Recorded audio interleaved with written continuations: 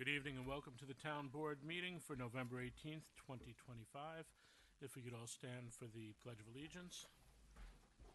And Mr. King, if you could lead us out, please. Pledge allegiance to the flag of the United States of America and to the republic for which it stands, one nation, under God, indivisible, with liberty and justice for all. And if we could all remain standing for a moment of silence as we just passed Veterans Day, as we think of all those who served with honor to fight for our rights and protect our country. And we also pray for our first responders and all of our citizens in Yorktown.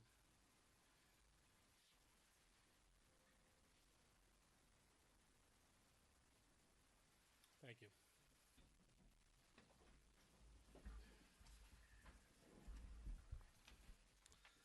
All right, we'll start with introductions. To my right. Good evening, Diana Quast, Town Clerk. Good evening, Luciana Howitt, Councilwoman. Supervisor Ed Lachterman. Sergio Esposito, Deputy Supervisor. Patrick Murphy, Councilman. Susan Siegel, Councilwoman. Adam Rodriguez, Town Attorney. Good. Quick reports to the town. Last week, I had the honor of joining several governmental colleagues on a trip to Israel and the West Bank that was sponsored by the Westchester Jewish Council. It was a learning trip, and we learned a lot about the government, the history, the current reality on the ground, and the grassroots groups working every day to build relationships and move towards coexistence in the Middle East. We also had the chance to see some of the progressive initiatives shaping the country's future. In particular, a capped landfill, similar to what we have at Croton Point, but on a probably 4 times or 5 times the size of it. And it was an amazing trip. I will be doing some slides on it and putting together a presentation, but it just something I wanted to share real quick on that. We have a few things happening. First and foremost, Cindy, can you stand up? I have a new administrative assistant up in my office, Cindy Smith, so if anyone needs her. And Cindy is very, very involved in the community, part of the Food Insecurity Task Force as well, and one of the organizers of the St. Mary's Food Pantry. So we appreciate all you do, Cindy, and welcome to the team. Speaking of the food pantry, the Lions do their annual turkey drive. They've already started. The first drop-off was at the Veterans Day Parade. They will be tomorrow at from 3 p.m. to 6:30 p.m. at Uncle Giuseppe's, collecting turkeys, cash, or any fixings for Thanksgiving dinner.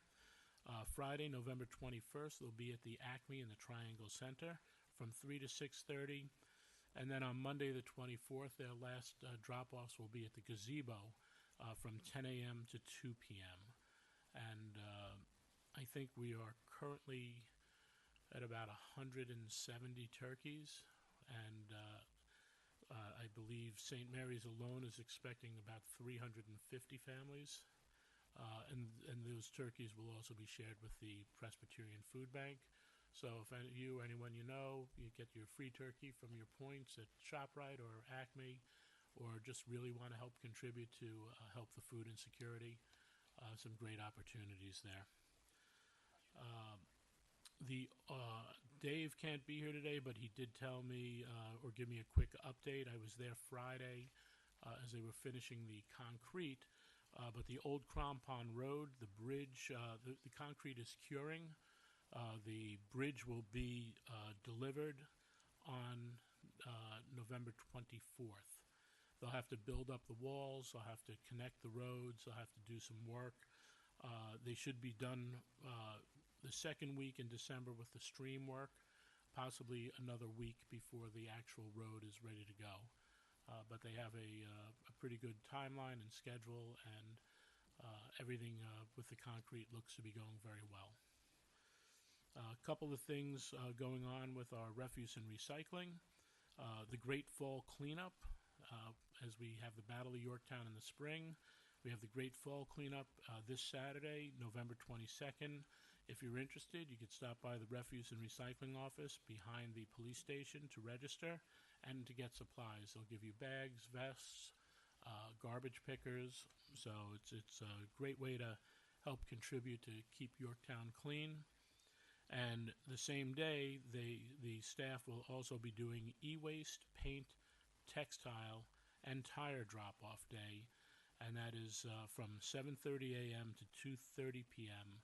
right in front of the police station. So if you went to the police department on 202, go down the far side closest to the building and just loop around in the lot, and they'll have directionals there. They come right to your car. They take it out. The beautiful thing, especially for paint, you do not have to open, dry, put in all the sand. They have a recycling program. As long as it's in the original can and it's labeled, they'll take it, they'll send it in, and it's a heck of a lot easier than it used to be. And that runs the gamut for me. All right. Susan, go right ahead. Hi, welcome back. It's been a while since we were here at a meeting. I just want to alert our residents that we have two upcoming important public hearings. Next week is the hearing on the solar law, and the law as that we will have a hearing on would ban solar farms in residential neighborhoods, but it would grandfather in two projects that were stuck in the moratorium. And then the following week on December 2nd is our budget hearing, and that one starts at 6:30, which is a little different.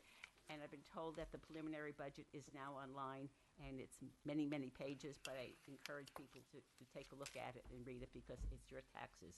So those are the two hearings coming up. Thank you. Thank you, All right. Susan. I'll make mine quick. We got a big night. Welcome back, everybody. It's been quite a while. But we had a ribbon cutting down at Sports Time Pickleball. The place is incredible. They got 12 courts in there. Every time I go in there, the place is jamming. So they're doing very successful. And Marnie, wish you nothing but congratulations and good luck. The library had a ribbon cutting for the Children's Center. They ended up redoing it, and the place looks unbelievable. And the library is, again, they have so many resources to offer, and this is just another one they just upgraded. And they had the Halloween haunted house, and they're having a Toys for Tot drive. So if you have any toys that need to be, you want to donate for Toys for Tots, you got to do that by December 18th. It's an unwrapped gift. You just drop into the library and they'll take it. Okay? And they will be closed Thanksgiving Day and the Friday after, next Friday, the 28th. So, and then the Veterans Parade, Ed, I know you were talking about that before. It was great. The Panis Band was phenomenal. They did an outstanding job. So kudos to the Panis marching band. They did a great job. And let's see, what else? Oh, the turkey chop. So Senator Murphy, a.k.a. my brother, he ended up, he does a turkey trot, and all the money that he raises, he gives back to local food pantries and United Way. So 100% United comes for in. the Troops. United for the Troops, yes. But 100% comes in, 100% goes out, and it supports all the local food pantries here, and it's a good thing. Last year, there was about 300 people that ran. So, and then last thing is going to be kudos. The election's over, and both sides of the aisle did a great job picking up the signs the next day. So the town looked unbelievable after, one day after the election. So congratulations to both sides. Just a shout out to the Sussman family who donated. Oh, yes. The plaque at the library reads, "Renovated by the generosity of the Sussman family because of their kindness. The space now supports young minds to explore, grow, and build a foundation of curiosity." So, Was that beautiful or what? They yeah, did a it's great job. beautiful. It's a young couple, too, that donated. Yes. All right, so my favorite pastime, high school sports. The Yorktown High School boys volleyball team won the sectional championships not a couple of days ago, maybe less than a week, and they are on to the regional championships. So congratulations to them and a great season. And I still don't understand how volleyball is scored, but trying to figure that one out. The Yorktown High School girls volleyball team are the section champs, the regional champs, and they're on their way to the states. So they're really having stellar seasons. We did have a 15-year celebration and tree lighting. That purple tree that you see in town at Pure Salon, they've been in business for 15 years. Kudos to them for surviving that long. It's not easy. Business. So they're great people. They also have other businesses, small businesses in town. So they're really homegrown here, which is wonderful. I wanted to give a special shout out to the Hornets football and the Huskers football teams. They had their senior nights,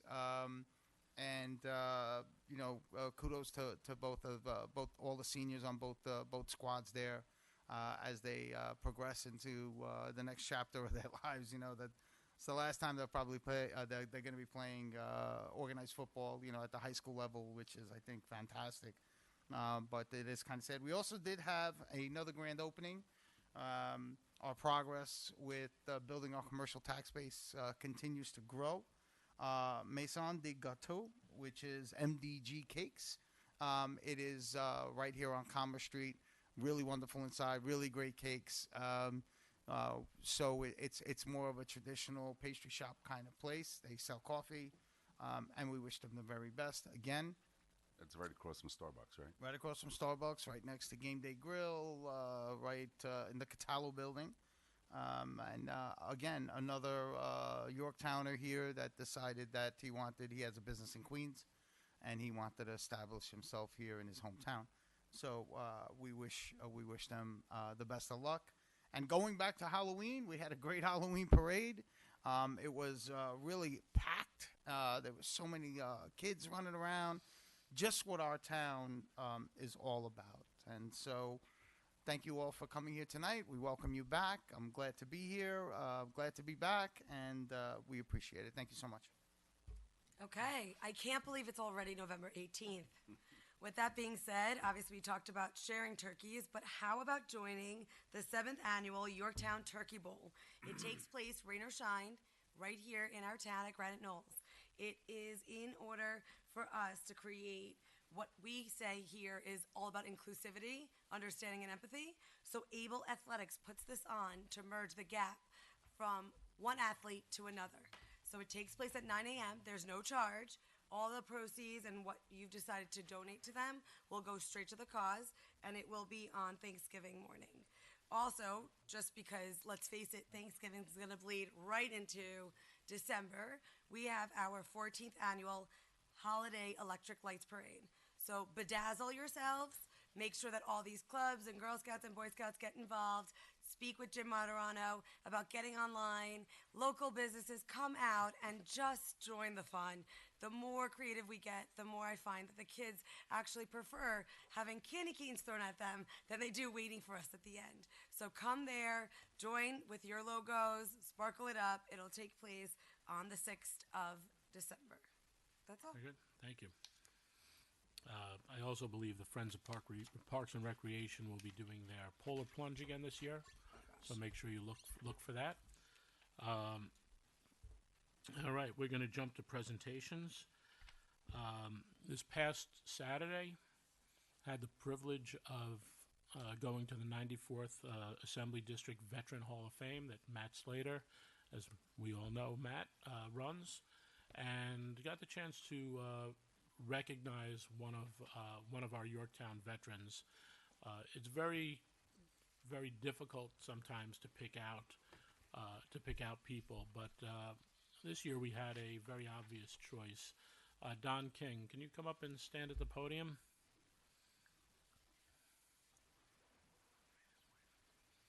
So you want to come up with him?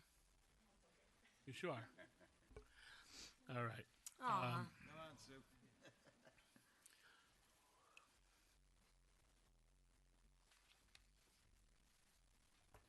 So Don had a illustrious career with the United States Navy, during the Korean War, which is also called the Forgotten War.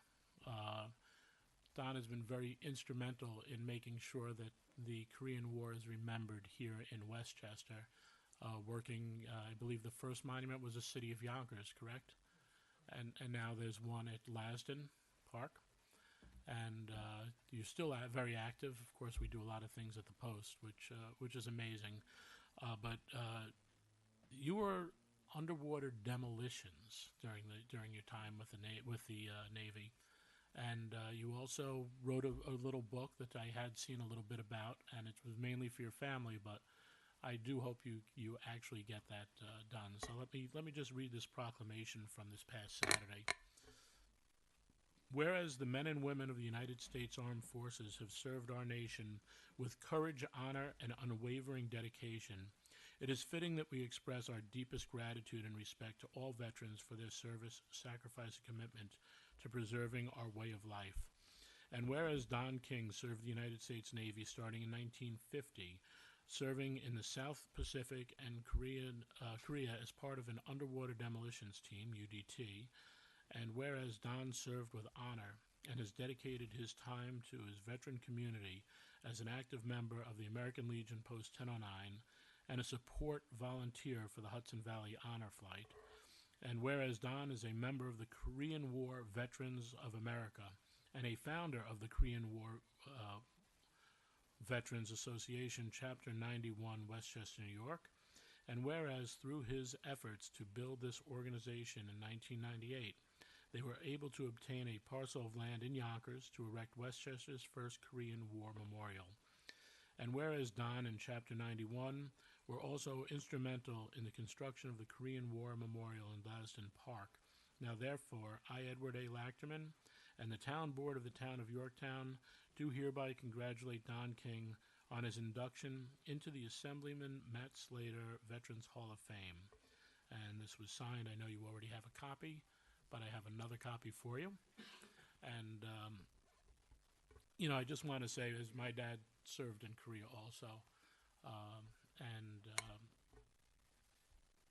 it's very meaningful to see what his generation has done. And I know you were supposed to go on the honor flight the last time that Carol and I went as guardians this past May, but you weren't feeling well, but we did have the pleasure and privilege of going on with your granddaughter, with one of our veterans from Jefferson Village, and just what you do there, what you've kept alive, and what we do for our veterans and through the honor flight and everything through the Post. It's commendable, and I personally thank you for your continued service and the inspiration you bring. Thank you.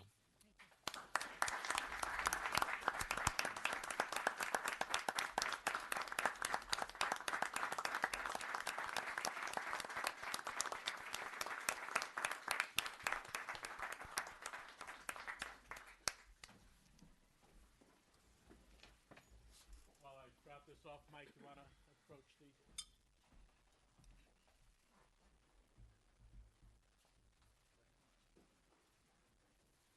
Don, I got to tell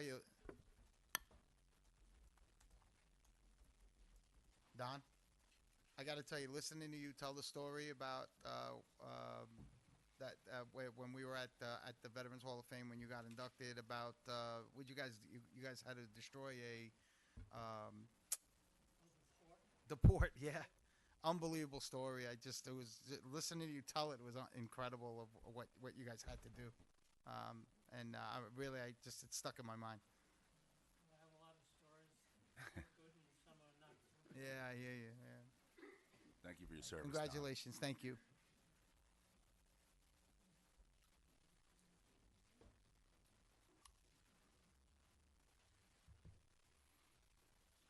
What's up, bud? How's it going, guys? How are you? I'm doing well. How are you? Hello, Don. Michael. Your Boston hat. I got a different one for you guys tonight. I knew it was coming. Came prepared.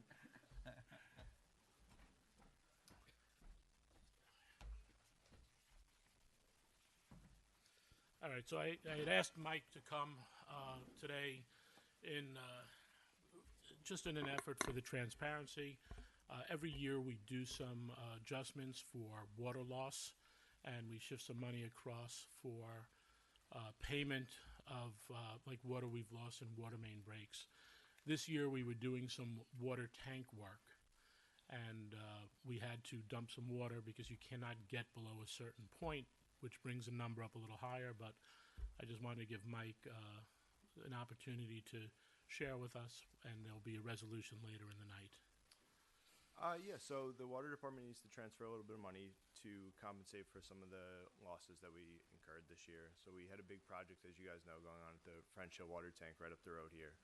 So we had tried to empty all the water out of the tank just naturally through usage in the town, tried to valve everything off a way that the water could just go through the system, people could use it and consume it.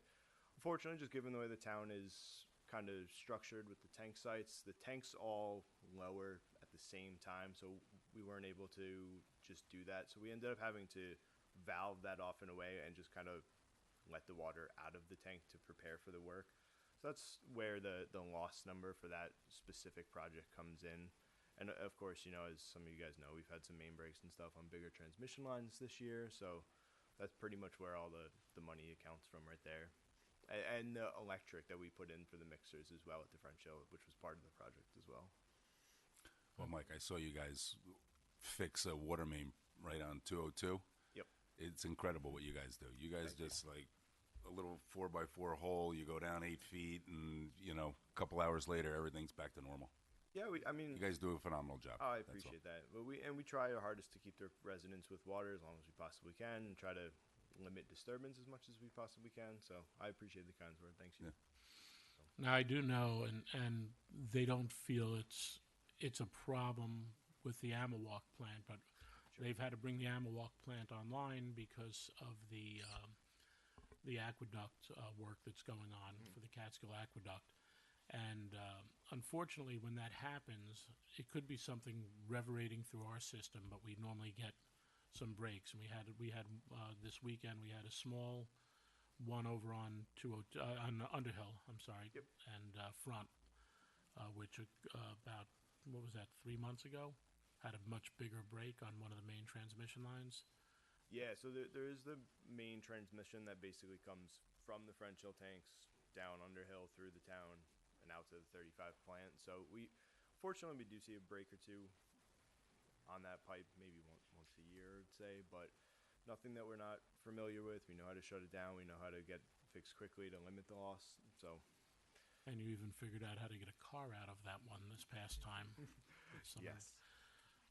If you do see a water main break, do not drive over that break. It tends to wash away all of the gravel and the road. It happened. Actually, it was one of our late meetings. Many there. That's why I don't remember exactly what time. But I went home, had something to eat, went to wash my hands, and there was no water. So when I drove around, I found that break, and I was trying to warn cars off, and everyone listened except the last car, and he ended up in the hole. Yeah, it's always great to show up to a main break to shut some valves, and the supervisor's there helping me out. That's you guys did all the work. I was just doing a little traffic, but I thank you for coming in this evening. Did anyone have any questions about the water? Because I know that's coming up later. Nope. Okay. Thank you, Mike. Thank Thank you you, guys. Mike. Thank you guys very much. Have a good night. You too. Thank you. All right, we'll jump to personnel. We're going to accept the resignation letter received from Matthew Racine from the Refuse and Recycling Department effective November 7th, 2025. Good luck to you, Matthew. Appoint Judith Goretto to the position of Senior Office Assistant, PD, with the HELPS program. Appoint Michelle Diaco to the position of Senior Office Assistant in the PD. Appoint Alicia Valados Años to the position of Professional Assistant Court Clerk in the Justice Court. Provisional Assistant, sorry. Appoint Nicholas Petroni to the position of Motor Equipment Operator in the Highway Department. Okay, can I have a motion? Motion. Second. All in favor? Aye. Right. All right, we'll do our discussion. Field home adaptive reuse, and we have architects here that have been working on this project. Well, thank you, and great to see everyone again. See We're you too. very excited to be wrapping up this Phase 1 exploration. We have some things to share with you. So if you just give me a moment, I think I should. We have that. Try this thing. We have that. Okay, I do have a flyover. Well, let me say it first. We have a short window here. We have 15 minutes. So we like to break that into 3 areas. First, I'll talk a little bit about the design as we see it. And this is, again, it's a visioning exercise, what it could be, the potential. Then we're going to shift gears and talk a little bit about the project viability and some of the feasibility studies that we've been doing that show market forces and where we see it fit in. And then the last third, we're going to talk a little bit about where we're going from here, what are the next steps, what does Phase 2 look like in terms of turning this into a reality and developer outreach and so forth. So here you can see the field home, and I'm going to start this video fly-through shortly. But you can sort of see to the left-hand side is where we have a tree line there. That's the property line with the Toll Brothers, Okay. just to orient you. And of course, Catherine Street is at the bottom right, and you probably recognize the original home, and we have some additions to that. So let me start that if I may. It's just a few minutes long. So we are adding some new buildings. We're adding a gazebo in the front. We're adding approximately 101 parking spaces, which is compliant with the uses we have in mind. This would be the new entrance to the hotel, the Heritage Hotel that we have in mind right there. Now we're going to quickly kind of go into the dining facility, all-day dining. This would be about 64 seats of high-end dining that not only serves the hotel but the community as well. This will be available to the community. We're enclosing what was an existing porch now into a full 4-season space to create more dining opportunities, more dining space.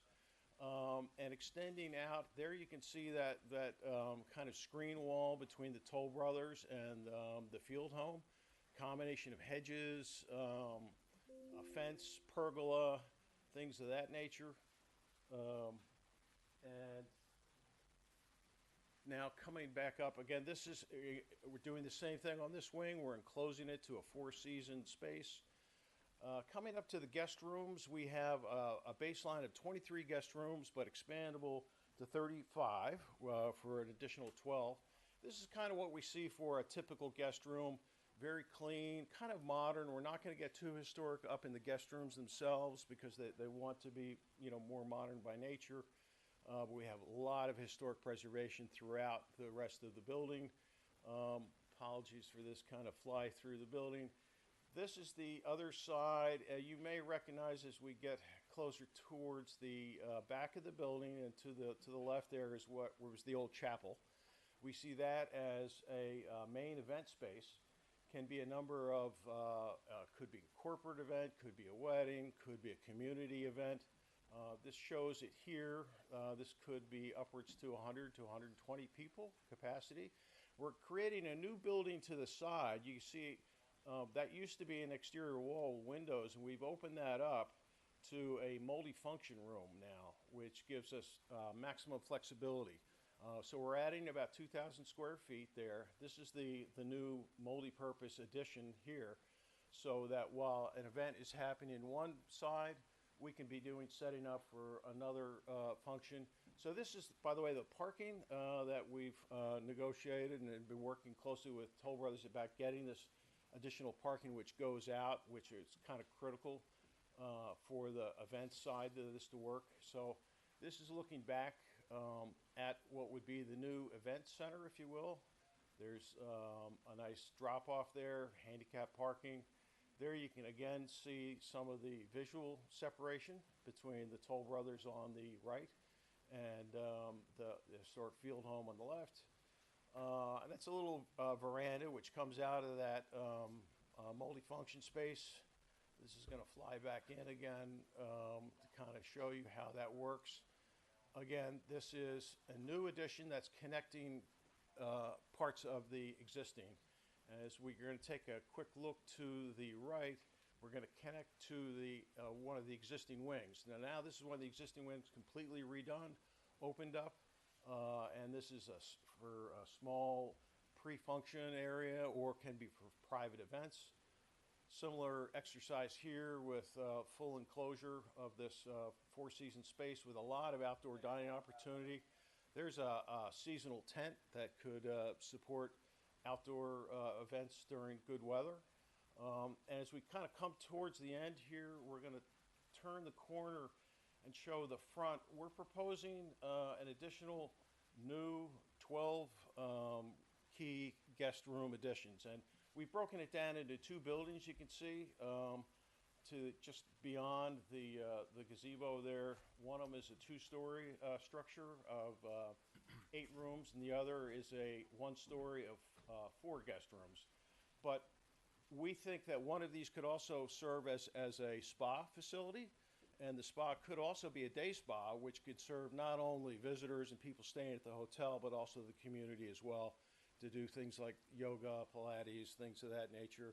So we're trying to also see this as something that the community can use, as well as a hospitality resource as well. So we feel that the scale of these new additions does not really compete with the main facade and presence of the field home itself. So that's my 5 minutes. And so now I turn it over to my colleague Isidro. Well, introduce yourself for the record as well, please. You did. Oh, I'm sorry. I'm Pete Veal with Beardsley Architects and Engineers. Thanks, Pete. Thank you. Sidra, how are you? Very well, thank you. So, my name is Isidro Becar. I'm consulting with Pete. I have my background in hospitality. And, well, we did... so based on the work that Pete did about designing, kind of going feasibility, analyzing the building and so on, we did a feasibility study. There is a feasibility report we sent to John in the planning department. So this is kind of a very 4 slides compression of the feasibility, which I hope will be available for you guys. But what we wanted to focus here is kind of think, okay, this looks beautiful. Is it feasible? I mean, does it make sense? Basically, does it have comparables around the area that will reach, which kind of numbers and so on? So we looked at the comparables will be small inns, big bed and breakfast, if you wish, of around 40 rooms, which is kind of the size of this one, between 20 and 40, maybe 50, not going much above that. And that, they excel about having several revenue streams. So it will be lodging, events, and food and beverage, as Pete was explaining. So the type of events will be around 180 guests maximum. And the food and beverage operation is kind of more standard, but still competitive, high-end. As we will see our positioning, we thought, because of the nature of the building, because of the size of the land, because of the facilities and so on, it will be kind of at the lower end of the competitive set. So we went around the region and say, okay, have been successful cases of things like this being developed? Yes, quite a few. This is the largest metro area in the country and probably in the world. Not the largest, but certainly one of the most important.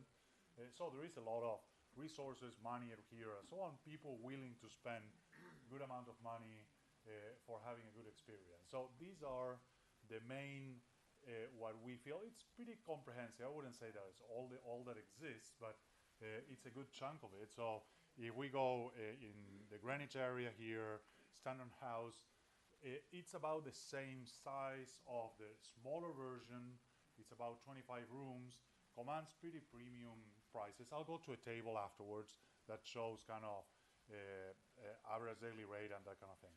The Mayflower Inn and Spa is a luxury inn, extremely high-end. I mean, run by Auberge. It's an operator. They command ADRs of average daily rates of $800 to $1,500, even $2,000 per night. And here we included Interlaken and some of in the northwestern Connecticut area. That one is the lower end, I mean actually below our positioning, but they still command good ADRs. And Troutback, it's actually higher end. Most of these are higher end. It's 60 acres, so it's a different experience. But our point was, is it possible to operate 40 rooms around that, 30 to 40 rooms based on events and food and beverage? These are prime examples. I'll go to the next slide, which has these in numbers, basically. And as we can see, there are several that go up to $1,500, $800, $600, and so on. And they do have event capacity comparable to ours. They have the room count, 21, 35, 80 is the largest one, as I said, kind of lower end, 42, 35, 37, 14, 32. So similar size, similar development program. Based on that, well, we said, okay, what are the assumptions that we're going to assume for a project like this? Let's be conservative. So occupancy around these comp set, these comparables are around the 65 to 75% occupancy. If you go to the report, we did an analysis of how, weekdays during the low season, weekend days during the high season, and so on, who is going to be the market driver there. So corporate for certain things, family, weddings, and so on. And we feel confident that 72%, it's a baseline number that is acceptable, opening at 58. So that's a stabilized number after 3 years of operation. Initially we are estimating our base case 58%. The average daily rate starts at 290. That's year round. That means probably during the summer, during the high foliage season, weekends will be 450, but a weekday during the low season is going to be 180, something like this. But so 290, stabilizing around 320, which we think is reasonable. I mean, it's something that definitely can be achieved. And weddings and events, which is the other main driver for this, we are estimating 45 events per year at the opening, going up to around 60 per year, each one yielding around $19,000 on average per event. About half of those are weddings, which are the premium ones. About a third it's about for corporate, and the rest is for kind of more community, family kind of affairs. So we go here. This summarizes a little bit. And again, there is a lot more details behind that. Of course, we don't have the time here to go through it. But it kind of goes through each one of the revenue streams. Lodging on the top based on the assumptions I just said. Events, splitting them between weddings, corporate events, and community/family events. And the food and beverage, analyzing what's lunch, what's dinner, and so on, and bar income. Here, and you won't be able to see it because it's pretty small, it's obviously we did go through kind of operating expenses. Pete did a huge study about capital expenditures, how much this will cost. So that pretty picture is underlying, has a lot of other stuff that are. So we creating that, we say how much is the return, the internal rate of return for this project. We didn't include any cost for the land by the time being because we don't know. I mean, that should be probably part of a different process. But is it worth, and that leaves room for a decent price for the land. It does, so you won't see here, but on the 23 key version, the IRR, it's around 31%, which is very high. I mean, it's a very decent IRR. For the 35 room version, it's around 40%. Remember, this is EBITDA. There is no taxes, there is no cost of the land, and so on. So that tends to come down eventually, to a more, but if you have it at this stage with these parameters, and then we go, what happens if there are less occupancy? What if the ADR? So all of this is in the report, but it goes down to 20% in the worst case scenario for the 23 version.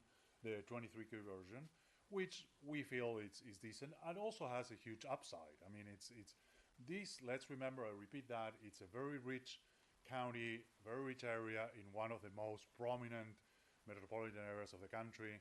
There are just 4,000, just in Westchester County, around 4,000 weddings per year. Thinking that you're going to get 30 of those, 35 of those, I don't think it's too wild.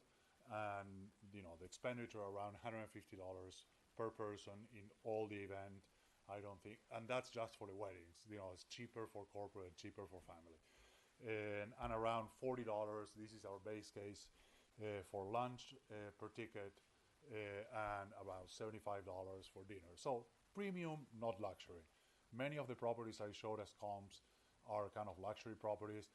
It is true that they are larger facilities, not larger size-wise, but you know, more facilities and more land and different. But we feel confident this is a very feasible project, and I hand that to Shan, that he has a long experience actually developing properties. Me too, but you know, he has even more than me. And how to possibly attract and how to identify developers. We feel that we have a nice little package that can be attractive to developers. So I'll leave it to you to explain how. Yes, good evening. And my name is Shem Cray, and my experience has been in the real estate development business for more than 40 years, and hotels of many sizes in many parts of this country and internationally has been a major core of my experience. Pete asked me to consult with him to ask about your fundamental question about, are we ready to move into phase two, which is seeking developers and developers with good contacts with operators that tend to want to take and operate this type of boutique facility with a high event component. Are we ready to go out there now and start talking with them? And the answer is a resounding yes. You are sitting on a very valuable document here, which provides for the developer a more than substantial head start in understanding the complexity of what to do with a historic building. And Pete has successfully taken this complex structure, which has been looked at for many other uses, and has adapted this structure to a very functional hotel component. And my view of it is that it's displayed in such a way that it's going to attract attention. And that, combined with the information that Isidro has been able to gather in terms of the market aspects here in this Hudson Valley location, and the market demand here, and the attractiveness here, and quite honestly, as many of us would say, the wealth belt here, it's very well situated. And professionally, I feel if we were to be given the assignment to try to bring back to you proposals from developers, we have a very, very good chance to bring those to you for consideration. Now, how's that done? What we would do is we would work with you and Mr. Rodriguez to understand the groundwork of what has to be in a package, and how can we approach those developers in a general requirement way, as we refer to it, so that we're following your guidelines. And then secondly, and substantially, we would include the complete package that we have of information that these developers would need for them to do their own due diligence to find out, well, what is this project all about, and can we make it successful, and are we in a position to offer to be your proponent here? And so we feel that you're in a very strong position to proceed with that. We think you should proceed with giving Beardsley the Phase 2 contract. It's a very difficult scope of work to ascertain on a lump sum basis, so the best start would be to time and material that exercise, because in the early stages of that exercise to figure out how you're going to get the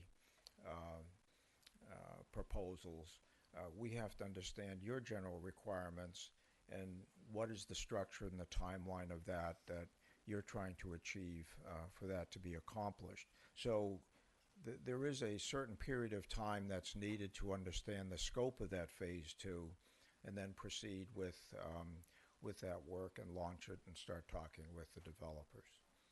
How much time do you think, how much time are we looking at time and material? Well, time and Your material, best meaning guess. meaning it's Final. that we would work on time card rates. No, I understand. yeah, That's yeah. great, and I wouldn't want to take that away from you. What is your best guess estimate as to how much time you would need to accomplish the phase where you're looking to see what we want? Well, Because I think that's what you said. You said time and material to initially Yes. understand what we're looking at, and then proceed to try to get yeah, us. that's a very fundamental question, and you deserve an answer of that as fast as possible. And the answer to that can only accurately come from us after we've had a 1 or 2 hour meeting with your group to understand what your general requirements are and what your timing is. If you turn around and tell us, well, we would like to have the developer proposals in a month, we'll have to say, that's going to be difficult. They need I was thinking their period of yesterday. time. Yeah. Right? Yeah. I was thinking Yeah, yesterday. but, Understood. Yeah, And the I old appreciate joke the in the answer. industry is you're asking for it tomorrow, but you're giving us 3 days because you needed it yesterday, right? That's right, exactly. But Exactly right. But Can I but build on Sergio's question? that is the conundrum about how much time we would actually need. But we would certainly get back to you very quickly, saying, I understand. here's our program and our outline. And quite honestly, a lot of it is getting information from yourselves as well, right? Gotcha. Assuming you have all the information you need to go out and start approaching developers, and some of that up to us to work with you as expeditiously as possible, can you ballpark, knowing the community of potential outreach that you have, would you say it could take 3 months, 6 months, 9 months longer to reach out to all those potential developers before you came up with maybe 1 or 2 who might be interested in?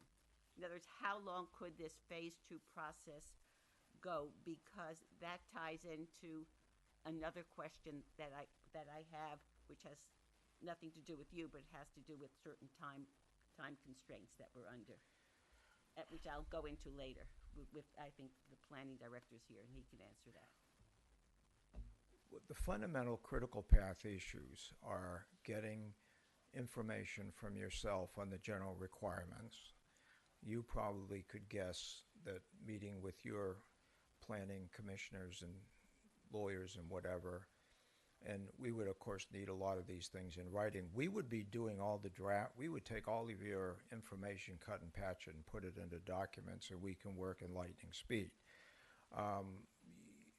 My guess is that on a project of this complexity, allow yourself 2 months to do that. We're right into the holidays right now, so make it 3 months because of the holiday issues, right? So say by the end of January, we've got enough core information from you. We've already got the Beardsley information on what we call the marketing materials that are necessary to create the vision and preserve, your progress and preservation, and that we're saying to developers that this project has to maintain the integrity of this historical building. And here is a use that we're hoping you will commit to, that you'll provide a zoning permit to allow for a hotel.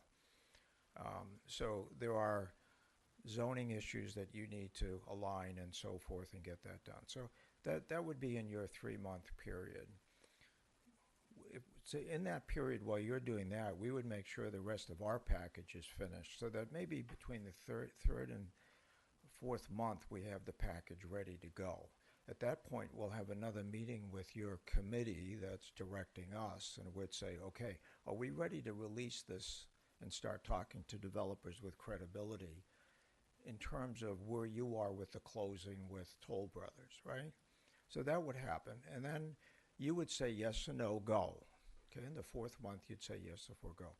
A project of this complexity, if you threw it at me, and the firms that I worked for, when we were doled these projects and would have to go back to our investment committees and say, we would like to give a proposal on this, we normally needed about 2 months. Because everything that Mr. Veal has done and everything, all the detail of the financial analysis and all that Isidro has done is going to be re-questioned then. They're going to peel back the onion on all of that. They would need a good 2 months to come back and verify all that. And then after that 2 months is finished, we would then be reliant upon you to who's going to open up these proposals and evaluate them, and what's the best proposal for you. That could take as much as another month. So 3 plus 2 plus 2 or so, you know, you're talking anywhere between 6 and 9 months that this could happen. But it's all about if you can set up a agile committee that can represent you with people that you trust, that can give us our information, answer our questions. And remember, as the developers start looking at this, we're going to get 20-page lists of due diligence questions from them, and we'll have to answer those. So I hear what you're saying, but my curiosity here is you're pitching something that has a lifestyle brand, an eatery, and a wellness feature or a resort feature, whether you're attracting people, whether it's for, you know, showcasing somebody who plays the cello or a women's group or having a book signing or something. And there are, like Bonara does it here up here, Catch does it in the city. There are hospitality groups that do this throughout the United States. And there's some of them that focus mainly on Hudson Valley, and some of them focus, let's say, from here to LA. And they come with developers and caretakers and check boxes. That's our so target. I understand. That's our target. Right. Yeah. So I'm just curious because, like, right now when you're saying this, I probably can make 3 or 4 phone calls just to see about the space. And they're the type of people that come with, they got their own spa. They got their own developer. They got their own CO people. They have their own, you know, let's say, who uses Ace Vendigo, who uses a shipping container out of Jersey. I think you know exactly what I'm talking about, and that's why you're smiling. So I'm just curious, knowing that, why do I need to hire you for it after you've done phase 1? Because you want to be hired for phase 2. So phase 1, you just did it, and it's great. So I'm just curious, what's the value in partnering with you guys to the integrity, phase 2? Right, the integrity of how the marketing materials are presented to the developer and operator community is in direct proportion to the quality of the proposals and the value of the proposals that you will receive. Correct, but you And just it's very gave us- difficult for a developer to deal with a multi-headed organization to get their specific answers unless there is a project executive program for which they can have a single source of confidence in to give them answers to their questions with the integrity of the truthfulness to the answer to those questions. So and that gets involved in all kinds of legal issues, all kinds of cost issues, all kinds of timing issues, and so forth. Okay, it gets extremely Oh, complex. no, I'm not discounting that. Right. I've done business liaisons from Italy all the way to the States. I got paid just on doing the business know-how, which means I connected them with the lawyers, the EB-5 visas, the FDAs, the infrastructures, and all of that. What I'm asking is, you now have this, right? You have this. Do you want to step over here so they can see? Yeah, you're blocking the view. You have this. And for me, personally, depending on who your audience is that you get the RFPs from, right? When there's a group they come with those plug and plays, right? They also come with the guy that stays here and makes sure that what's landmarked or what's protected, or who's working directly with planning, who's working with the infrastructure, who's working with marketing. I mean, they're a well-oiled machine, the guys I mentioned, which I think you're fully aware of who I'm talking about. I brought over Antigua Pesa from Rome, and they built a warehouse on Kensington and South 7th, and now it is a museum. To turn a warehouse into a restaurant and then build 7 of them, this is what they do. They build them within SLT. There are real groups that do this. So I guess I'm trying to understand, because what you've done here is incredible. And you've targeted places here in Hudson Valley. Some of these, we already know who these hospitality groups are. And as much as we pulled their numbers, some of them are also partnering with outside or bringing in celebrity chefs, because the market is the market. As much as there's money, it doesn't move as quickly unless it's still hot in the market. And now you have about 6 new clubs that open up in Manhattan, Soho's, you have small boutique hospitalities that are taking this market. So I guess I'm trying to understand, when I present with them what you've given me and our specs are what they work on, they have the creative team. When I work with Catch, Mark Burmount brings the creative team. How do I utilize you and justify to my constituents why I would pay you for phase 2? That's what I need to know, because it's their money, not mine. Yes, Sidro, come Yeah. up to the microphone. Yeah, I fully agree. I mean, it's we included in these examples the operators. In some cases, they are family run. In some cases, you have Auberge and you have Hay Yeah. Creek, and you have several others. Just as an example, just to test, I called Crescent Hotels and I called the ones that operate Opus in Westchester. And I go through the CEO and through kind of a couple of contacts, and they say, yeah, sure. I said, on purpose, I didn't go too far because we didn't have your approval or anything like this, but we are working on a project. And I said, sure, here is my direct email. When you have more information, come. So definitely, I mean, this is the package that you need, or as Chan You was need somebody saying, who a lot of the understands how to package that pitch you it. need to present to. What's the advantage when you go, at least in my experience, to developers with something more or less complete, is that saves the time. If they have to go from scratch, a greenfield, I have a ton of greenfields, why this one? In this one, you did a lot of work that at least they can use as a basis to do.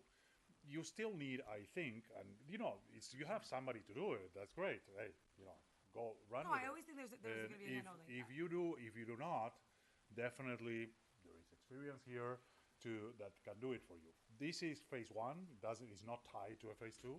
The phase 2 depends on you guys, as Shen was saying. But this is not a venture that 2 friends would go and open up, right? The level of No. it is. Now, could I downplay it? Yes. It's Could I a- shorten it? Could I not enclose every wall? Absolutely, right?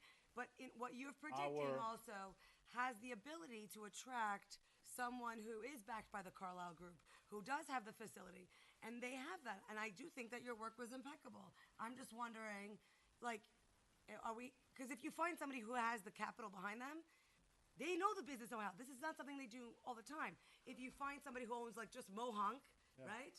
Then you're working with somebody who's creating a separate entity under the umbrella, and they do need the liaison.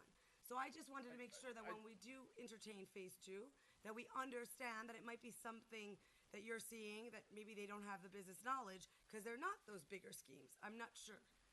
I do want to address your question head on, and that is, you asked the question, is it, critical that we be part of phase 2? No, it's not. We'd love to be.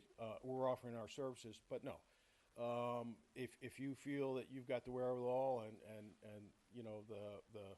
the critical mass and the energy to do it, great. We're going to give you I might be going on all the vacation tools for you a couple can. months, but yeah. But I will say that whoever has to do this, there's a lot of work involved, and there's Oh, a I'm lot aware. of phone calls and a lot of back and forth, intermediating with yourselves.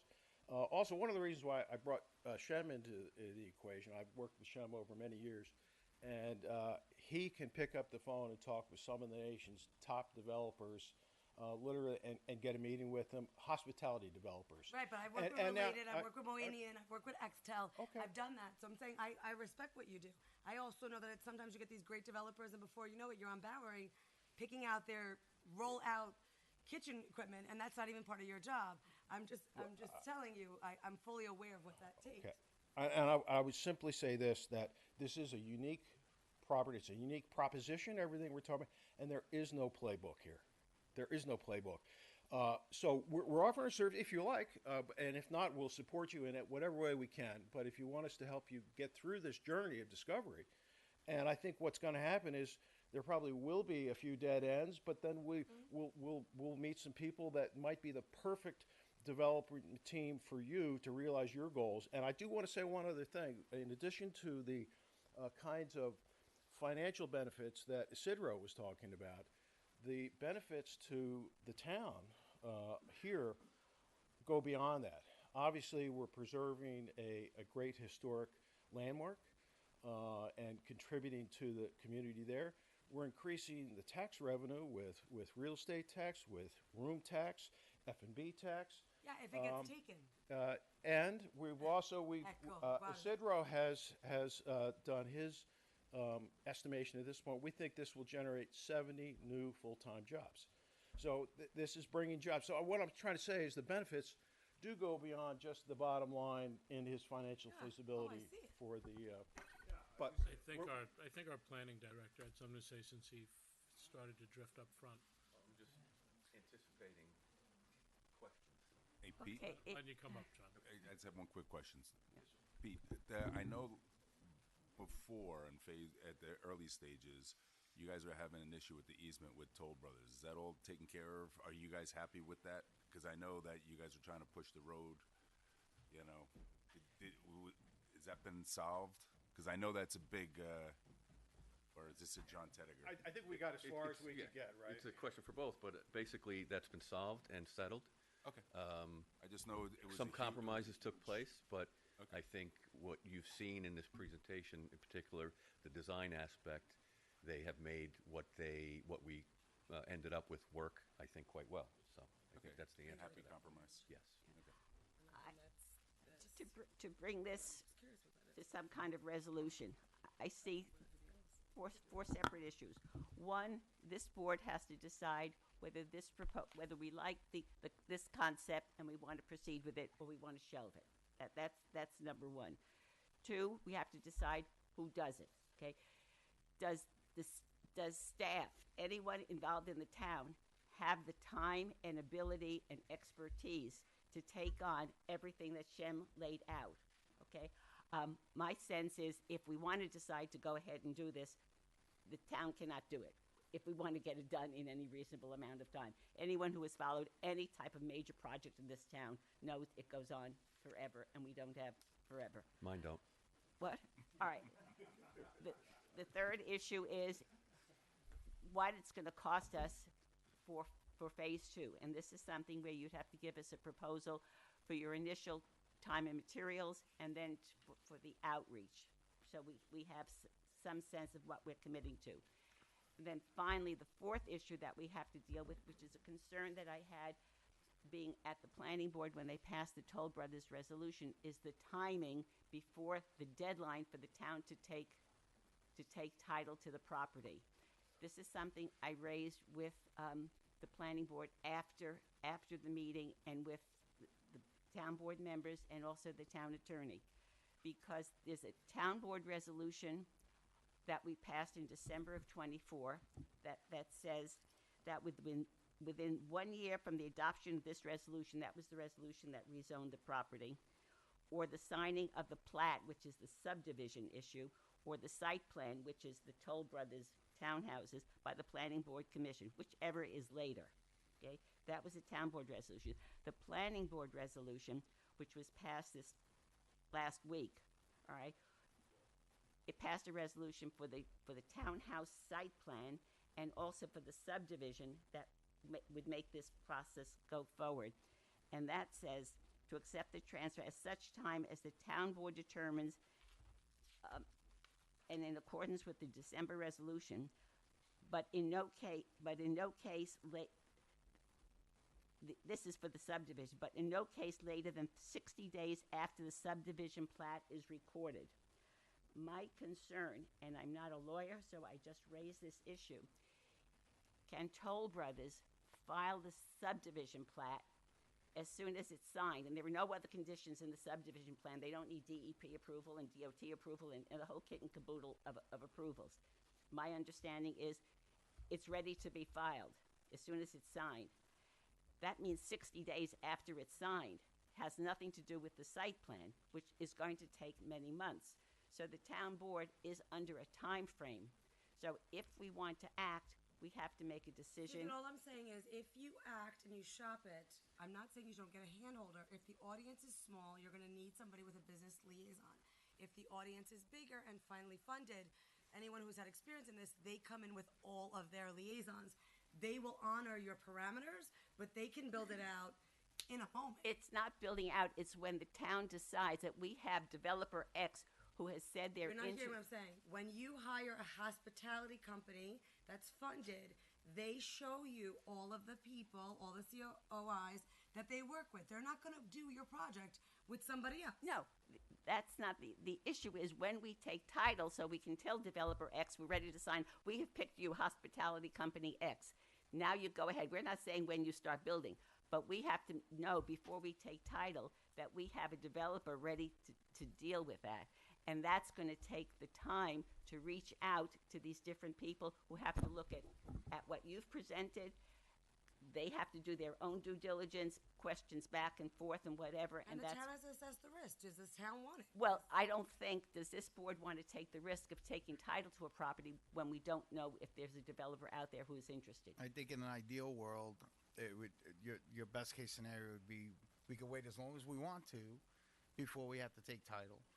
Toll Brothers also included, I believe, $150,000 for maintenance for up to a year. Only if Hold on we a take second. title. I listened to you Yeah, very nicely, okay. right? Okay, thank you.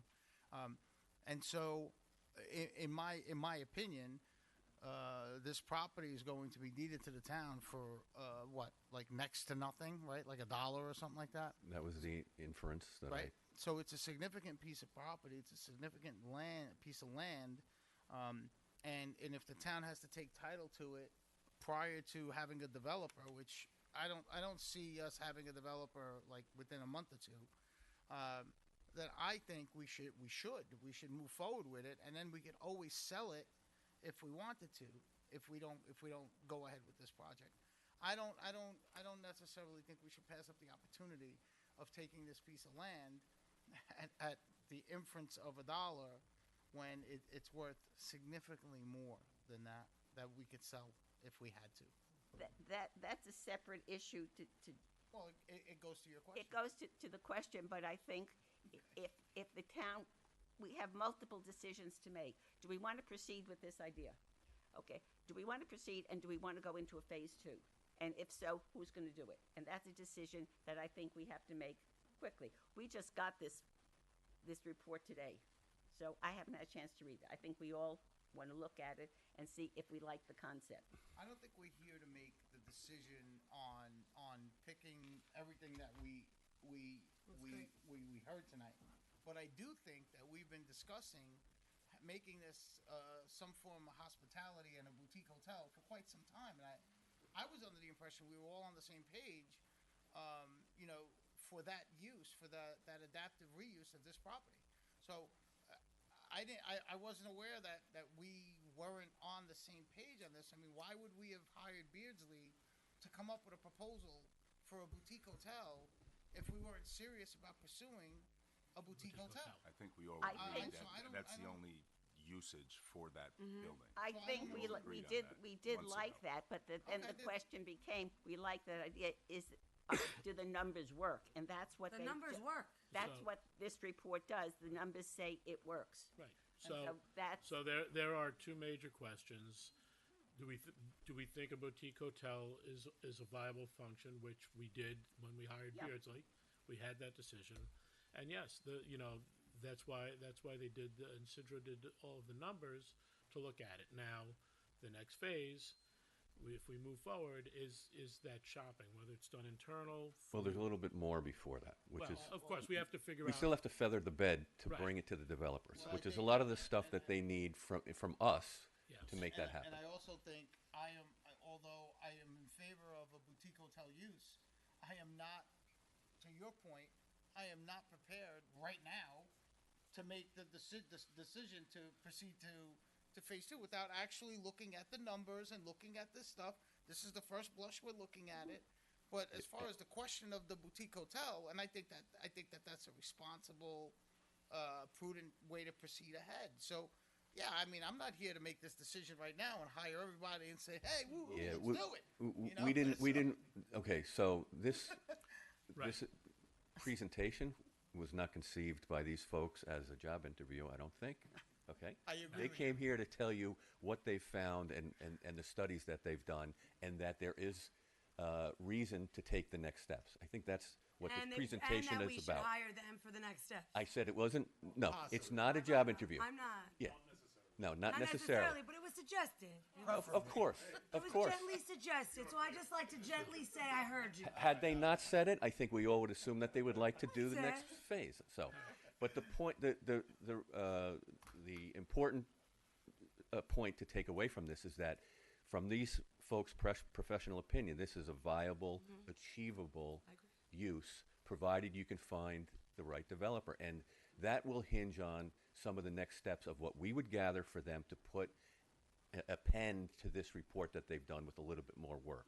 So, speaking to whether or not they get hired or who does the work, which you asked, I don't feel that I should take this in a suitcase and go to a hotel developer myself, because I don't do that type of business, meaning I don't know the hotel business, I don't know the development business from the development side, I know it from the side that I stand on for the last number of years. So I would recommend that we have somebody do this professional work, know what developers are looking for, to guide us what we put in the next, small part of that. I think that is necessary, and I think that's what this presentation leaves off with, is that there's a few more steps.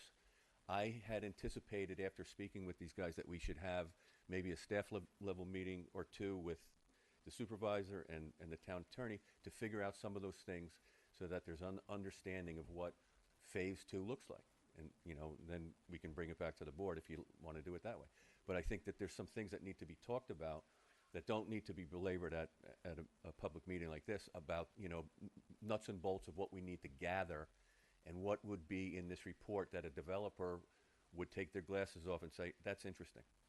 That's So what I think guess is the the next step. question is, Peter, from a 50,000-foot view, how much with your institutional knowledge, how much would Phase 2 cost the town? Come on up, Peter. Step up. We're not asking for an exact amount, but is it 20,000? Is it typically 50,000? And again, I think I couldn't say typically, because there is no typical. This kind of unique project doesn't really have a playbook. And that's, by the way, why we said So you could do we it for would not, $500? if you wanted to use our services, by the way, and we're not here Not in sales mode. we would propose a time and materials I get basis, it. so that if something hit very soon, and by the way, we have a couple of really interesting potential developers that specialize in exactly these kinds of boutique You had mentioned that. You renovations. had mentioned that about a month ago. Yeah. I remember that. And so it could go rather quickly. But if it doesn't, then, it may take a little longer. That's why we propose, being on an hourly basis. So what If- I heard before, not to cut you off, but Okay. and I apologize. What I heard was from this gentleman. What was your name again? I'm sorry. Shem Craig. Shem. Jim Craig. What I heard is that he needed a couple hours, 1 to 2 hours, to meet with us or whoever the team would be, to kind of figure out Requirement. what it's going to be cost, what it would cost I'll moving be forward. specific on this So- point. and that's fine. One of the things we need to I think that's determine reasonable. is whether or not, as a town asset, if there are bylaw requirements for us to go out with a formal RFP process, or whether or not we can engage certain development parties directly and still being above board and not violating any town bylaws. That's one of our critical questions.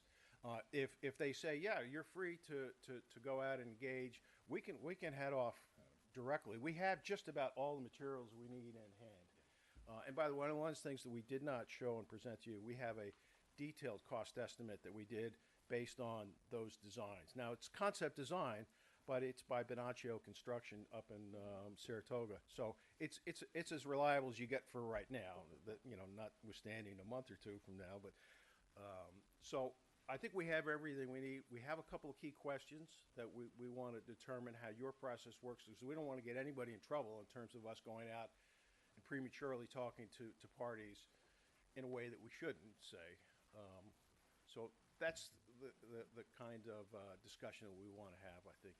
Jim. I mean, I'm not an attorney, but if it does come down to some kind of an RFP, that doesn't preclude you from getting people to put in RFPs. So you would be able to consult with people and solicit, let's say.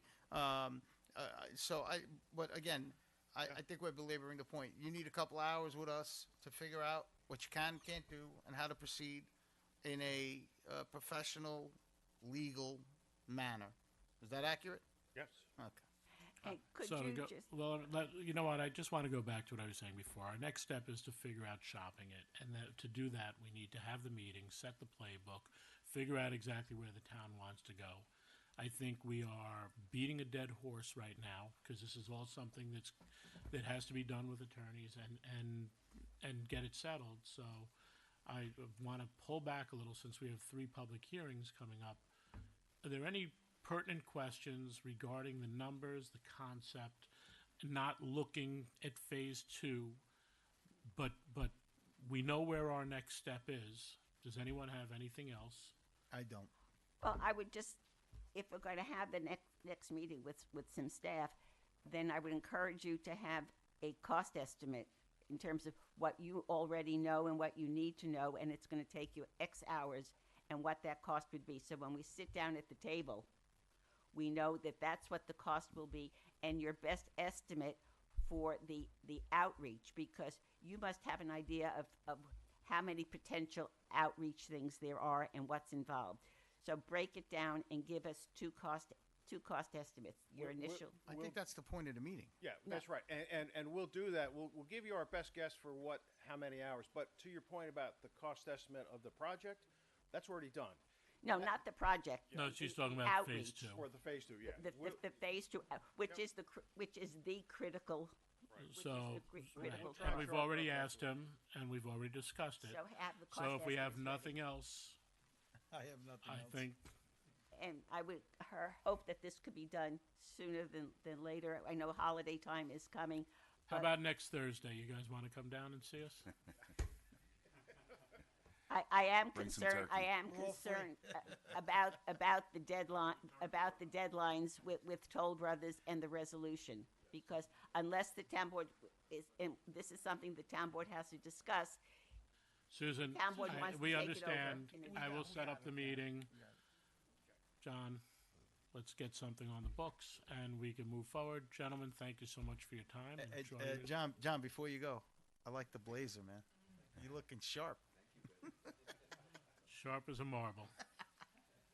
Presentation was very good, gentlemen. Yes, Thank thank you very much. Some excellent work. Exciting. We'll open the floor to courtesy of the floor. Please remember, you do not have to wait for courtesy of the floor. If you have anything for any town board member, any of our department heads, you could reach us through our emails, through our phones.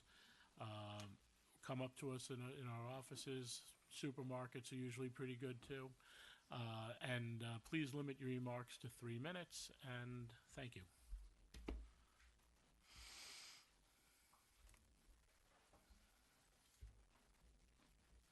You guys heading home, Pete? We are. Safe trip. Thank you very much. Yes.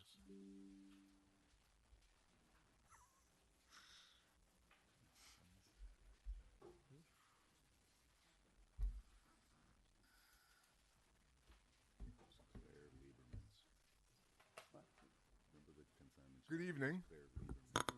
My name is Michael Hickens, and I live in Yorktown Heights. About the recent campaign, I'm proud to have stood alongside Lanny Gilbert, who won a seat on this board. And I want to congratulate both Luciana and Sergio for running a very honest and clean campaign based on issues, not personality. Appreciate that very much.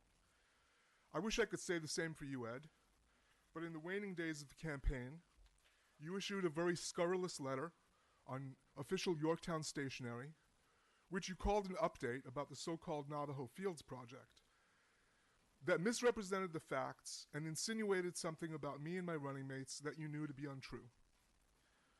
Let me be specific. In your letter, you state that once the applicants withdrew their application, the town board, quote, was unable to take any action or vote on the matter. That is untrue. The town can vote on any resolution it would like. You could have held the vote and rendered any further speculation moot. And then, you made the purposefully deceptive insinuation that the project could get a second life if, quote, there were a change in membership on the town board. You knew quite well that your political opponents were outspoken in our opposition to this project. You were spreading a falsehood that would muddy the waters. And by introducing this blatantly partisan note into your so-called update, on, again I repeat myself, official Yorktown stationery, you've misused your office. You've violated the law prohibiting using public funds for partisan purposes. You've abused your position as a town official to demonize your opposition. You've degraded and poisoned the well for holders of public office who actually try to make things better for their constituencies. You've given comfort to those who say the system can't work, and you have further undermined the faith people have in our democracy.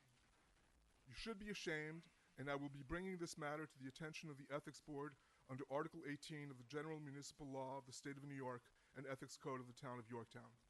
Thank you. Thank you.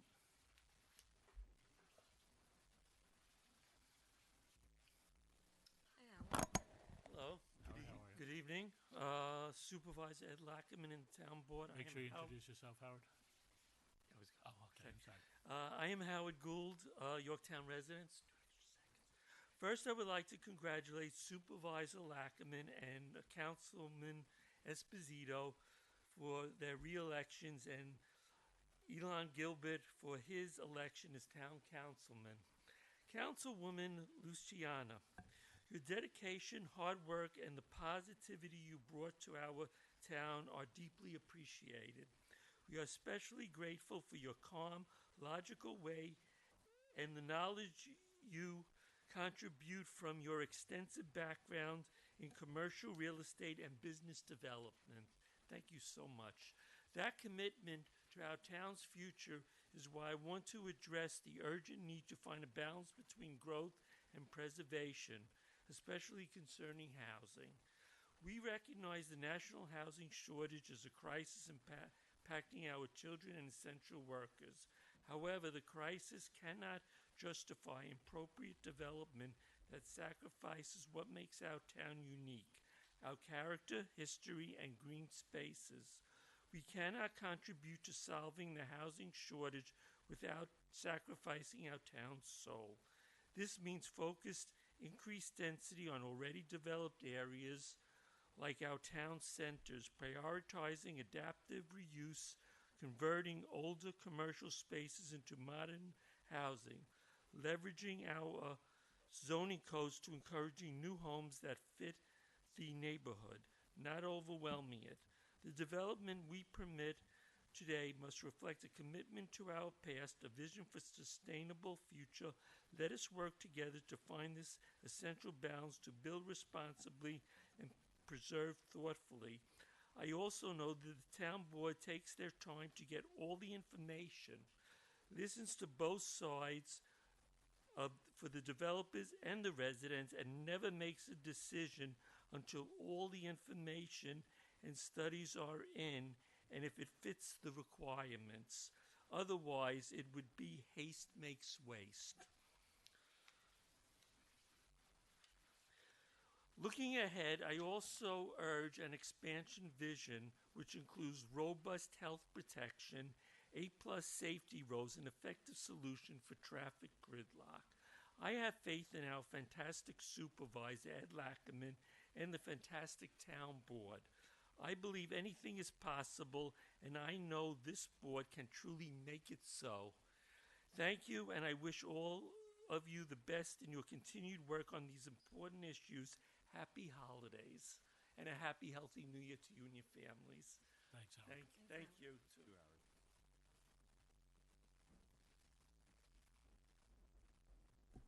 Good evening, everyone. Elon Gilbert, Councilman-elect, and I look forward to working with all of you come January.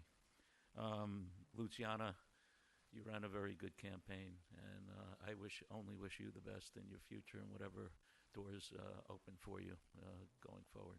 Thank you. I just wanted to also mention to you, Pat, that I agreed. I was going to raise the point, but you raised it already. But I give both sides credit. I think there was just too many signs in this town, but I am glad that they were taken down in a timely fashion after the election. But again, I just want to state again, I look forward to joining the board and working with each and every one of you in the best interest of the town going forward. Thank you. Congratulations, Lonnie. Anyone else for courtesy of the floor? Motion to close courtesy of the floor. I'll make that motion. Second.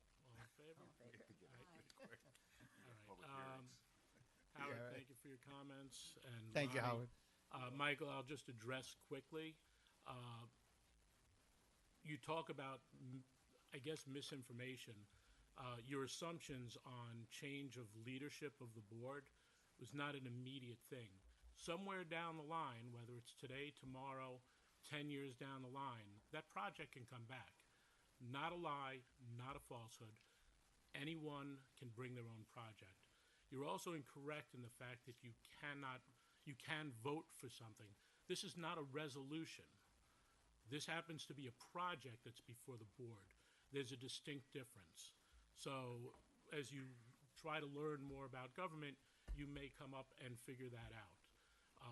There were a lot of things in your campaign that I did not think were good. I won't go into your degrading Holocaust survivors much, but I do know a couple of people that are extremely angry with your comments, the spouses of Holocaust survivors that have called me personally. I think that your demeanor was to attack everything, and that's fine, because you had nothing really to run on.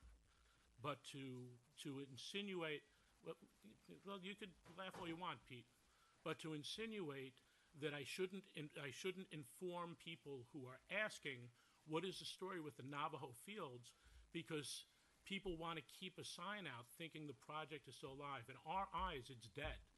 Nothing we can do about it. No vote we can make once it's pulled.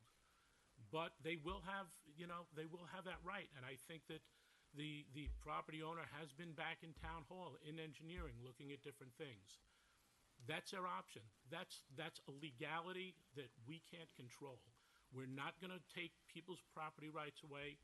We're not going to take their right to follow the process. And if you think that's a bad thing for Yorktown, that's fine.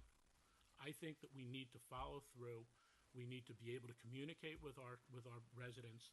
And I can't tell you how many times knocking on doors, people had no idea what was happening with the Navajo project because of the fact that the signs were out there to stop it. And people like, wasn't it stopped? So yes, I clarified it from my own personal desk. And I made sure that people understood it. And I think that that's what government's about. It's communicating, it's doing what you need to do. So go ahead with your ethics, that's fine. I feel very confident in how I perform my duties. Thank you. Just to clarify something on the concept of the boundaries of an overlay district, that is something that the town board does irrespective of any development applications. When the Lake Osceola Overlay District was proposed in 2021, there were no development proposals. The town just said, this is a good idea and these are the boundaries. So at any time, absent any application from Navajo or anything else outside the boundaries, the town could always expand the boundaries of the Lake Osceola District any which way it wants. And then once that's expanded to include beyond what the current boundaries are, any of those new properties who were in that expanded district could come in with an application. All right? So the concept is still open, regardless of what happens with Navajo. We could always expand it if we want to, if we think that parcel or any other parcel to the north, to the east, whatever is available, the town board can do on its own. I think the point is that there was no request to expand it, and we did not want to expand it. Well, So it's a moot point. but the town board could always decide on its own without any request from anybody. To my knowledge, nobody requested that the Lake Osceola district be expanded because there were no proposed projects at the time. Yorktown Heights, yes, there was a concept of the Underhill Farms, which was very much a part of the creation of the Actually, Yorktown Heights there was district. another project closer in that has asked for expansion, and they had asked prior to the other one, but Are you talking Osceola? Osceola. So I don't know. she was at one of the meetings and spoke. No, If- she's if- already in the district. Correa. Correct. She's already in the I thought that district. was a part of their property. No, that's they're not. they're already in the Yeah, but district. she didn't know that, so she And wanted to they also were, see. they were she's in the trying to district. benefit from the sewers. Adam, do you have anything to Add? add? Yeah. I mean, I'll just point out that, I advise the board not to vote on a resolution on a project that had been withdrawn. But also, it wouldn't moot anything because he could have just filed an application the next day, right? So, Well, really no what sense. was withdrawn was the expansion of the district. It was not the approval of the Navajo thing. It was just the expansion of the district to include that parcel, which we happen to know would be developed in a certain way. But the town board always has the ability, irrespective of any development application, to expand the boundaries. We could do that tomorrow if we thought it was in the town's interest, even if there was no development proposal for the parcel. I agree with that. Which is how that district, the Osceola district, was originally created. Correa was already in the district and didn't know I it. thought she had part of her property that's not. I think she No, thought that. She was in it. She believes she didn't, and then we Confirmed that she corrected it. was. Yeah. She did, and she had a development proposal that even possibly predated. I don't remember the exact date, but she never pursued. She never pursued the. I think we're off on a tangent here. but, Anything else So- comment-wise? Well, just once, Howard, I just want to reiterate what you said is this board, we listened. For the Navajo project, we listened for 10, 11 months, and then we made a decision. That's our job. We have to listen. We listen to the developer. We listen to the people. We listen to the boards that support the decision. That's where we get our information to make a decision. So I just want to reiterate that to you. Well, the whole reason why the application was pulled was because they knew, the Navajo people knew that we weren't going, there just wasn't enough support for the project at the town board level to expand the district. So, anyway, Lou, anything? No? All right. Let's go to public hearings. Yes. First public hearing tonight. Oh, thank you. Yep.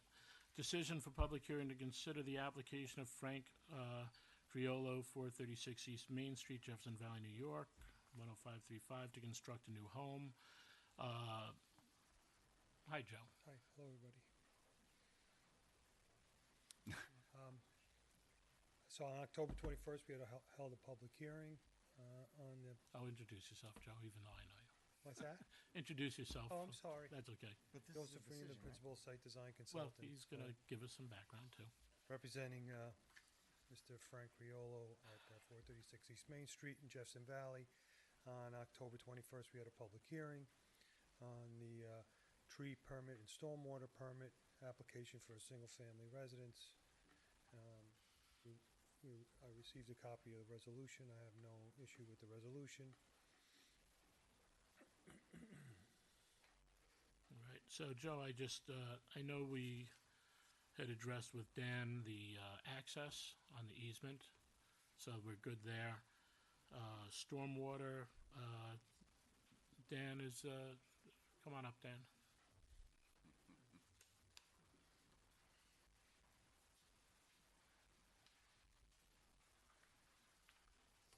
Good evening. So, were all the stormwater, I know there was some concerns in the neighborhood about the adding excess stormwater to the streets. Well, they provided the necessary mitigation to attenuate the increase in runoff. Satisfied with Yeah, everything? I'm satisfied with what's Good. provided. And I just realized, I forgot that we actually already, that we're doing a decision tonight, so I think we gotta just tweak the, on the first page of the resolution, the date of the public hearing. It was down as today, it was actually, what was that date in October? October 21st. October 21st. I remember. So otherwise, the resolution you have before you considers all the other comments we got from other town agencies. So at this point, I believe the applicant is satisfied with all the requirements of everybody who's commented on the project. All right. Yeah, I don't see anything. So the correspondence on the 10/21, where is that supposed to be? We had to change the date So on the bottom of page one. of page what? Page one. First page right on the bottom. Public hearing. Oh, That paragraph. November 21st. Gotcha. I mean, just double check me that I'm right on October 21st, but that was right, yeah. All right. I don't see I it. assume I have to read this in if we want to. Huh? Okay. Anyone have any objections at this point? No. Read in this? Okay. Dan's happy. Now, is there a vote on the decision? Well, let me read the I'm gonna read it in. resolution for consideration. Town Board Resolution approving the Crillo Stormwater Management and Erosion and Sediment Control Permit, TFSWPPP 033-25, Town of Yorktown, New York. Location 436 East Main Street, Town of Yorktown, New York. Town of Yorktown Tax Identification, Section 6.17, Block 1, Lot 3. Whereas Frank Criollo, as applicant, applied to the Town Board of the Town of Yorktown for a tree and stormwater management and erosion and sediment control permit approval under Chapter 248 of the Town Code of the Town of Yorktown. And whereas the applicant proposes to construct a new residence, driveway, and septic system situated in an R120 zoning district, and whereas the applicant proposes to move fill in excess of 200 cubic yards for the purpose of constructing a single-family home, septic system, and drainage, and whereas pursuant to Chapter 248 of the Town of Yorktown Town Code entitled Stormwater Management and Erosion and Sediment Control, a permit is required for the proposed action in which the Town Board of the Town of Yorktown serves as approval authority. And whereas the applicant has submitted a Town of Yorktown permit application, TFSWPPP-033-25, dated July 30th, 2025, and whereas the applicant has submitted a short form environmental assessment form, or EAF, dated August 17th, 2025, and whereas the Town Board referred to the involved boards and agencies and received and considered the following correspondence: Site Design Consultants 10/16/25, Planning Board 9/30/25, Conservation Board 9/8/25, Tree Conservation Advisory Commission. Does that mean they didn't send anything, Dan? Oh, Dan left. No, he's behind. Oh, correct, okay. New York City Department of Environmental Protection 8/13/25. Whereas a proposed action has been determined to be an unlisted action under the State Environmental Quality Review Act, SECRA, and whereas the Town of Yorktown Town Board declared intent to be lead agency on September 16th, 2025, and having received no objection is therefore lead agency for this action, and whereas pursuant to the facts and circumstances pertinent to the subject parcel, it has been determined that the subject parcel is a legal building lot, and whereas a public hearing was held on November 21st, 2025, in order... 10/21. I'm sorry, 10/21, October 21, 2025.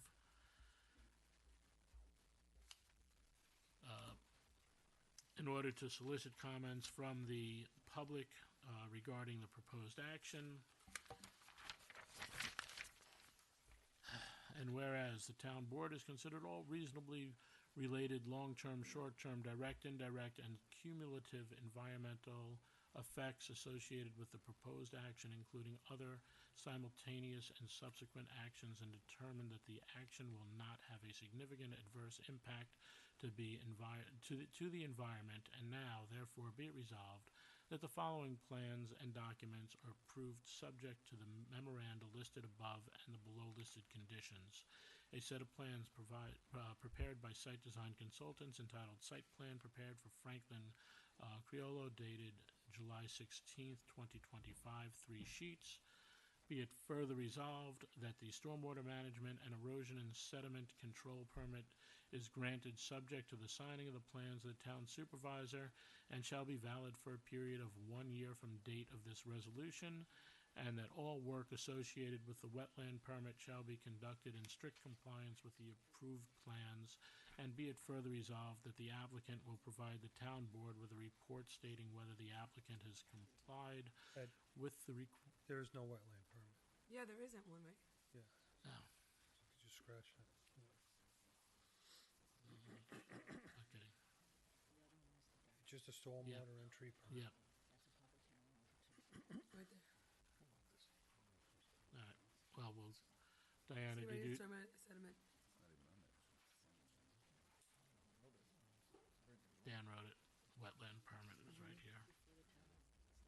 Diana, page 2, third of the way down. Wetland permit doesn't belong there.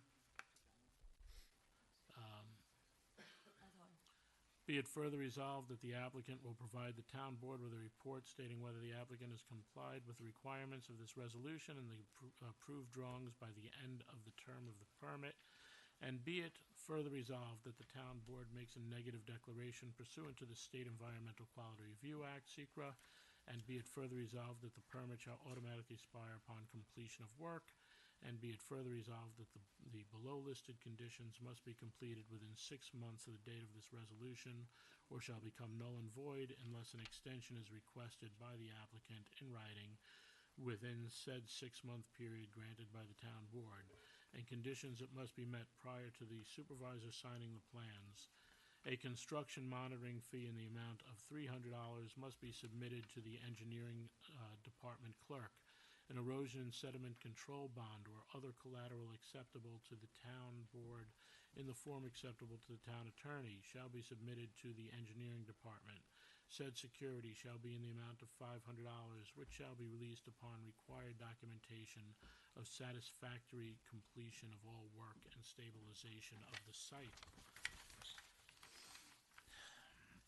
Conditions of the stormwater management, erosion, and sediment control permit. 1, work of any kind shall not commence prior to the issuance of a Town of Yorktown building permit. 2, the applicant agrees to allow periodic inspections by the town and its consultants. 3, the town staff shall inspect the site at the end of construction but prior to the issuance of a certificate of occupancy to ensure compliance with the permit. 4, no additional disturbance or modification to the approved plans is permitted without prior written approval from the town engineer. 5, a pre-construction meeting with the applicant's contractors and the town staff must be held prior to the commencement of work. The applicant must contact the town engineering department at 914-962-5722 extension 220 at least 72 hours in advance of the meeting date to schedule the pre-construction meeting. Additional requirements to be satisfied subsequent to the signing of the plans. The town engineer must provide a written report no later than at the expiration date of the wetland permit. And there is no wetland permit. Huh? Okay. Documenting the status of the implementation of the requirements of this resolution, and 2, prior to issuance of certificate of occupancy, all conditions of this permit must be completed to the satisfaction of the town engineer and other town staff as required. Do I have a motion? Motion. All in favor? Aye. Opposed? Opposed. Opposed. I'm concerned about the stormwater runoff down on Wood Street, which is a problem already, and I'm not satisfied, just with no disrespect to you and your total your disrespect, skills. but that's no, okay. No disrespect, but with the cutting of the trees and the grading, I'm just concerned about the runoff, a situation which is already dangerous. Who made the motion? I did. I All right, second it. Diana's not here, so I guess she'll just have to record it as a 4-1 vote. No. it's Diana's right Jim. there. Yeah, oh, okay. She could hear. All right, it's been noted. Sergio made the motion, Patrick the second, Susan was a nay. Thank you. Thank you. Good night, everybody. Have a nice Thanksgiving. You too, Joe. Happy You're not Thanksgiving, back next week for any of the, You're not sticking around? next Tuesday we have a meeting. Yeah, you might want to check, you might be on it. All right, we're going to convene a public hearing to consider the application of Joseph D'Alonzo for tree, wetland, and stormwater permits for a project located at 2830 Stony Street, Mohegan Lake, New York. The proposed work is for the construction of a new single-family residence with a driveway, septic field, and pool. Welcome back. Hello. Margaret McManus with Beatty and Watson, representing both Stony Street projects. We received comment letters. We addressed them. We haven't submitted plans back in because one of the comments was that the New York City DEP would like to meet us on site, and I have a meeting with them on Friday. Good luck. Thanks.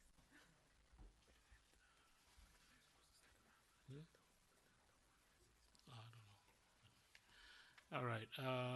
Excuse me, have you met all the issues in the October 9th Planning Board memo? Yes. All right.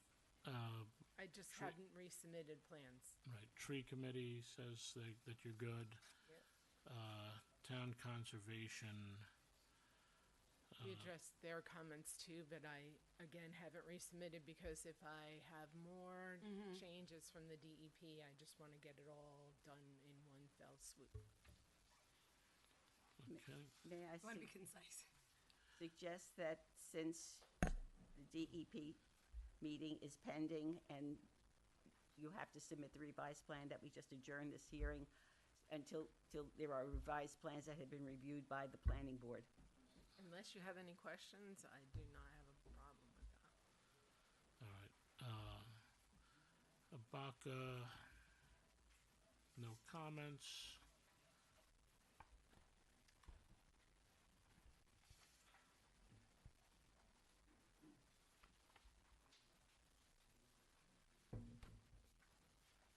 Okay, this is Conservation Board again. This is for the deed restriction for the rear and the coir logs and wetland plants. So that's been addressed? Yes. Okay. DEP.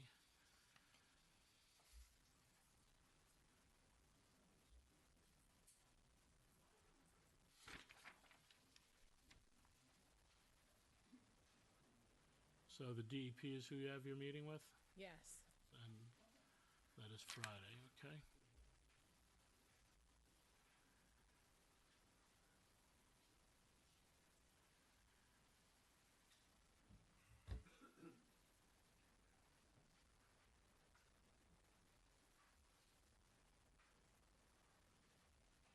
All right, so their basic questions all will be on the water course, seems? Does that affect on the other property as well? I don't believe so. Okay. All right, and this is planning board, you addressed that, you said? Yes. Okay, and Westchester County, outside of their jurisdiction. Okay. Did anyone have any questions other than the water course thing? Now, was this the house that had to come out of the conservation easement?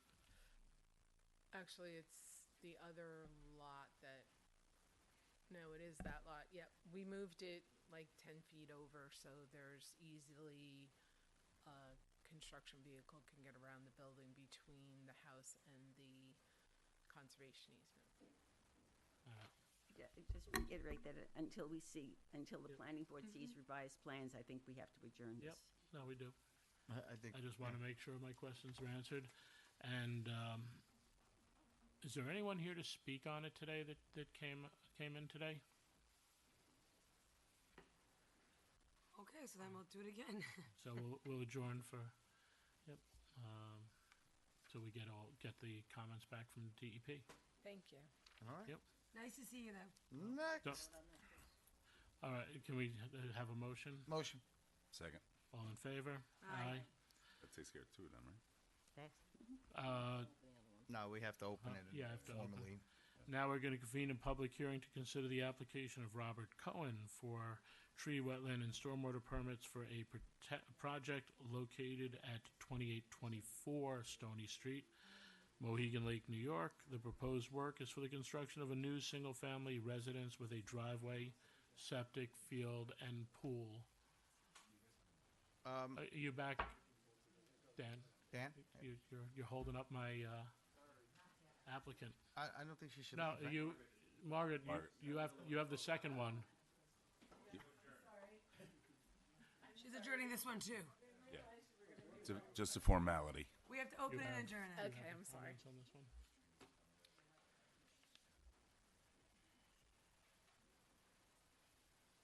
Thank you. So have you gotten, have the new plans for this one been sent in? They're on the same path. So, So you got to submit plans for this too? yes. Okay. We're the same All right. path. Those are basically the same comment letters from all of the same agencies. Yep. All right, so motion to adjourn? Motion. Second. All in favor? Aye. Aye. Thank you once again. Hey, you can put your jacket on.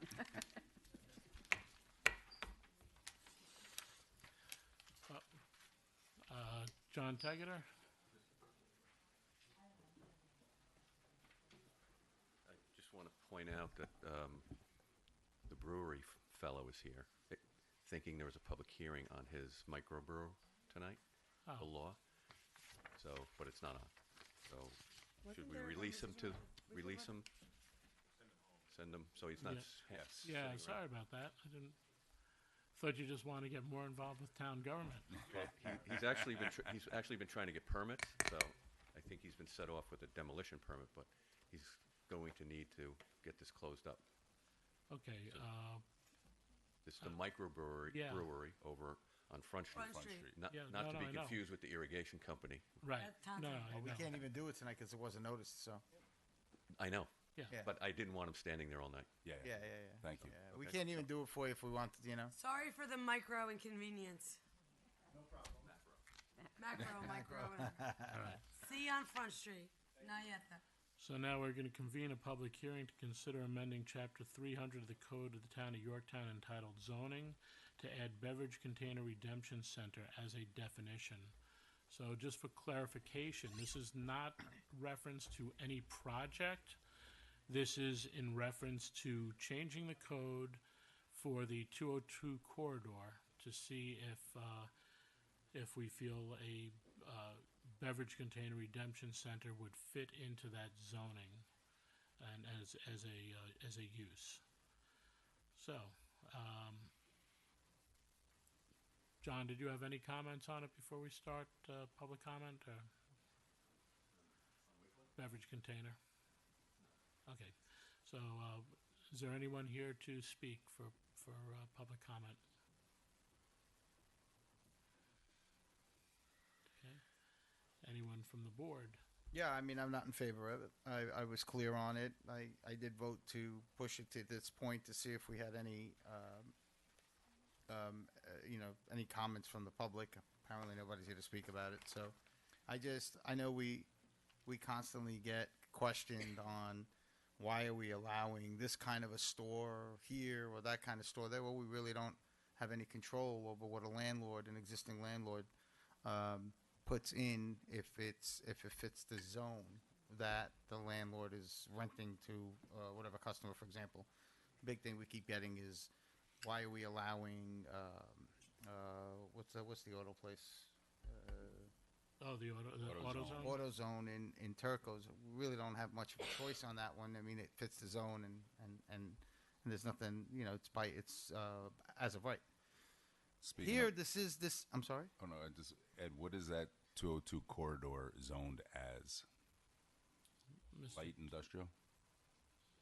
No, I C3? yeah. I think, What is that corridor, John? Well, It's C4, which is commercial zone, but heavy highway commercial. So that's why you see Yeah. car dealerships, et cetera. I just want the public to know what it's zoned and what it entails. So, just to further my comments, this time around, we do have the option and the ability to craft or cater or design what we'd like to see in this instance in that particular area. And this is not something I'd like to see there. I'd rather see a potential restaurant or something. I don't know. That whole corridor has been getting more developed because we put those anchor stores, Trader Joe's, and I don't see this as something that I would see here for me. And like I said, I actually voted against getting it to this point, but you guys convinced me to let it come to here. I don't see anybody here making any comments to the contrary. But this is not something that I'd like to see in that area or pretty much any area in Yorktown, to be quite honest. But we're focusing on that area. And I know it's not about a particular project, but it really is, right? The reason why we're having this public hearing is because an applicant brought this change to our attention and requested it. And there were some challenges to that whole site design that we were looking at. So once again, But you're right. We can't look at that. We have to. I think the main question is a can redemption, something that would be of use for our residents, something that our people would like to have. And, I'm sorry that no one is coming up to talk about it, because that's something I'd love to really hear. But we have can redemption. I mean, to say that I understand if there was no can redemption anywhere within, 30 square miles or 5 square miles, but we do have supermarkets where you can do can redemption, and then the counter argument was, well, the machines don't work. I mean, I don't, but there is can redemption. And there are places to do this already. And I think this, it's not about the site, but I think this site could have much better usage than a can redemption center, which we already have multiple of. Not like this, not this model, but there are plenty of places to redeem your Actually, your you really can't call that can redemption, otherwise it's already allowed in the law. And it's not. So it's part of a service that's offered in the supermarkets.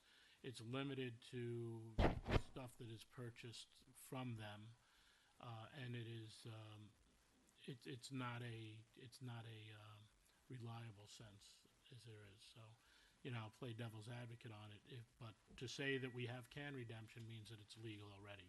All right, so we don't have can redemption, but we do have a place where you could go return your cans and your bottles.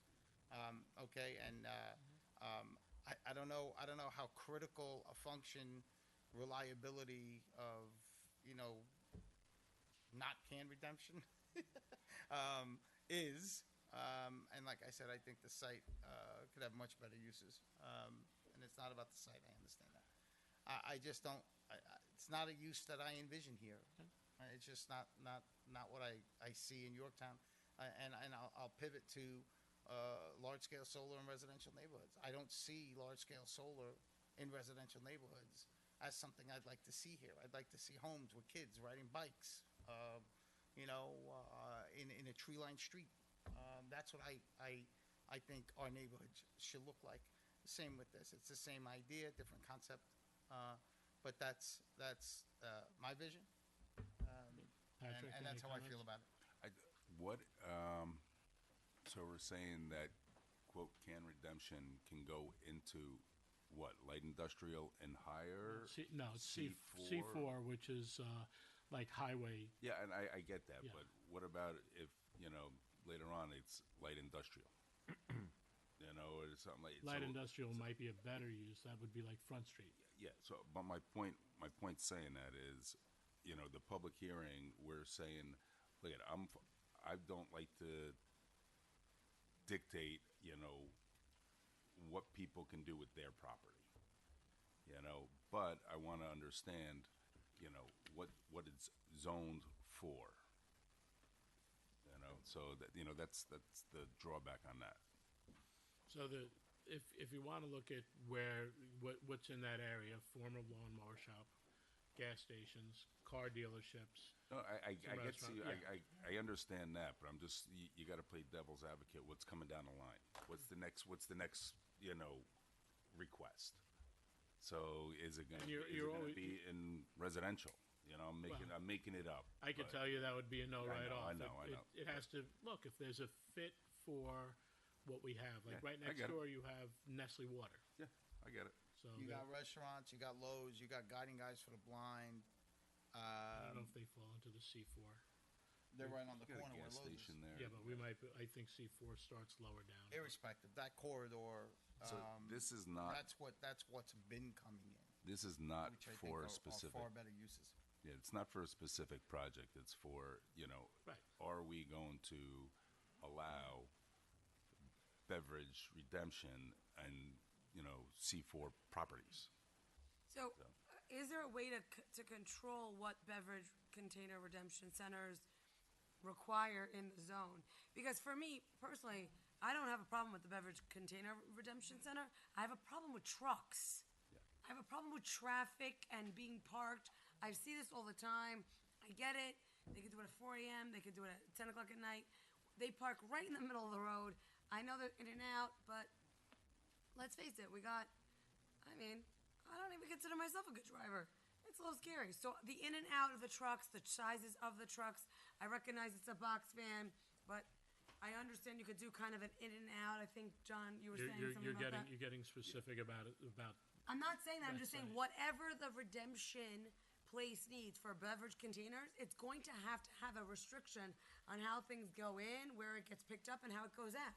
And I'm just wondering, is there a way, I guess maybe Adam, that we can make sure that in the event we allowed beverage container redemption, it still followed a certain criteria? That would really be up to the planning board when they do a site plan, all right? And in this particular case, because of its history, they're very aware of that. But for the zoning purpose, we're just contemplating a theoretical use without a site plan. It could be that many of the uses that we allow in that C4 zone and our potential for that 202 corridor could never work in some of the vacant parcels on 202. I agree. No, I agree. Because of site plan issues, and that's going to be, and people who have concerns, and they're very legitimate concerns, will have to appear before the planning board, and they will have two opportunities before the planning board, public informational hearing, site plan hearing, to question whether they're satisfied with the truck access. And I understand. you're I guess I'm just absolutely- saying. I'm sorry, Sir Joe, but I'm just saying a container redemption center will always have pickup and it will always have pickup, right? So I'm just letting you know whether it's on 202 or somewhere else. We just have to be mindful that this is another one of those. Maybe it's scheduled once a week. Maybe it's twice a week. It depends on what they're picking up. From how I understood it, it will always have a need for this pickup. True, and the issue is the size of the truck, okay? And that's going to be the issue. And so when they come to the planning board and they say that this particular use will use that size truck, and the planning board will say no because you don't have good access, but this size truck, I can't tell the names of trucks.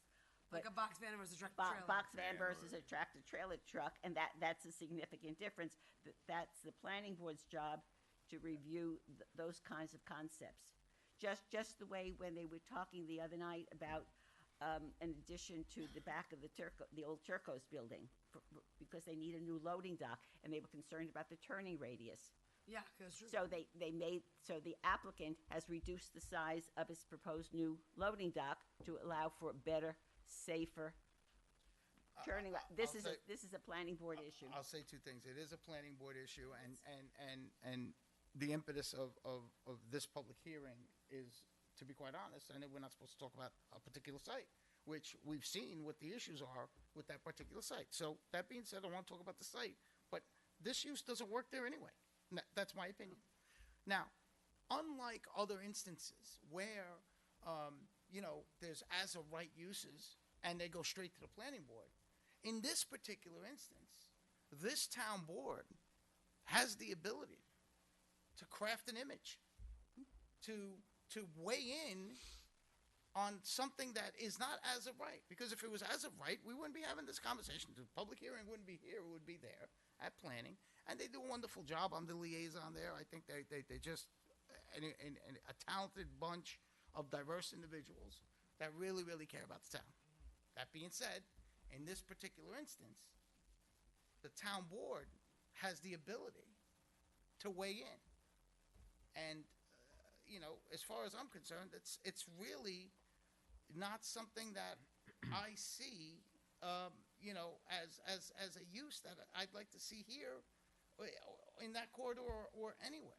I'd rather see something different. What it is, I don't know, but I do know this is not something I'm for. Yeah, I think you have a very legitimate concern about your vision for 202. And that's perfectly a legitimate vision of. Nope, we No, left it's still it open. open.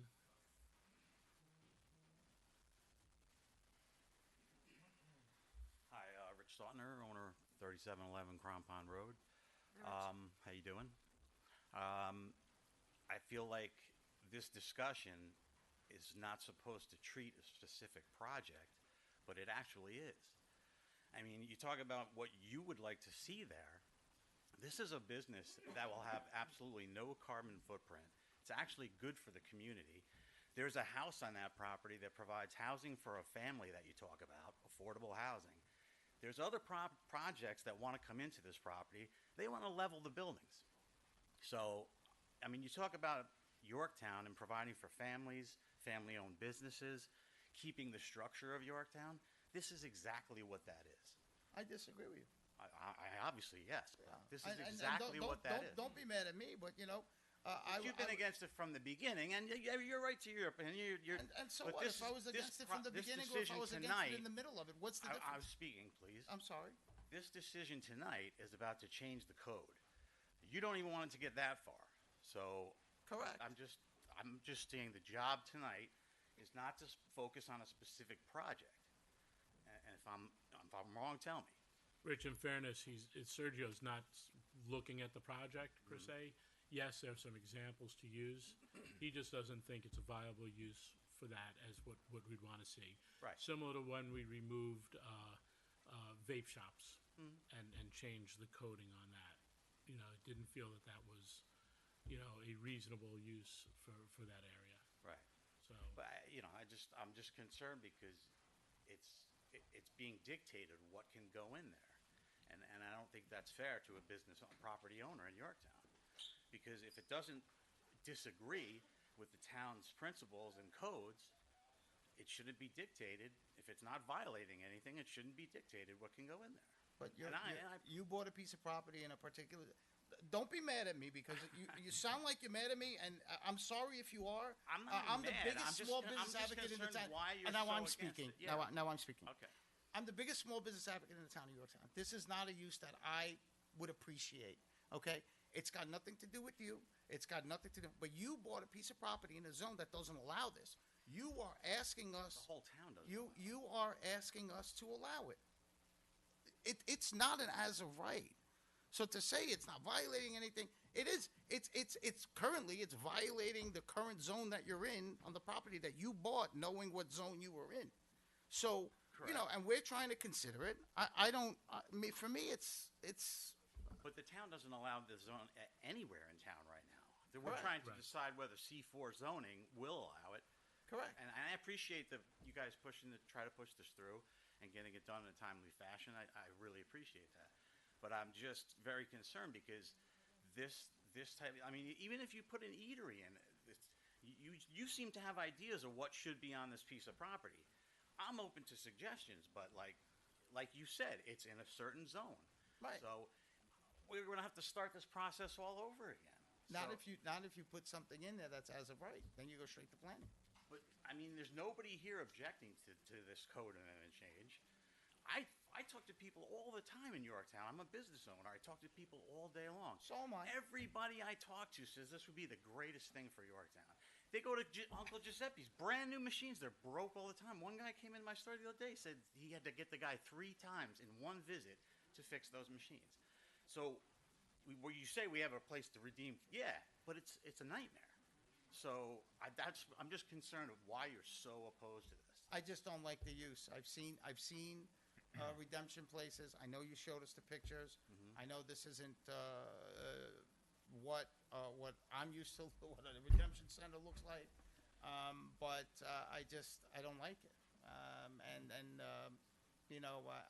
I don't think, like I said already, I don't think it really fits. And that's it. What does? Is there anyone else who'd like I to believe you. speak? Howard on would it? like to say disagree. something. We got a few people. Howard would like to say something. Hi, I'm Howard Gould. I have a question. So, under this code now, what would be allowed that would go to the planning board, that would fit the code, that would be allowed if it falls under, say, every checklist that would be allowed? Like, you mentioned a restaurant, Sergio. That, if as long as it fits under and it's approved with every checklist, and I guess it would then go. It would go straight to planning. Adam, Am I right, Adam, John? could you give me the list of? Is there another? There's a ton of uses. I mean, Like yeah, what I have else? to pull it up. I don't. John might know. Like it is like 100 of them, 50. So 20? so look. So you have a sandwich shop. Right. That's right. That's pretty close to it. Okay. That's an approved use. That's an allowed use. It could be a sandwich shop. It could be a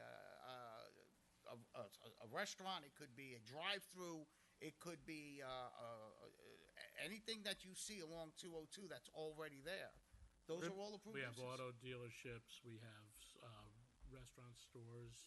Not allowing a public a bottle redemption center there doesn't like whitewash the property, and the property's going to go into the abyss. There's a million other uses that you can have there. I'm exaggerating on the million, right? Now, But- correct me if I'm wrong. Did I hear something about that there is low-income housing there on that property? That's what he said. There was a house that's. Is it okay, a family house? So with that property, I'm not suggesting anything, would be able to expand on that housing if they wanted to? I know they want a business, but Sure. I mean, it's already allowed on the property. what So that about the use- rest of the that corridor? Can people build housing on there if they wanted to? Yes. No. They can. If it's a C4, I don't know that residential is allowed. I don't believe so. Only in that area. The housing that's on the property is pre-existing, non-conforming, and it also is not the primary use of the property. The primary use of the property was a small motor repair shop in the past. It used to be the lawnmower place. Okay, now just out of curiosity, and then I'll stop because this is getting away from the subject. Oh, go ahead. Can the code be changed that there could be some more areas to build housing in those areas, considering there is a housing shortage? If I don't think that people really want to live on 202 in the middle of the commercial. Okay, that's all I'll have. The question, to say. the question is, can you do a zone change on a particular piece of property? That's exactly what's in front of us now. We want to add another use in that particular zone, and that's exactly. So the answer to your question is, yeah. I mean, at some point you would be able to do it. You'd have to be in a public hearing. You'd have to change a whole bunch of things, and Like you're doing now with the So this. so Okay, Howard, that's all I'll ask. I Howard, just- years ago, Yes. there was no deposits on bottles. Right. So there was no business need for this. Now there's a deposit. There's a business need for it. Now they're just asking, Okay, if so you let were me- to put it yeah. into town, would it fit under Okay. C4 zoning? Okay, let me answer the question then. Okay, because I'm going in circles now, obviously. It's a two-catch situation with me. I'm sort of in the middle here. Number one, it's going to cause traffic. On the other hand, I return bottles. And it's a pain in the neck to bring the bags into, say, Uncle Giuseppe, Stop and Shop, ShopRite, and they're all good places. I find I'm putting in bottles, and all of a sudden it falls out. We do not accept it, so I'll try again. And I'm sure other people have experienced this because they just want to bring the bag in, get out, and it takes extra time. When my understanding is the place they want to bring in on 202, correct me if I'm wrong, you just bring the bag in, drop it off. I don't know if it's weighed. I'm sure it is weighed. I think it's weighed. They give the money, and you're out of there. So, But we're not here to discuss that project. We're here to discuss, is it viable to have a can redemption place in a C4 zoning? That's what we're here to talk about. We keep talking about, not talking about the project like it's this taboo thing, but the project itself is the impetus of this law change. I get it, but so it still tying my hands, saying, well, we can't talk about it despite some of the issues that we reviewed. But it has to go through it's planning. really not fair. It has to go. It has to go through. It has to get flushed out in planning. You know. Was and there if any- there's issues, I think I'll just leave it with my thoughts, All and right. Thanks, that's Al. what I'm thinking of, okay? Again, I'll just be a devil's advocate. But in terms of let's trying to figure out the positives and the negatives, and it's all about listening, as Pat says often. Positives, there is, and I understand, Sergio, in terms of your vision for 202 and what you want it to look like and everything, but there are commercial zones where recycling is as of right. It's there, in some municipalities. This one, we're not. So it's a question of whether you want to amend the law for it. Right, that's why we. Right, exactly. The positives, I guess I could say, is convenience. Recycling wasn't an issue 20 years ago, but it is now, and people rely on it for financial purposes, and people rely upon it for the environment. If it encourages people to recycle, then it's a positive thing. So there are positives that come out of it. So I'm just offering you other things to think about before. But we have that positive thing already in town. You But can not- already recycle. Yeah, but So when how we're many talking how many about it like times? we can't recycle? There's no place to recycle. Oh my God, the sky's falling. But that's not true. Okay, I don't want to interrupt you, and I that's Go but ahead. and also but I hear what you're saying, but I also hear what a lot of other people are saying in that yes, but it's not really a commercial ability to go recycle. So it's like dealing with something professionally and not professionally, and when it's done professionally, it's done better in a better capacity. And the shopping, the supermarkets aren't really able to handle the requirements or the requests of our citizens. So the question is that those are the things to consider. That's all. I've seen many recycling centers that aren't professional and don't do a better job. Okay. They I'm not saying that this particular. Well, then again, that would be up we're to. not allowed to speak about. I'm not. No, if they came over into the planning board, and the planning board basically sets certain requirements to make it as a certain standard, then it's up to But anyway, those are the things I would suggest to think about. Okay, let's.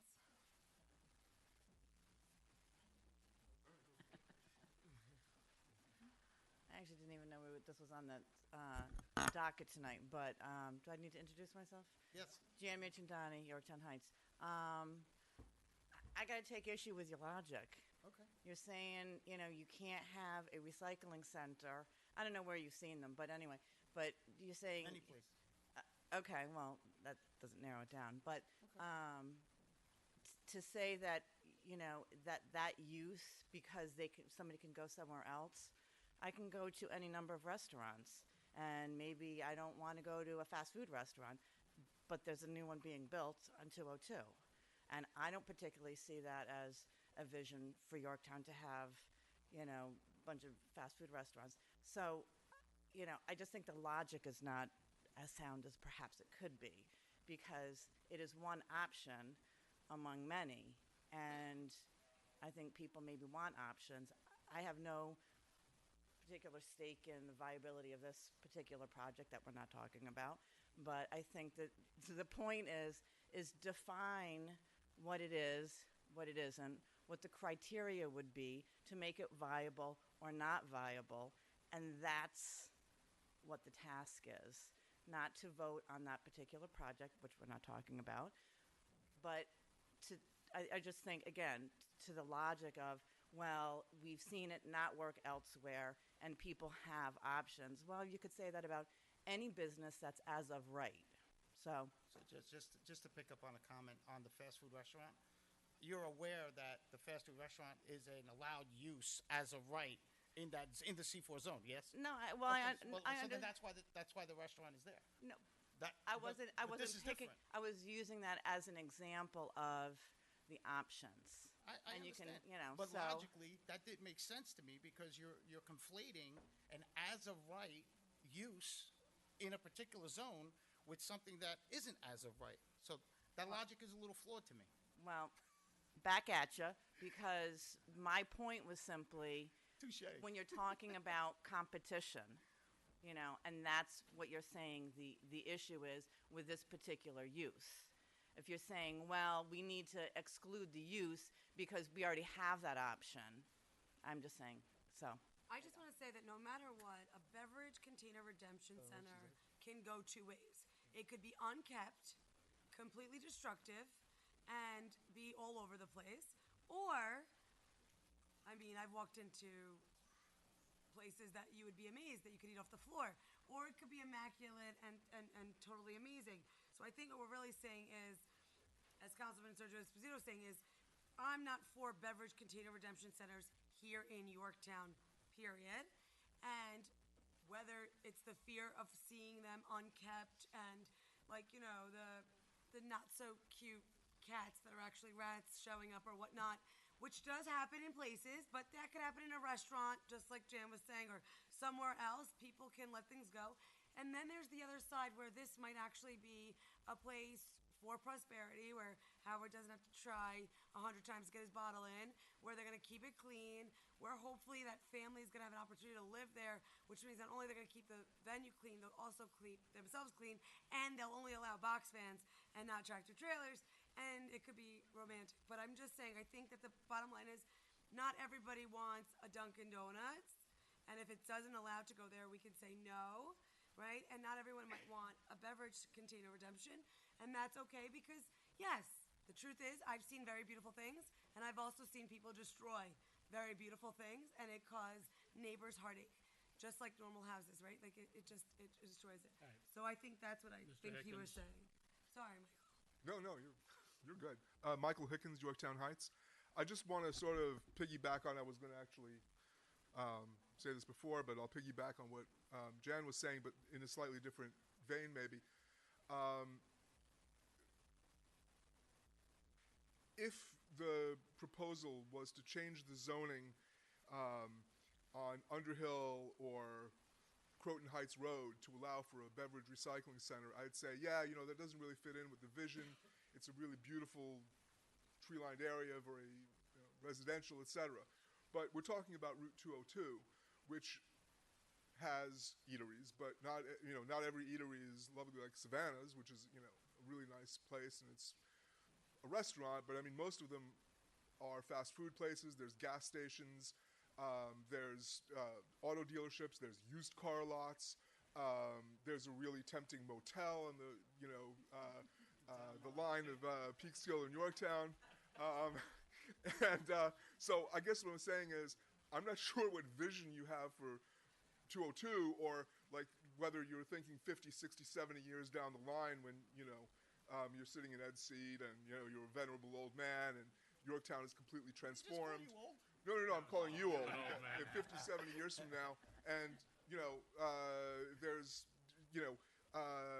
202 has been completely transformed, if only for not that blight, the beverage containment center that we approved back in 225. I'm just saying, when do you start to transition to something better? Or do we just throw our hands up like you're saying and say, well, since there's gas stations there, who the hell cares? Oh, so you're saying that the next step is to rezone it so that when do you start? those things are not allowed on 202? You start a little at a time, and you hope, you plant the seed, and you hope it grows. Whereas you're suggesting that we just throw our hands up in the air, we say, hey, there's gas stations there anyway, who the hell cares? Well, but don't put it next to Peter Pratt's. Yeah. Is that what you're saying? Pretty much. I Okay. mean, you Not in your backyard. not my backyard, not his backyard either. No, but the point is that Route 202, you're not going to unless your plan is, honestly, to revamp 202 so there are no more car dealerships, no more gas stations, no more fast food joints, which I don't see as a viable option. Then I just don't see why digging in your heels on, of all things, something that does benefit the environment, and where, not for nothing, but the people who run the business live next to the business, which reduces their carbon footprint even more because they're not driving to work. Who lives next to the business? And they can walk to The the people who No, are trying to. that's No, not. you Oh, okay, sorry, I No, mistook. but they could have, maybe the people that run it. Who knows? But anyway, my point is, No, there's a house in the back that people live in. They have nothing to do with that. okay, I got. I thought that they did, but my point, nevertheless, is that of all of the things to dig in your heels about, the character of Route 202, a beverage recycling center of some kind, doesn't seem to me the place to start. But Well, where do we start? to give Sergio a little credence. Where do we start? I don't know 'cause where to start. Go To ahead. give you a little credence, you mentioned the Town Line Motel, which is actually Cortland, not Yorktown. Okay. But that was a nice motel back in the day, where people would stop and on their day trips or whatever. Not anymore. So Well, I don't know if I it's understand. that. I understand there could be a deterioration.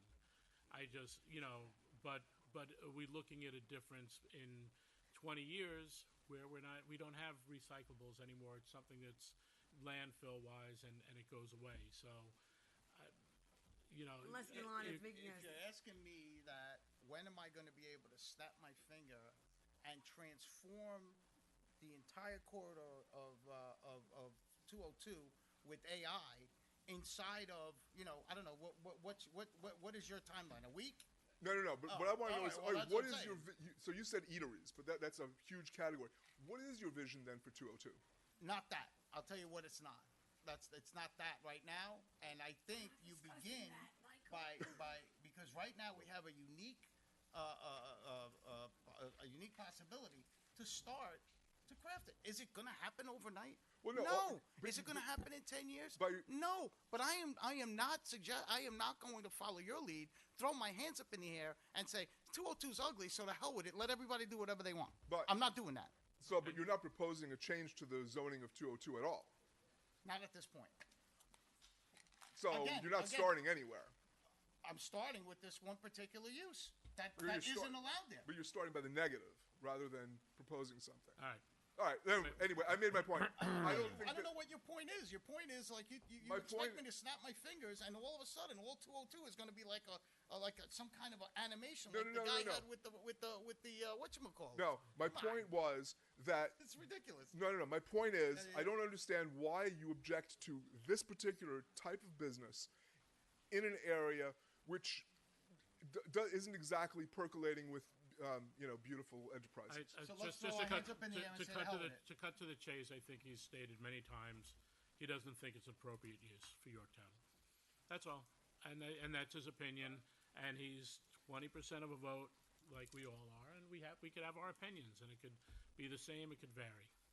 I would just like to add one more thing. Sure, Rich. You talked about Seymour Eateries on 202. As far as I know, Curry Honda bought that property and they're knocking Savannah's down, from what I heard. Oh. So that's representation that you want to see. What are they knocking down? Savannah's and the car audio dealership next door.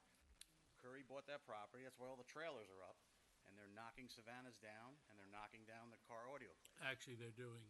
Curry has. I spoke to the construction crew. Curry is redoing their showroom. I know there are rumors about that. From what I understand, there's no sale. I think that in place as of yet. So that's I heard a otherwise. rumor. Well, last time I checked, if you have the right number. And I will tell you, and I'll go back to my original point, is if that happens, there is nothing I could do about that. Because it's an allowed Because use. it's an allowed use. I think everybody's logic is flawed here. Everybody's fine. You guys come at me. I don't appreciate this use. It doesn't matter if I get voted down, then I get voted down. I'll still be there to celebrate with you and say, hey, congratulations, because I want to see you succeed if you're going to be there. Yeah, ribbon cutting. Were you the one that criticized me about that?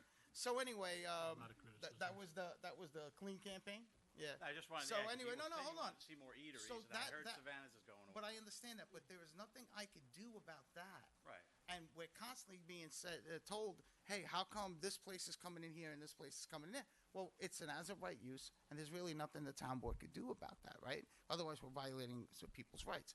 Right. Here, in this instance, we have the ability to weigh in, and I'm weighing in. I'm only bringing it because you have your vision for 202. That's the only reason I brought it up. I understand. Any other, Just one, it's fast. okay. I swear to God, I don't want to get into this. Anthony Pichette. Just a question, legal question, town municipality question. If you allowed for this zoning to go through, can you at any point legally then change the zoning after the fact? You can, but he would be pre-existing, and he would have built his, the person would have put a redemption center somewhere at some point on 202, not this one particular site, and then once they're in, you're not going to be able to change the zone and throw them out. That would be illegal. It's illegal to change the zone after you've allowed something. You could change the zone, but if something is built, it's a very clear, this definition needs to be there. If something is built, it's grandfathered That in. one lot and block. If there is nothing built, or even if there is something built and it's allowed, and we decide that it is not an appropriate use for the zone, so, and similar but not quite exact, is having a vape shop close to a school, child care facility, church. We can't do anything about the pre-existing. We could change it going forward if we don't feel it's appropriate. So you could okay this specific recycling center, but you couldn't bottle allow redemption. it. It's a bottle redemption, and that's actually what I'm thinking of. There was a law for recycling that was not strict in the books. We had looked at that and decided that it was not a good definition, and we took it out of our zoning. Right. So nothing was built, so we weren't taking away someone's right per se and saying your business has to close. Right. We did not sterilize a property. There's still a lot of uses that could be done on that property. But yes, the town can change code and codify the code and change it to allow for specific uses or disallow specific uses through a public hearing. Right. And doing things the proper way, and then doing a law change. So let me give you a pragmatic example, okay? Vape shops. There was a vape shop across the street where MDG Cakes is now, okay? We banned vape shops, but we couldn't ban that particular vape shop because it was grandfathered in. But what would happen is if that particular vape shop decided to move across the street, he wouldn't be able to because he's grandfathered into that particular property at that particular location. So once it's there, it's there. And if you ban it after the fact, if you ban a use after the fact, if that person wants to stay there for 100 years, he stays there for 100 years, or she. Well, once that person leaves, then they wouldn't be. They can't come back. That same kind of business cannot come back to that location. Or any whatever, zone in that zone in area. that zone, correct. That's how we work. So And you that- could, so that's you the could pragmatic, okay. So practical application of it. You could have you could change the zoning on a certain location, and those businesses go away, and then they just couldn't have a new type of business in that. Okay, cool. Yeah, that's how it would work practically. Well, Any other public comment? Motion to close. No, wait, I just want to make one. Let's close the public Oh, comment, and then okay. you can make your comment. We'll close the public hearing. Motion to close the public hearing. I want to leave it open. Motion. It's just fun. Motion. Second. All in favor? Aye. I just have one very quick comment. Two. One, I'm surprised at all the comments. I thought this would be a real quickie. Two, I just have a suggestion for you, Sergio, and that if you have a different vision for 202, which could be improved, there's no question, I suggest you look at the C4 zoning and come back with recommendations to say, I want to take this one out and this one out and this one out, because I know there's at least one vacant lot there. At some point, the windmill is going to come down. All right, we've talked about the Savannah thing. I don't know if that's going to happen. So there is potential to change things. So if something comes up, let's say at the windmill property, that you don't like the potential use, then we could, as of right today, if you want to change what's in C4, just the way, as Ed said, we took out the recycling thing. So I'm going to throw that up to you to come with that. And if we're talking about vision for Yorktown, I would love to see the two gas stations at the Triangle intersection somehow eliminated. Who approved those two things? Well, we live with what happened. We live with what happened, whether it was the 40s or the 50s or the 60s. I came here in 1970. We got two gas stations and the Roma building. Okay, so that's it. But all right, but somehow we're living with what was created way back when. Things have gotten better over the 55 years I've lived here. We have more stricter requirements. We have a group, BACA, that looks at all the details, everything from the color of the siding All right. to the roof lines Susan, to the yeah, lighting. let's not go through the whole Sergio, process. change C4 if you don't like it. All right, so at this point, we have closed. Do you guys feel ready to vote? Yep, ready to vote. All right, motion to amend Chapter 300 of the Code of Town of Yorktown entitled Zoning to add Beverage Container Redemption Center as a definition. Do I have a motion? Motion. Do I have a second? Second. All in favor? Aye. Aye. Nay. Nope. Aye. Okay, motion passes. Done. Thank you. Convene a public hearing to consider amending Chapter 321C3 of the Code of Town of Yorktown by deleting Section 321C3A2G and amending Chapter 19541 of the Code by adding Section 19541.1 regarding recreation fees. Adam, do you want to give us a viewpoint? Adam. Lost Adam. You want to give us an overview of our next public hearing for the recreational fees? Don't make me take out my cheerleading pom-poms. Yeah, bear with me.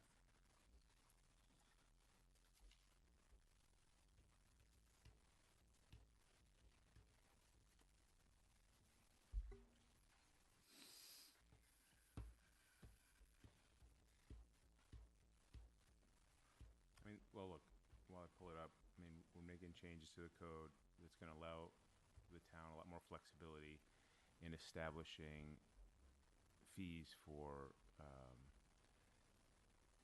payments in lieu of recreation components and developments, and we've addressed also some potential ambiguities in the code and made it clear, you know, that these requirements will apply in districts where some people thought it might not have been clear. So, you know, a lot of it is, yeah, so a lot of it is wordsmithing stuff. But how about the part where it's like land and money, not or money? I mean, those provisions. John?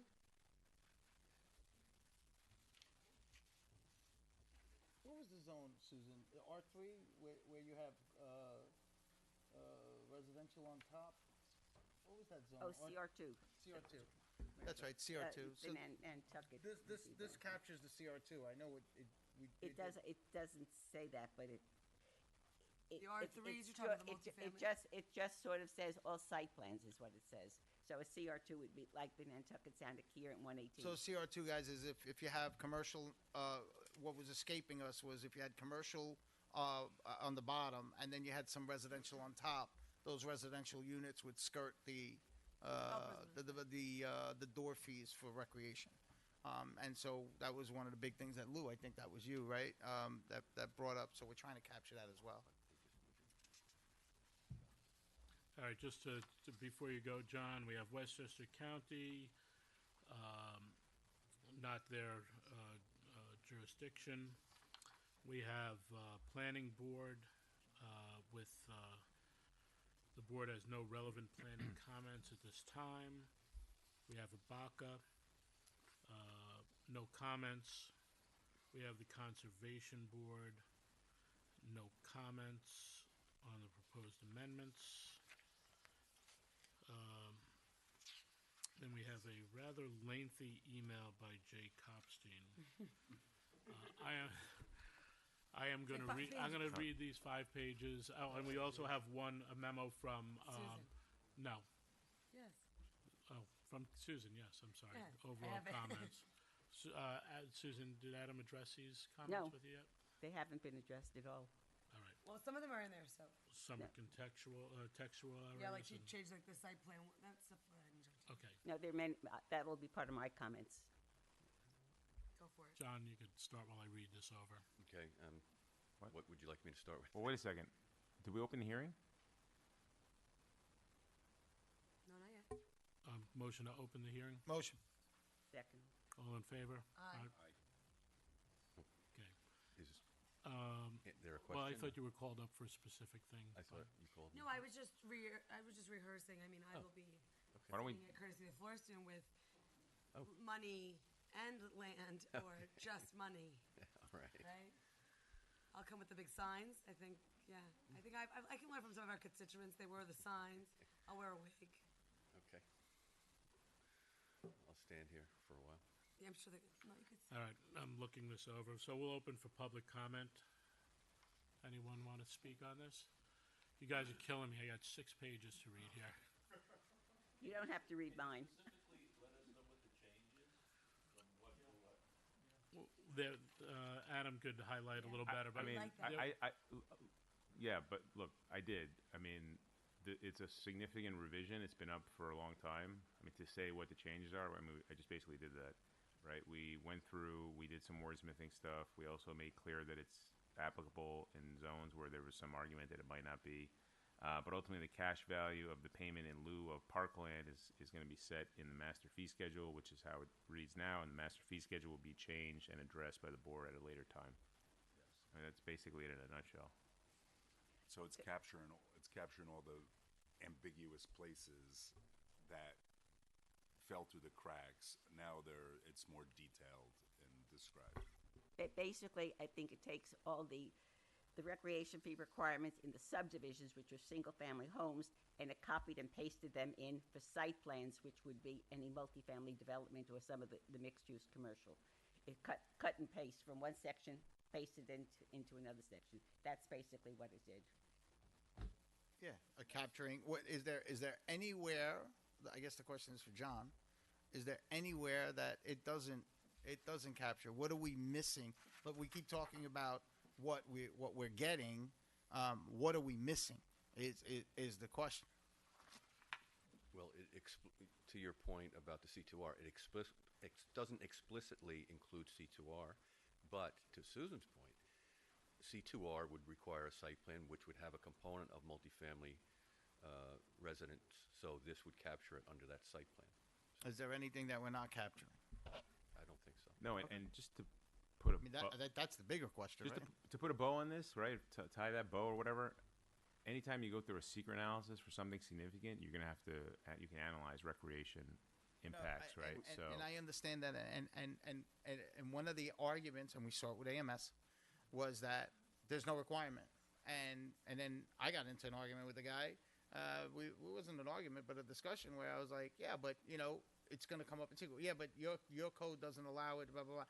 The planning board did look at it, and during their secret analysis, and they did pay some recreation fees, from what I understand, because of because of your thoroughness, right? You did They recoup gave them a something. thank you. Hold on a second. So it may not be what everybody's happy with, but we did take into consideration that they had to pay something, and they did. Now, whether you think it's too low, that's a whole other story. This law would avoid that argument that the attorney had and said, well, we don't have a fee. That was not an argument that I think would float.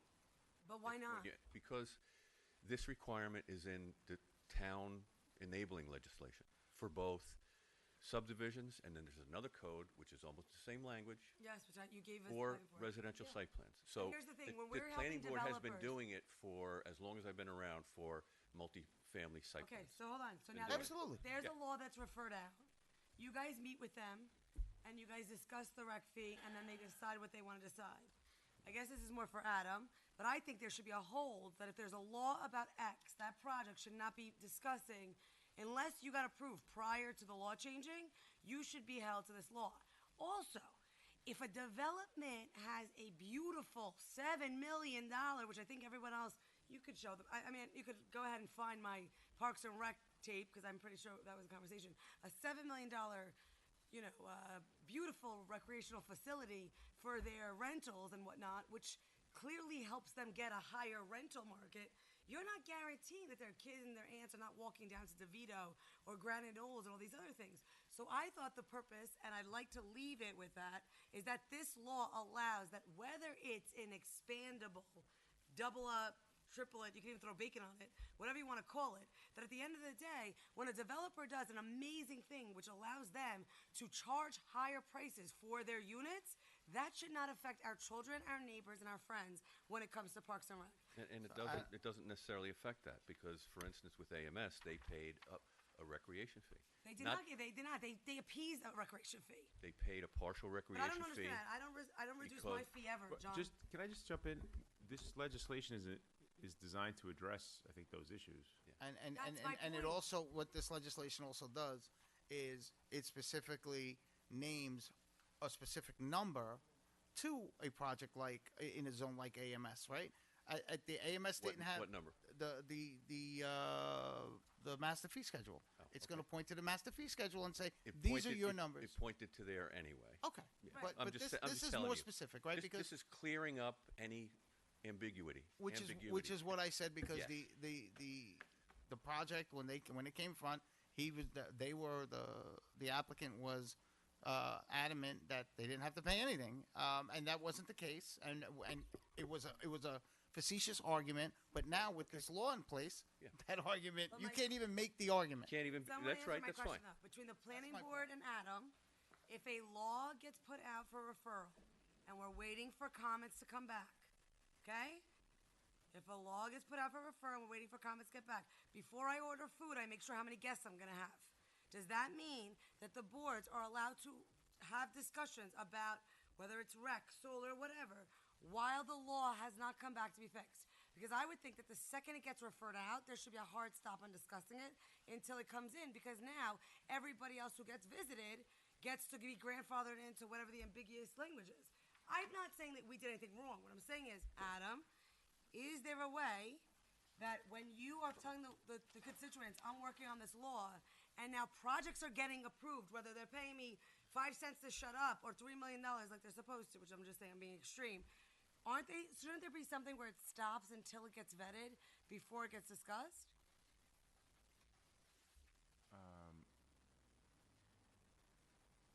Well, sometimes we do moratoria. We could do that. In a case like this, what I'm going to go back to is that this process has always taken place. So Correct. But what so I'm saying even is, if we're clarifying something that's been taking place. No, I'm fine with you taking it place. What I'm saying to you is if I say, hey, I want to relook at it, you're not going to sign the contract without me looking at it, right? So the board put up a new law. You've been part of it. Parks and Recs have been part of it. We've all been talking about this. It's pretty much, at this point, been talked about a lot, right? Now you're sitting at the planning board, running the planning board, and people are bringing this up, and you're aware that we all collaborated on this new law. Why isn't there a halt until that new law gets put up? Because although you're collaborating on it, you're still working on the site plan and doing all that. Because when he came into us, he knew that he was going to come to you about the site plan. When he came as the liaison to the Parks and Rec, which I think you guys also do a great job, they literally came in and was like, well, this is what we're putting in, and we're working with the site plan. So and I was like, I don't if care. there's a law pending, the only thing that you can work on is what laws are not pending but on the books. So maybe we need a law that if a law is pending, you stop working on that law until it gets through. Because maybe that Susan will answer. I don't know that we were working on the law that was pending. No, you were referencing the law that was already put in the books because the new revision was pending. If you're talking about what we're doing here right now, that didn't change anything. It wasn't changing any operation that we have been doing But in the then past. we're not doing the right thing because this law that I've been saying 100 times for 4 years needs to change something. If not, you've been wasting my time. No. It's going to, and we're going to change in the master fee schedule the amounts, how That's not the everything's amount. The calculated. ambiguous language, the same thing that he's saying. When a developer can put in a beautiful facility and charge $4,000 or $5,000 to rent it, as opposed to $3,000 because they still got to use our parks, why are we not taking care of the lands? Because they're going to go to Uncle Giuseppe's and play at our parks. Right. I just want to clarify how it works, which is that there has to be an analysis that takes into account what the demand in the neighborhood is and what those residents will have impact on the demand on the existing park system. So what happens That- when and the- that's how you determine whether or not to even get to a taking, I love whether that. it's land or that's been happening for But decades. listen, you go to Poughkeepsie, if somebody develops far away, you're 100% right. That development has zero impact on its neighbors. But guess what? Those neighbors shop in town. They shop by the school. So although it doesn't make a direct impact, that it's not causing their Yeah, I understand. open. Come on, John. Like I their open understand, but space. what I'm trying to I thought we were supposed to be making a better. Yes, but what I'm trying to point out is that with what you just said, I would expect that you would find that any development is going to have a demand on the neighborhood park system, and Which that, is why I don't think any development should come in and without that's contributing not to our parks and that's recreation. not necessarily the case. So Well, it wouldn't be 100% demand if Right. they mitigate it, but there should always There be should always be some a demand. in this day and age, I agree. Yeah. In particular, with what we're talking about, which is age restricted, which in the past was very debatable about what impacts they had on the park system. Not so much anymore because health of our elderly people, which I am now part of, has improved. But you look good with the blazer. I look good with the blazer. I'm just saying. Yeah. So I'm still going to the parks. What the idea, the concept that people that go into this new development that have their own amenities will never use That's not the any amenities in town is a ridiculous one. In particular, in this Yeah. day and age. And I know yes. you agree with that. Yes. All right, could I just say two things? Luciana, you brought up two very different points. One, this whole issue You of like my points? Is that what you're saying? no, Public two, hearing two, one is germane to tonight's public hearing, and that's this question of the additional use that they will have. And if you looked at my October memo, I suggested adding a paragraph that dealt with that. The second issue about why AMS was allowed to proceed and get to approval when this was pending, I could go back into my computer back in last January. I said to this board, we should be taking this issue up, and it took until, a month or two ago, until we got to this hearing. So the onus is on us for not dealing with it. But that's attacks, all right, please? Let's move on. That's a separate issue. Why is that not one No, of our but laws? th- I guess but what I'm that's a separate issue. And if you want to suggest that as a separate issue, fine, that's a separate issue. But right now we have to talk about the text for this law. All right. And the point that you make and the point that Sergio is making about how these 55s in older are going to use some of our facilities is a suggestion that I made in my October memo to add to this law, which is not in the original draft. But that's one of the many issues that I will bring up when I have a chance to speak about everything. Why don't you speak, Susan? So we No, can this move is forward. a hearing. We want to hear from. Well, I the other already public asked. first. No, I already asked. Yeah, Matt. wants- Oh, Matt Talbert. I'm sorry. Matt doesn't count. Now I'm nobody. Matt Talbert, Chairman of Parks and Recreation Commission. I think you guys just proved the point. How ambiguous this new law is. You just proved the point. No one knows what it says. I'm sorry, Adam, but I know if what it it's says. not clear, It you're is- I leaving think it it's up pretty- to interpretation of an AMS. This is the same. We brought this forward. I disagree. Okay.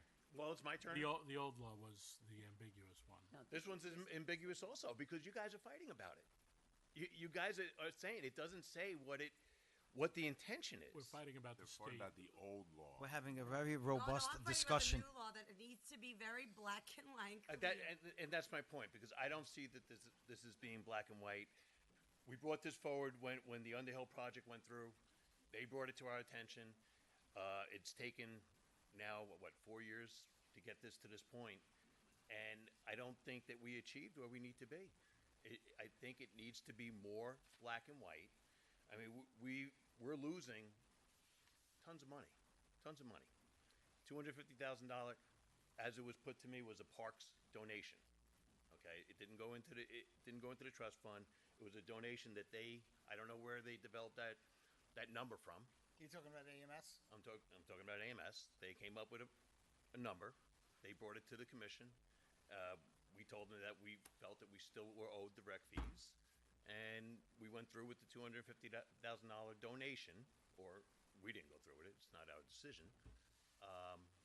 Instead of $470,000, I think it was in that vicinity, similar to with the Underhill project. Fortunately, we have a developer in Toll Brothers that has come forward and is putting everything on the table. And they had a problem doing that. It became a problem at the planning board meeting. You don't tell us what we're going to do. So, my No, point, that was over the 150,000 that I no, it negotiated wasn't. with them. Yeah, No, it wasn't, Serge. They I was pay there. the I was there for that recreation meeting. fee. I was there too. Toll Brothers paid the I- recreation fee of Upfront. $4,000 per door. That's what they Right, paid. and they said that they would pay for. Again, I'm going to just say a number. It may not be true. $470,000 towards the recreation fee, and they were told, "You don't tell us, we tell you." And That's what he told him. that's what was told. It's a video recorded meeting, so it's easily found. I just think that we are not there yet with this law. So how do we That's get why there? we're having the public hearing. So how do we get there? What is your suggestion? You said that we're not there yet. That's fine. I'm taking that into consideration. How do we get there? need things Where are we that- trying to go? We need things that are more black and white. Basically, Like what? Like what? I don't have that language. That's not my job. But what do you got in your head? I'm not like But I think we he's could. saying- he's saying Wait, that's hold what on I a second. said, Hold on a second, Sergio. please. Well, a simple Mike, thing, what- obviously, is to go go ahead. with a per door fee. Right. That's simple. What about? But I believe that. Wait a second. Hold on. I believe the state law says that you have to look at on-site mitigation and for open space because the state is trying to promote open space and keep open space. Mitigation and impact. Mitigation I didn't want to and go there impact. on the open My space. kids can mitigate and impact everything every single day of their life.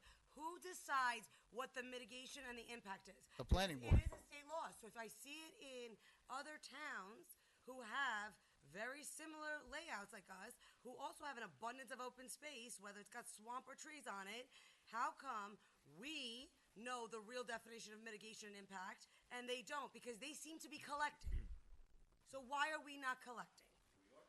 We are not nearly as collecting. John, you need to stand up. If you And look can at you our let numbers- someone answer if you ask a question, I please? am. I'm saying if No, you look you're at our not. numbers, He's I'd like to see where he's we're trying to collecting. answer you. We are collecting. We've collected on every multifamily project in town since I've been here. We have not collected. We have collected. Yes, well, but you're classifying Maybe also not the your land. amount, but what I'm Maybe you're classifying what- all that as collection. What I'd like to remind everyone that it sounds to me like you want to set a per door fee, which there is a per door fee.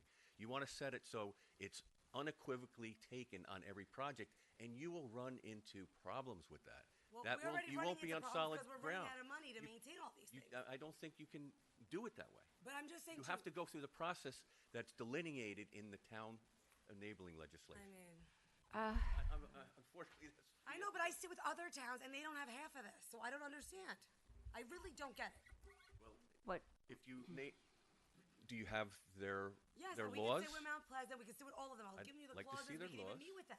Right. We can even But meet with them. that How are they collecting on these on per We are door? collecting. I But what want I'm to trying remind say is, but everybody, we are But collecting. when you say just like impact, right? You could say we're collecting. You might classify the land that we got for King Cart's project as collection, or this as collection. I get it. You're not allowed to say a per door. If possibly, I could cut a trail through the woods and connect it to the back of a park. I understand that, but where's the impact and need for the town? Because maybe that trail wasn't really the impact.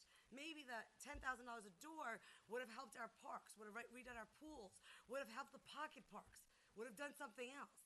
Of course, the money would help every single time, but I don't think you're on solid legal ground to take it unequivocally. I didn't say unequivocally. I'm trying to understand how So- do you guys weigh the impact? Who do you like? How do you guys, as the board, as the planning board, or as any board, how do we say, okay, look, this one has this has more impact than this one has impact. This has more, or this is more in favor of this. Because we keep saying using the word impact, mitigation, It's not whether legal. it's whether or not there is a need for new amenities in the neighborhood area. So, for instance, with AMS, let's use that as an example, Because it's all the way in the middle of nowhere. or Toll Brothers as an example. They won't be in need of the pool because of the Shrub Oak complex, because it's right there, very close. So you don't need that kind of thing for those projects. That's how it starts. Do you need a tot lot in that area? And I'm not saying that AMS is going to have tots, but maybe that area needs a tot lot. That would come from the But Recreation Toll Commission. Brothers pays That's it how it's all done. the time. Toll Brothers does a beautiful Toll Brothers can job do that if with they like all to, their but projects, not they- everybody does that. But I'm just saying, but Toll Brothers does build a beautiful facility, beautiful clubhouses. I've seen them have They're- skee ball, pickleball, Richfield. They did a bunch of beautiful projects. The one they did old school They're- off of Yes. what is it, 684 in Armonk. I agree. Beautiful facility, and they still just they don't even question it. That's fine. If that's their business model, that's fine. But their recreation component on their site is far less than the AMS one as well. Yes, It's but far they're less. Right, they're also not going to charge what they're going to have. It's a different market too. That's not something that we can I take into understand that, but consideration. it's a different market. It's still a different market. I'm just Of saying. course, I guess so. Yeah. I'd I'm like just to- saying that. Respectfully, I don't want to get heated here, but we've been taking them. You have to go through that process that's delineated in the town law, And which is state, right? replicated in the laws that we have, and not always will there be a determination that there's the demand on this particular project. Not always will there be. I It's- hear it just- that. I it's just just that feel way. like we need to sharpen our lens. Yeah. We need to really understand what we're looking for, and we have to think bigger, especially for this town. We are a very big town with very different needs. Each hamlet has a different viewpoint, a different design, a different fabric of material, and then it needs to all connect. And I believe that our parks are the only reason why it connects. The trails, the parks, the community, they I all come agree- together I agree with in you on those that, spots. 100%. And I don't want to leave here in a month and not get heated. Because then I sat here and have been heated and followed red tape when I would rather hire Adam or someone else to defend me because I'd rather break the red tape because it doesn't sit well with me. Okay. It doesn't sit well. And then when I sit with other people, granted, maybe they tell me what I want to hear because they want me to get heated. They're giving me different modalities, and I feel like, yes, I understand you can't just charge $30,000 for a door. I get you can't take away a real park if it already has a park. But maybe we need to look at it a little closer. I don't disagree with that, and I'm just here. I got up to make sure that everyone has the proper information. That's all. I don't disagree with what you said. I know, I Parks know. are incredibly important part of the town and any town. And especially because we're so many different lots. I was asked for examples, besides AMS, besides the Underhill project and Toll Brothers, we also have 20 apartments going in on Garden Lane.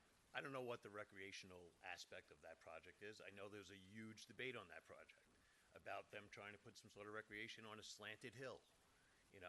These are the, it just doesn't seem to make sense. It's not necessarily about the amount. Now, you guys do whatever you want with the amount. But if we were collecting for all the doors that are opening in this town over the last 5 years and going forward, and if the Navajo project starts up again, that's a lot of money. Whether it's $4,000 per door, $10,000 per door, you may not have to raise the price. You just have to collect the money. We've passed on what, 400 doors now, 300 and something doors, and we've only collected a fraction of the money. So that's where I'm at on this. That's where the commission feels that we're not protecting the money for the public, so we can do what we need to do for our parks. But if the law states, and it actually comes from the state, the law states that, and John, you correct me if I'm wrong. I can just If the law, I'm sorry. I said I can pull it up for you. Okay. If the law states at the state level and even at the town level, which John has referenced several times tonight, that you have to look at both sides, right? If the applicant is providing open space and amenities to service that particular project, to Councilwoman Luciano's point, that's benefiting the project themselves. They get to charge more rent. They get to charge more for the project. I get that. But if the state law says you got to look at both aspects of it, and you got to come up with some kind of a happy medium or something like that, then you're not losing the money. You're following the law. And I understand how you're looking at it, because I would rather have the money. But they want to put a park, a swing set on their property to help their residents. Go ahead. That's fantastic. Go ahead. It shouldn't, to your guys' points, it shouldn't mitigate, the door fee. But the law says it does. And I think that's where our conundrum is, because there are some municipalities that shuck the law and just charge the door fees, Peekskill being one of them. Why can't we do that? I think that's Councilwoman Howard's question. It's the same thing. I know, but if that's the law and they're breaking it, why would we break it? They actually even say here that the law is in fee in lieu of land dedication. The dedication of the land has to be suitable to actually create a development for the public and the park recreational purposes in that muni spot. So it's got to be equal to the funds generally that would go into a special trust fund, which would be the trust and agencies for Parks and Rec. I'm going to send you this. This is the New York. This is the higher. And then it's all interpretation. That's why we have, no offense, Adam, that's why we have lawyers and accountants and doctors and whatever. I read it somewhere board. too. Fine, but even too, I tell my kids all the time, they're like, that mom does it. I go, yeah, you're lucky. This is how I see it. Like, you know what I mean? So I'm just saying, I wish there was like this, there just needs to be a little bit more here. And it says it here.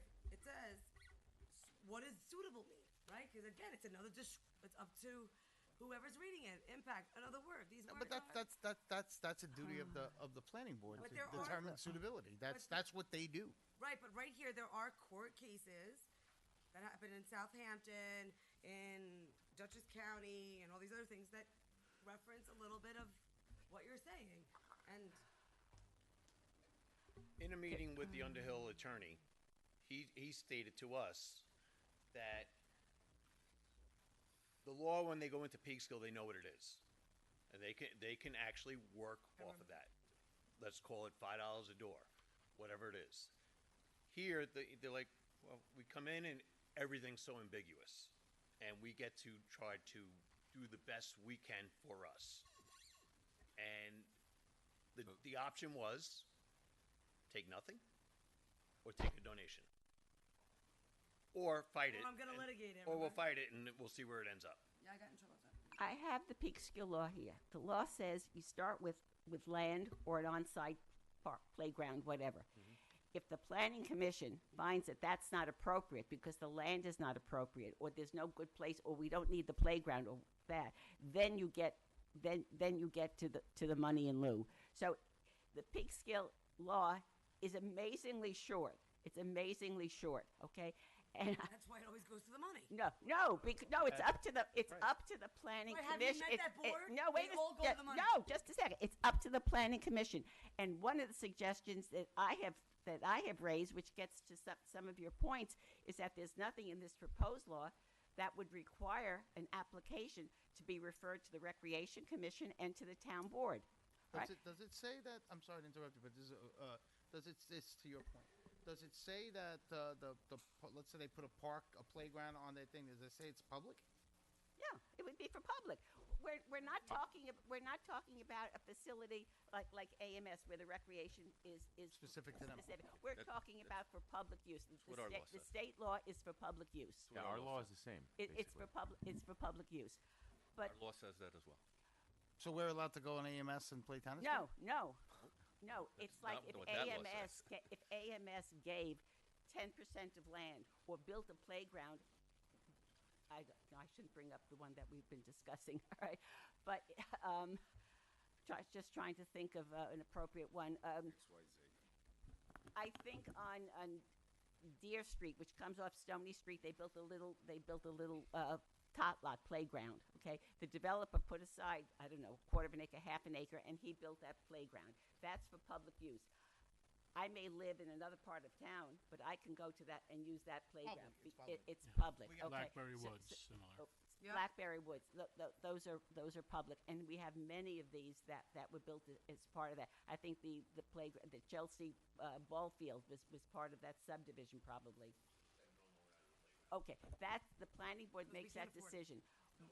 One of the many recommendations that in my memo, which I'm sad to say has never been considered by this board. That's not true, Susan. I just read it a long time ago, Susan. Would be that any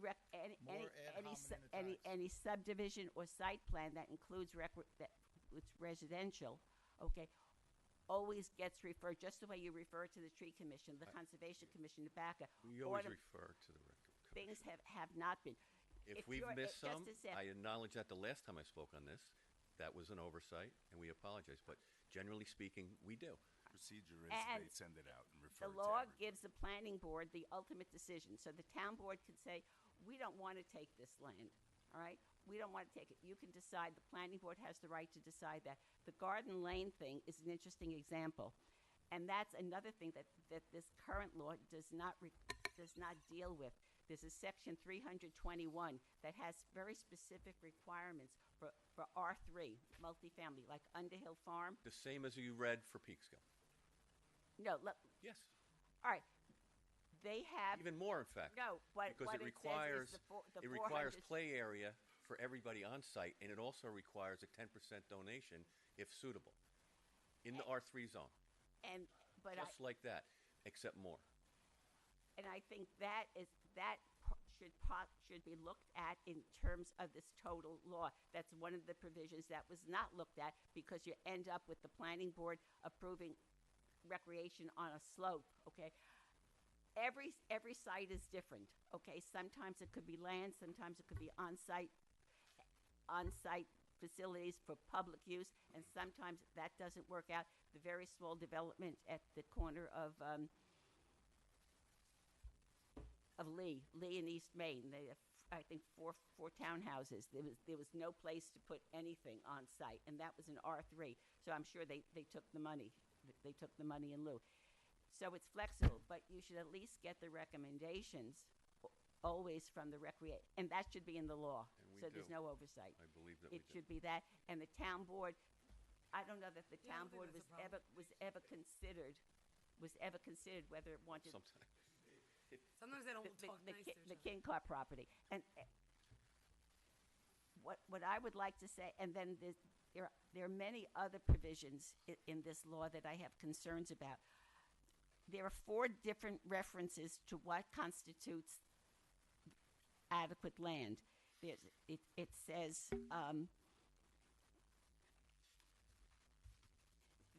some of it is for ecological purposes. There's absolutely nothing in state enabling legislation that allows a recreation fee. No, that's not true. It is true. No. It is true, and I can find it in my papers here. Okay. Yeah, but they're arguing old stuff. No. The new stuff is making it clear. Every argument that we've heard for the last hour has been about the old law. No, the new law doesn't. Can I make a suggestion? We're only up to 47 minutes now. I don't mean to be disrespectful, but this is very important to the town. The town. I get Right. it. 100%. We have been short-sighted on this for way too long. Way too long. And we keep referencing the King Card and whether or not the Rec Old, Commission old. was... It's all old Yes, stuff. but the Okay, new law, but, Pat, does but, not help but us. John is saying that we covered in the law, right? We still made the mistakes. So if we covered it in the law and we're coming up with another law that doesn't really hammer it down and say, this is what you got to do, This isn't the law. then Then what do you fix recommend? the law. This Come up law with a law was, that this law- works. This law was a quick cut and paste from the subdivision. In How fact, it was developed, it is what it is. It's there. it's there and it's not adequate. And there's one thing that we're not even talking about, and that's the critical distinction between the words may and shall. May is a bad word. This law carries over. It says the planning board may impose a recreation fee. Okay, I would say shall impose a recreation fee, and we have that ability under state enabling legislation to say we shall. No, that's incorrect. That's incorrect. That would be illegal. You can't do that. Listen. Yeah. This is the confusion. Here's the confusion right here. What the enabling legislation says and what process we have to go through, which we've been going through. I don't know why it's so dark for people to understand, but we've been going through it. I've been trying to explain it. John, the answer is they're not happy with what That I the state understand. enabling legislation is. So So there's That's this that is true. Listen, everyone takes a little risk. We put a beverage center in, we take away the You know what? fees. Our job is to follow the law. We write the law laws, that we you follow can't the laws. impact- you No, Luciana. I'm sorry. I'll disagree with that. I'm very adamant about we take an oath to defend the Constitution of the United States and the state of New York and the laws of Yorktown. And we can't arbitrarily change them based on, well, I think it should be different. I'm sorry. But that's not true because we actually had this conversation. We had all of these notes between John and between Jim. We then discussed even bringing in other expertise to understand something about this and how to do it because somebody else might be doing it better. So I guess I'm just asking is there a way, Adam, that whether you want to keep shall or keep may, or you could have may and shall if you want, where we can make sure that this lens is a lot clearer of what we look for. So before someone comes here to play ball, they know who the pitcher is. I have an answer to this question. Okay, here's my recommendation. We find out if there are any more comments. We let the comments come. My recommendation I'll listen to them, but would be to move forward with this piece of legislation because it allows us the ability to set the numbers however you want to set them at the next step, which is what we discussed the last time and how we drafted the legislation. And this does that. We spend time on it. It's not a cut and paste, not. We spent time on it. Took a while. I'm comfortable with it. I think John's comfortable with it. We think it complies with the law. And I think we should move forward with it. And I think it's going to allow us to do what we planned on doing, which is set up this structure, scheme's a bad word, structure, right, to have this thing structured properly, and then we can address the amount of fees and how we want to structure the actual fee imposition in the master fee schedule, which was always the plan. This was the I don't call it the bones, because this is more than bones, but this is the Constitution, and we'll fill it in with the master fee schedule. That's my suggestion. And I do want to just be very clear, the 10 and the 4 in the last 4 years, and I'm not saying, maybe because I lived the years of Soundview, right? There wasn't a lot of these projects had already been approved. It looks like a lot of overdevelopment, but the truth of the matter is there was a lot in the pipeline that even happened before COVID. So for me personally, I didn't get to see the 10s and the 4s get collected. So it's not really a number game for me. It's just the clarity, the consistency, and the image.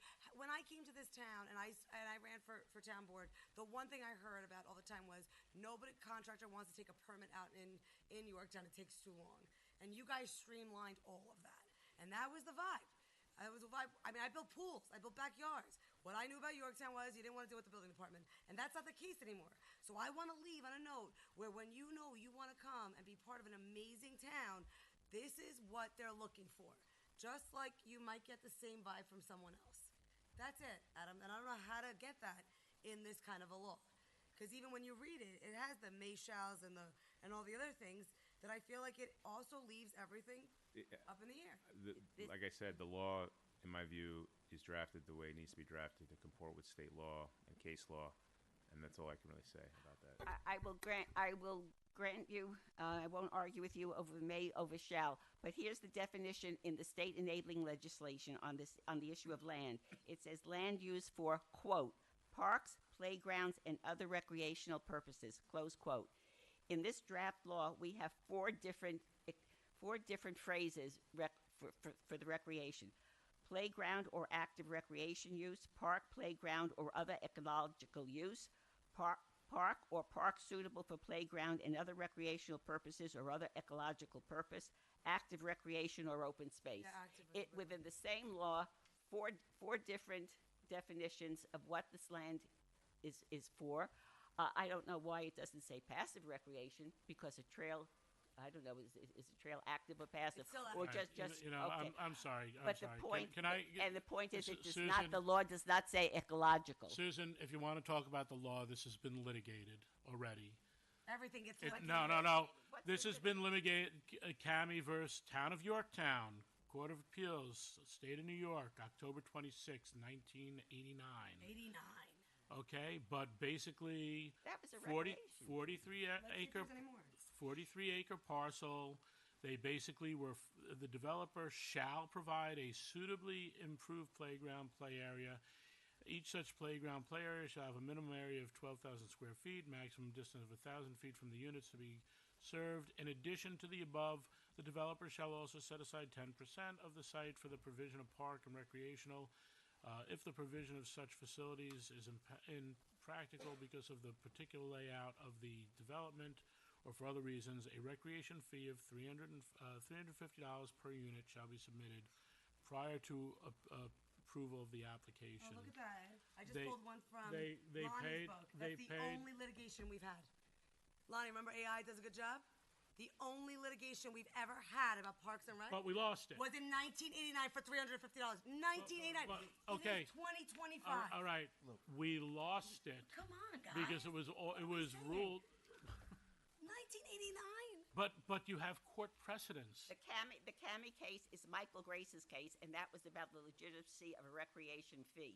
Actually, it has to do That's with- what it that has to was do about. actually That with was a Mike. That was contract. Michael Grace. It says here there was a land use It's not- contract. we're- How no, many it is- people are going to talk, guys? All right, it's enough now. We're not disputing Let's try to get to an recreation orderly. fee. Excuse Tom, me. you Let's wanted get to try say to let's something? try to It's get about to the an contract. orderly. Let's try to get Not to about the something fee. that's It was orderly. about their Lou? contract. It's about the fee. Read the law. Don't ask AI. Read the law. Well, this is the law because it's pulled the same thing. Read the court. Good afternoon, everybody. Tom Dunn, Yorktown Heights. I'm on the Tom, it's Parks evening. Commission. I How thought are it you? was Good morning. evening. Good afternoon. Whatever, everybody. Is it morning Great yet? to see you. I do want to thank everybody for seeing how important this is to the town and drawing people to the town. I want to say thank you to Luciana for her advocacy for our parks. My question here for this is, so the planning boards gets to decide what the development has. I get that. Now, I'd like there to be a little bit more of a connection between us and the planning board. I don't want to battle. We don't want to battle. But our need now, our need going forward, after we're off of this and all of us are gone, is going to come down to money. It's not 1989. It's not 1965. The development I'm in had a pocket park built in 1955. It was needed. Now, you're in this catch-22 that you don't need it because of all these other things that the town has at large. It's to the pocket parks anyhow. And you need the money. And to replace these pocket parks and the turf and everything else we have here is astronomical. When we pass on all of these other things, and I don't want to, $250,000 is a lot of money. $400,000 is a lot of money. But in the end, it goes very quickly. And the space that we have here that's getting developed is not endless. If we don't somehow implore the planning board to say we need the money, the town needs the money to support our parks and playgrounds, then you could say the may, the should, the would, the whatever in the law, and it's not going to make it too clear. I think that they have the authority to have the land donated, but I don't think they could be made to say, if they sat there and said, developer X, we want the money, we need the money. They have that authority, right, John? I mean, they could sit there, even though the No. law still is open to land donation. The planning board could say, hey, we don't want the pond, we don't want the playground, we want the money. Yes? No. They have to have an option. They have to If have there's an an option. evaluation law. of an No, I understand evaluation it's of there. the need. It's a state law. You can't listen. You can't demand money. Period. Full stop. That's illegal. Then, so then why are the other places I've more answered or this less question. getting money? I'll answer the question. I haven't answered to you, so it's not Go ahead. personal. All I can say is, well, first of all, I don't know. Like, I haven't heard a code that actually says that yet. I'm sure they exist. To the extent they exist,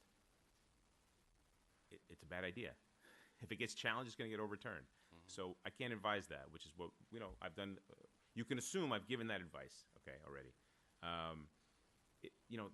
Everybody keeps saying we need the money. It can't work that way. It's never going to work that way. Never going to sign off on it that way. It's just not going to happen. But how about not So- leaving the money on the table? I don't know. That's all I don't know I'm what that means. What I'm saying is, I don't know when what that you means. get to decide if it's active, if you get to decide if it really does measure up to the impact of the community, when you get to decide that it is them giving in and they're giving a gem to the public and all these other things, can we make sure that that's exactly what's happening?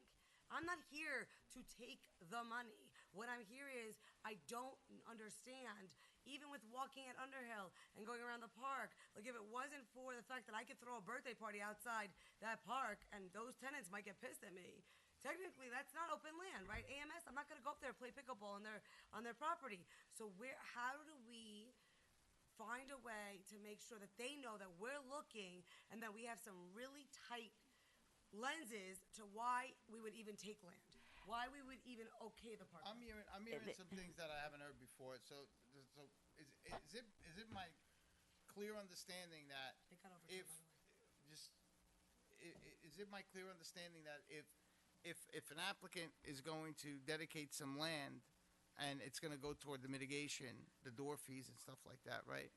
That land, that whatever they build has to be open, must be open to the public?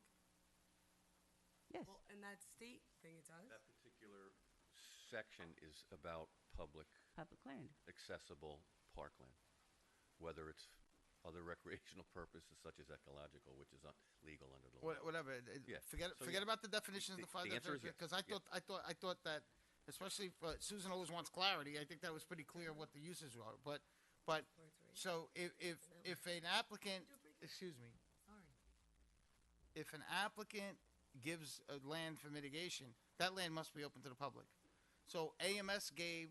Are we counting AMS is amenities that are not open to the public as part of their mitigation? No, they gave the donations. So Lou, I am speaking with John Tegeter. What we're doing with AMS is evaluating what is needed in the area.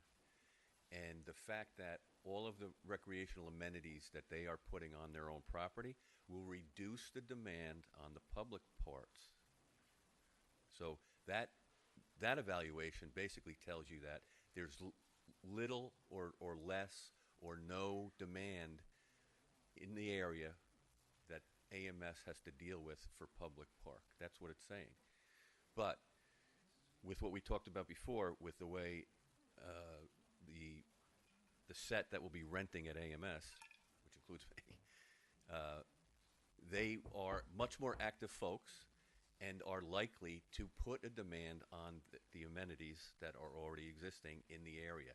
Probably not the Shrub Oak pool, because they'll have their own pool, but maybe they will at the tennis courts, or they're going to have a tennis court there. But who knows? Maybe What a else? little bit. It's always going to flow. But Right. my question is. So that's why they could evaluate it and say, notwithstanding the fact that they have all of this stuff, that they've reduced the demand, any potential demand, but there still will be some demand, and therefore we're going to take a certain recreation fee. That's how that worked out. So they have to evaluate the demand first of all. If there's no demand, there's no land that needs to be taken, and there's no money in lieu. But I understand that. Yeah, But there's always going to be something. I mean, to believe that a 55-year-old or a 65-year-old isn't going to have a grandkid come over and they're going to go to a town park, which they're using some of the amenities in the town, which would trigger that there has to be some fee.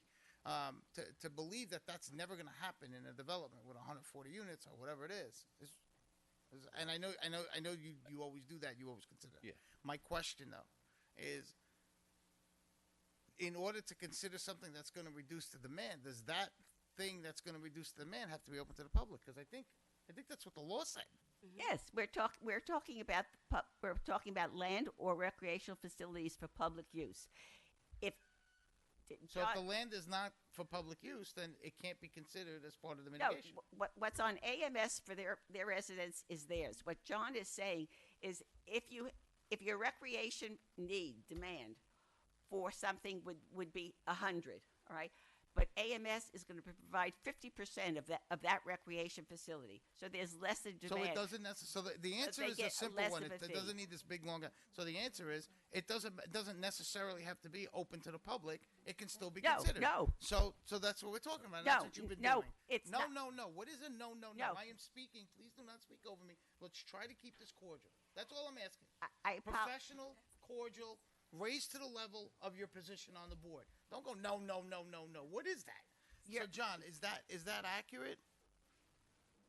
It is on its face, and so when we are analyzing AMS in the manner that we did, I think it's a little on the edge of what the enabling legislation provides for. Cleans up.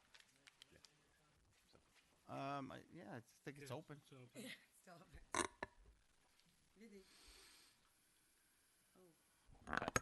I believe that the planning board can probably utilize, it may not be a rigid rule, as John said. You can't just simply have a set rule that land cannot, that you can't basically just say we want a fee.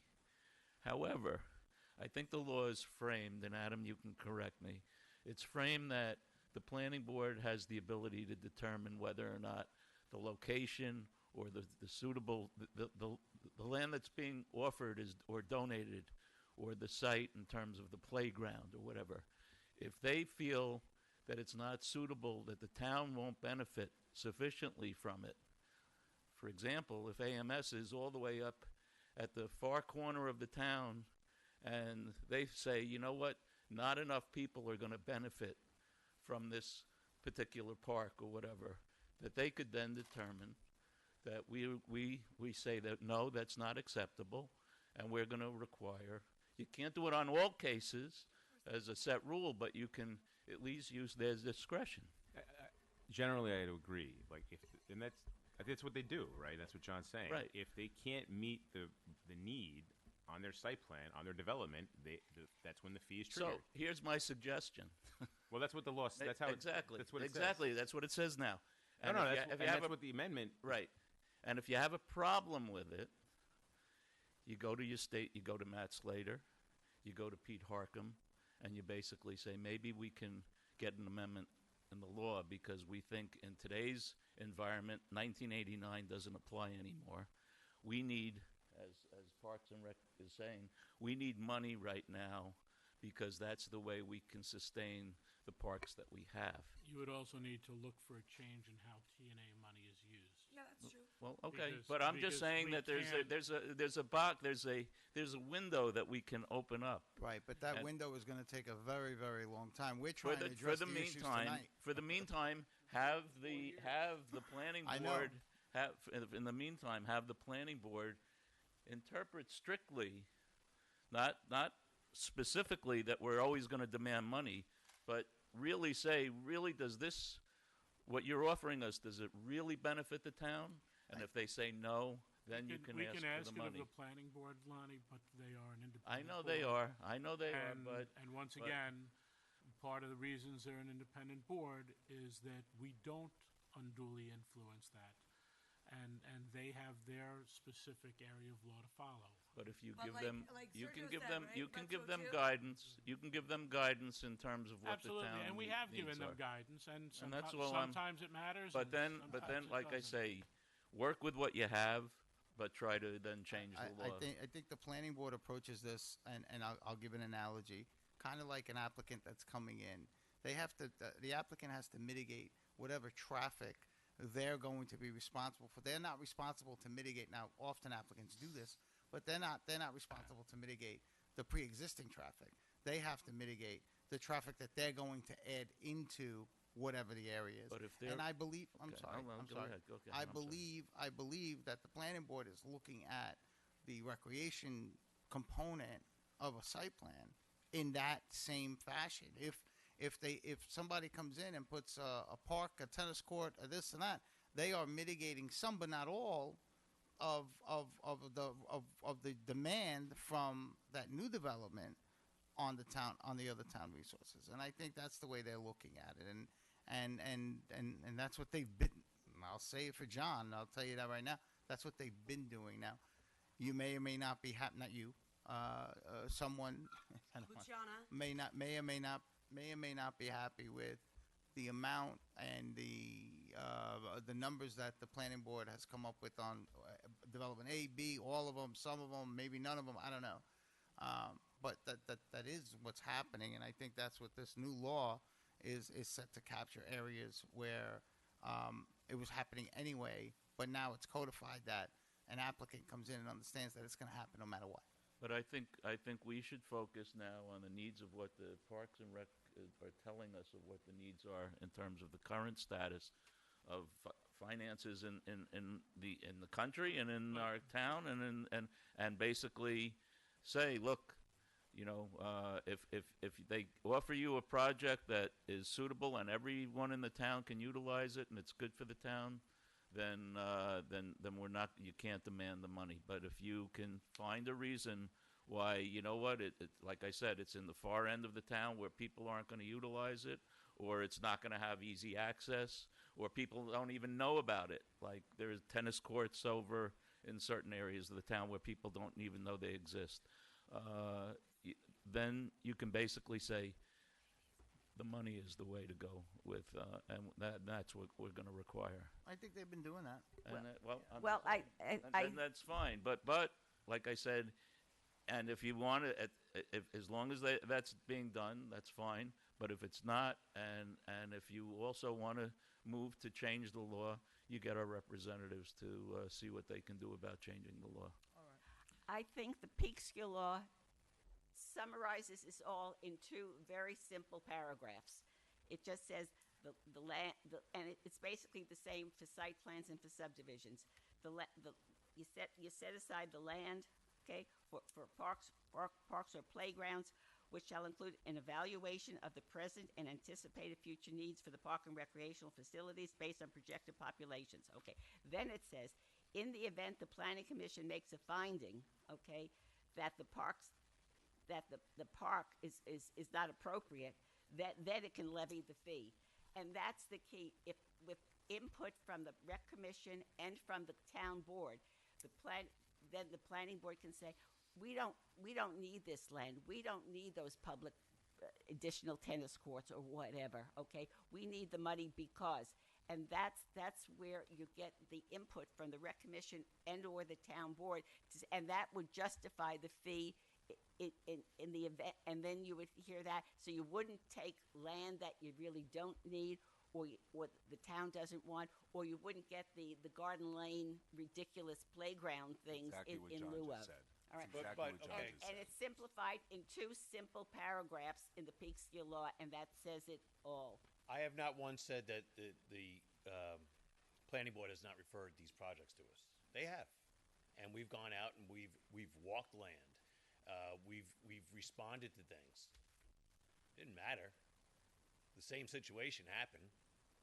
They took the land, and they didn't take the money. And the comment was, if the Parks Department doesn't have enough money, they need to go to the town board and get the budget changed. Because Well, land you is know for what, Matt, I'm land- sorry. First off, the money that comes in cannot be used for the repair and maintenance, and that's.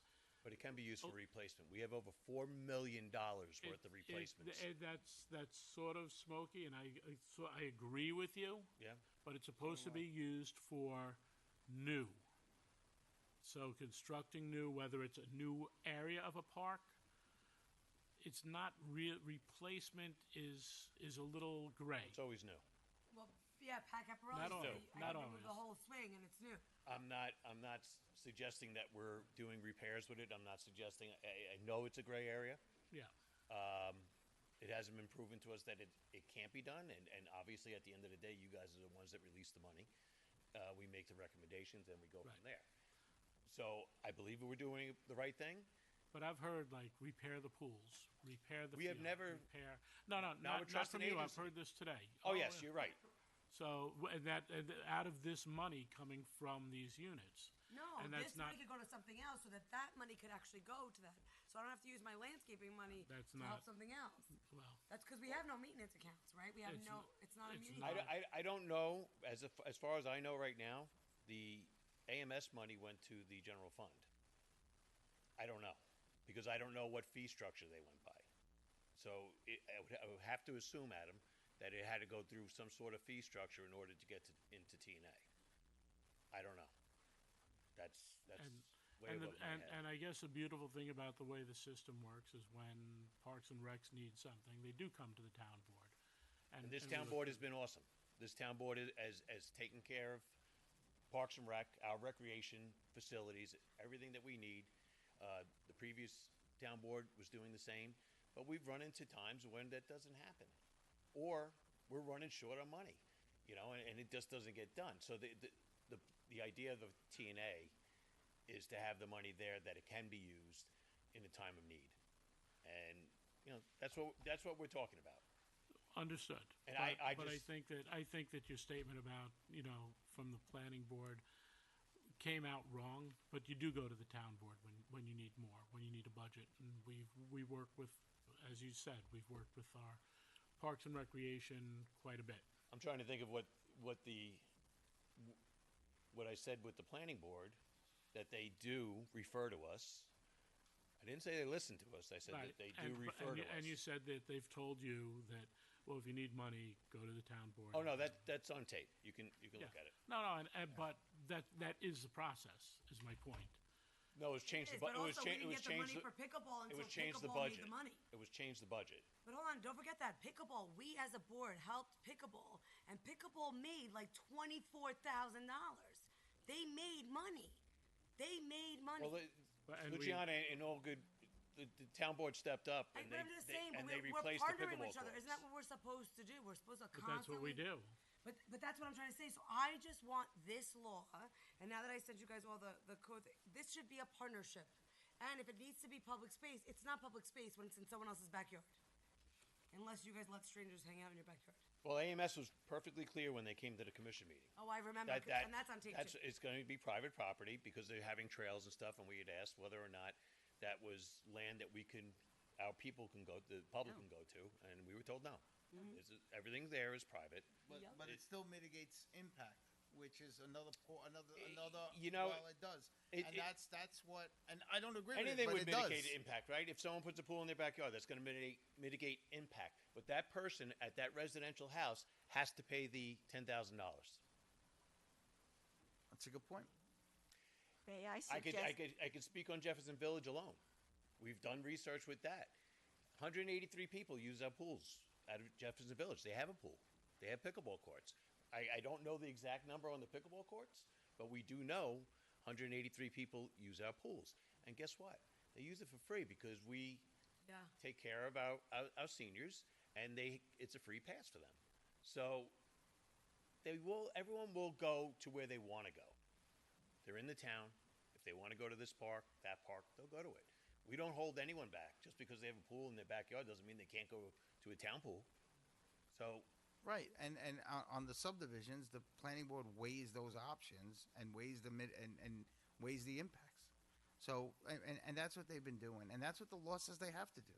So, and I don't like the law just as much as you don't like the law. I mean, you know how I feel. We've talked about it, but I mean, I'm not going to sit here and break the law either. I'm not asking you. I know that. I'm asking us to write a law that's a little bit more black and white, where someone coming in as a developer knows, like it was suggested to us in a meeting with the attorney. But they know what they're going into. But the enabling legislation comes down from the state, so we could tighten that, but we can't broaden it. Right, we can add more restrictions. We can to add the more enabling restrictions, but we can't. We can't get that. Write a law that circumvents the state's enabling legislation. I agree with you. Never So do that. did you get your answer? Does the facility that also mitigates the impact have to be public?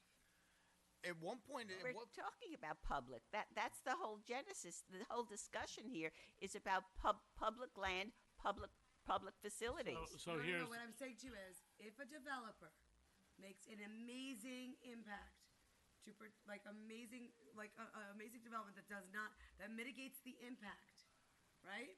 Puts in every widget possible for their community that will mitigate the impact. They won't go there every time. Maybe they'll only go there when they're going for coffee with their friends or have a party or something, right? Does it? Because I'm reading it and it says that even if it does mitigate it, it has to be public. So am I reading this incorrectly? No, I think what you're saying is, you're saying if a developer like an AMS says, we are going to have such a fantastic amenity package that absolutely no one from our development is ever going to use any town facility, all right? So we're not going to give you one penny. Or they could say, we'll give you we'll give you 20% of what that fee would be, because we know that even though we have a great package, there are going to be some use of town public facilities. It's not up to the developer to make that. No, that's up to the planning board. board. Let's be accurate about what we're saying. That's up to what I'm asking is Town Law 277, which is ours, right? Planning boards may require land to be dedicated for parks, playgrounds, or public use as a condition of the subdivision approval. There are relevant statutes. There's also Town Law 274A, permits of towns a reasonable fee in lieu of the land because the land is not suitable or not required. Yeah. Right? So I'm just asking again, since it is at the planning board's discretion, I'm not saying they're not doing that. When they have a subdivision that has a wonderful facility that will mitigate the impact or make the impact less. The public impact. There'll be less of an impact. So On with the public. AMS, I'm aware. yeah. I'm aware, but it doesn't. The question it's is, not obsolete. does It's not the obsolete. question I think Luciana is asking is, does the site itself that's mitigating the impact on the public have to be open to the public? That's what she's asking. And And if if it's the answer is not- no to that, then the answer is no. John, No. can you answer that? The facilities on the site plan, on the AMS site plan, are for use by the AMS residents. But because AMS residents will also use some other facilities, so they paid a fee. Now, to Matt's point, it could have, I don't know what the language is in the resolution when they paid their $225,000. It could have gone right into trust and agency as opposed to the general fund. That's a critical issue, and that's a simple issue in the way the resolution is. John, what Yeah, were but you, rather that than going to the John, general what fund, were you, which what is were you gonna say, John, going lost. on the question Sergio had? The enabling legislation, you have to remember, is for growth of the town, right? We're pretty grown up, so requiring or having the need for new parks is probably less. I'm sure you can ask these guys, they don't want any new land or new parks, so No, but we should at least fix the ones we got. yes. So the public requirement is if there is the need under the growth for new land. That's what the public requirement is for, okay? What we're doing to help, the situation with demand on our existing park system is evaluating what they're putting on their property as private recreation and what is left over that they will impact the existing public side of things. Okay, that's where I said that's a little on the edge of what's in the enabling legislation. So, not exactly, I think, what the original writing was supposed to take care of, which is growth of the town, growth of towns. We're pretty grown up, so that's not what happens as much anymore. So, I know it doesn't sound like I'm answering the question directly, but No, you are. I basically hear you. it's for public land in our R3 zone. It's almost what Peekskill says we have to do. Chapter 195 also lays out parameters of what's appropriate and suitable land. So there's a lot. So that's up to the spare. planning board Did we for. say the same thing 10 times? Yeah, I think earlier Sergio made a comment about roads and mitigating new traffic, and we talked about mitigating new water. The definition of the mitigation, look, if they have those top notch, even if it's private, what do we need to mitigate for the public use? Is it 10%?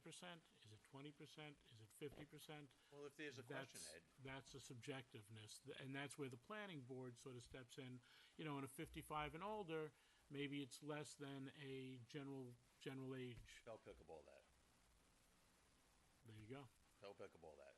Tell our men's flag league that. I don't think they're 55, but that may have been a bad one. I'm not playing flag football anymore. Listen, I think, I don't know. I just don't think that this law is ready. I don't think that it is too much ambiguity. Can't even talk Ambiguity. anymore. Thank you. Maybe, Adam, you see it differently because you have the lawyer mind. I don't. But John also just said something regarding land, that we don't want any land anymore. If there's land to be had that is usable, we would certainly like to be consulted on it. Because, as we've all stated, we're growing. So a training area. We're growing, and we have programs in BOCES right now because guess what? We ran out of land. Yeah. So if there's land to be had, we certainly want to be consulted on it regarding if it's usable land. That's all I got. I agree with you, Matt. I don't think this is ready. This law, as written, is ready for adoption. I think it needs a lot more work. I think we need to meet with you. We have to do more thinking. There are many issues that I have that I think haven't been addressed. I'm not saying you have to adopt everything just because I said it, but I think it should at least be discussed, okay? And I want the opinion of this board and of Adam and the Rec Commission on certain things. There's a crazy thing about the flexibility code 322 that distinguishes between condominiums and rentals, which to me doesn't make any sense. I would also question some of those R3 requirements about the 400 square feet and all those kind of requirements, because that impacted Underhill Farms and anything in the overlay district uses the R3 as a guideline. So I think this does need more work. Okay, it was just a cut and paste, and it just doesn't answer everything. Susan, your attorney told you it wasn't a cut and paste. Do me a favor. Right. Stop with the just throwing out All right. phrases. It also not appropriate. I just have this one law more. repeats everything in one section, and it repeats it for You the transitional wanted zone. to make sure that the same standard.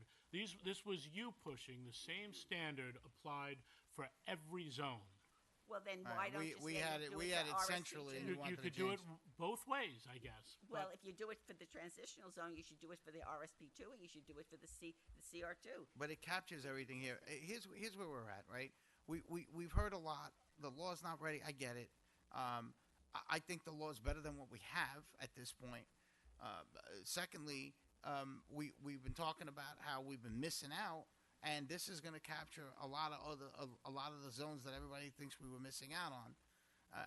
I say we move this forward, because the longer we wait, it's going to be the middle of next year, and we're going to have all of this stuff missing. Now, what I propose is we push this through now, okay, and then once that's done, we immediately go back to the drawing board and start looking at what we need to change in this law, because then at least we have it in place, and developers will know more. It does clarify a lot. It may not clarify everything, and if we're looking for perfection, seek God, okay? Because you're never going to get perfection. So I think, excuse me, 1 second. I think I think if we move this forward now, we put it in play, we see how it pans out, and we immediately go back to the drawing board and we adjust the parts that you don't like or whatever. We have another discussion. But to wait, this is not going to happen this year. This is our one opportunity to get this in place right now, because it's not going to happen. And I think the concern was making sure all of our zones were covered. Right. And so Does this cover the overlay and so district? you're looking at another public hearing, because we're talking about significant changes. So now you're looking at another public hearing. You're looking at renoticing. That's going to take a couple of weeks. You're talking about 2020, 2026 easily. You're talking about months. And this is an opportunity right now to get all the zones covered.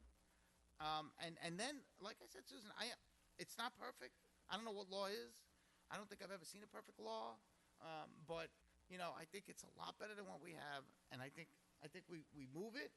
I mean, we can't do it tonight anyway. We got to close the public hearing and all that stuff. But we could still You could do it tonight. You could close and vote. You can't, because the law says subdivision when it should say site plan. The text of the law isn't. I think textual changes will not hold it up like that. We could say as amended. If you look at what this discussion we've had over the last hour shows that there's too much. No one knows what this law says. No, you know what? No. Listen, Sorry, Adam. stop. I know what it says. Ambiguity. You keep saying ambiguity. I'm just going to address it squarely. Okay. The fact that there may be discretion to the planning board does not mean it's ambiguous. Those are two different concepts in my mind. The law is not ambiguous. I think the law is very clearly worded. At the end of the day, the next step is to close the public hearing if all the comments have been heard. And for the last hour, we've been talking primarily about AMS. AMS, John, correct me if I'm wrong, but they've made the decision that it has some a lesser impact on the parks and recs of the town. So, Lou, let me finish. Okay, I haven't said anything in 40 minutes. John, correct me if I'm wrong, but you basically said that the impact is less, and you got a $250,000 donation, let's call it Parks and Rec fee, because the original Parks and Rec fee should have been, I'm going to make it up, say $400,000. The impact was $150,000 less. So that's what we've been talking about for the last 40 minutes, all about AMS. John has stated before that every project that's come to the town, he's gotten some sort of, it's up to the planning board to determine what impact and what it cost. And the town, he said the town has collected the Parks and Rec fee on pretty much all of its projects. Am I right, John? Or land? Yeah. And the land is a state thing. This is not the town going, I don't want the state, I don't want your land, I want your money. We can't do that. That's illegal. Okay, but hold on. Go We ahead. take 250. We take 250. If you're telling me your project is so sound that we don't need to take land and we don't need to take money because under the law, whether it's and it's at the planning board's discretion, and they look at it, 250 isn't a real number unless you're going to tell me that each doorknob is $12.42, right? So tell me where you got the 250. So what does that do? That allows the developer to tell the town, I want to play nice with you. Because I'm telling you right now, if my fee's 200, you're paying 200. Because if I believe that my project is sound, I'm not paying you.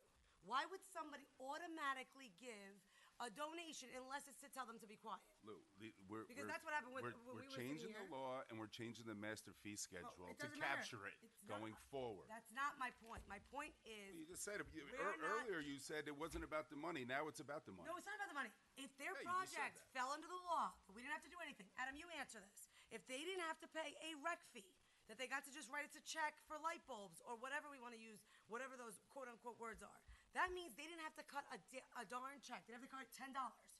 Why would they give us that money?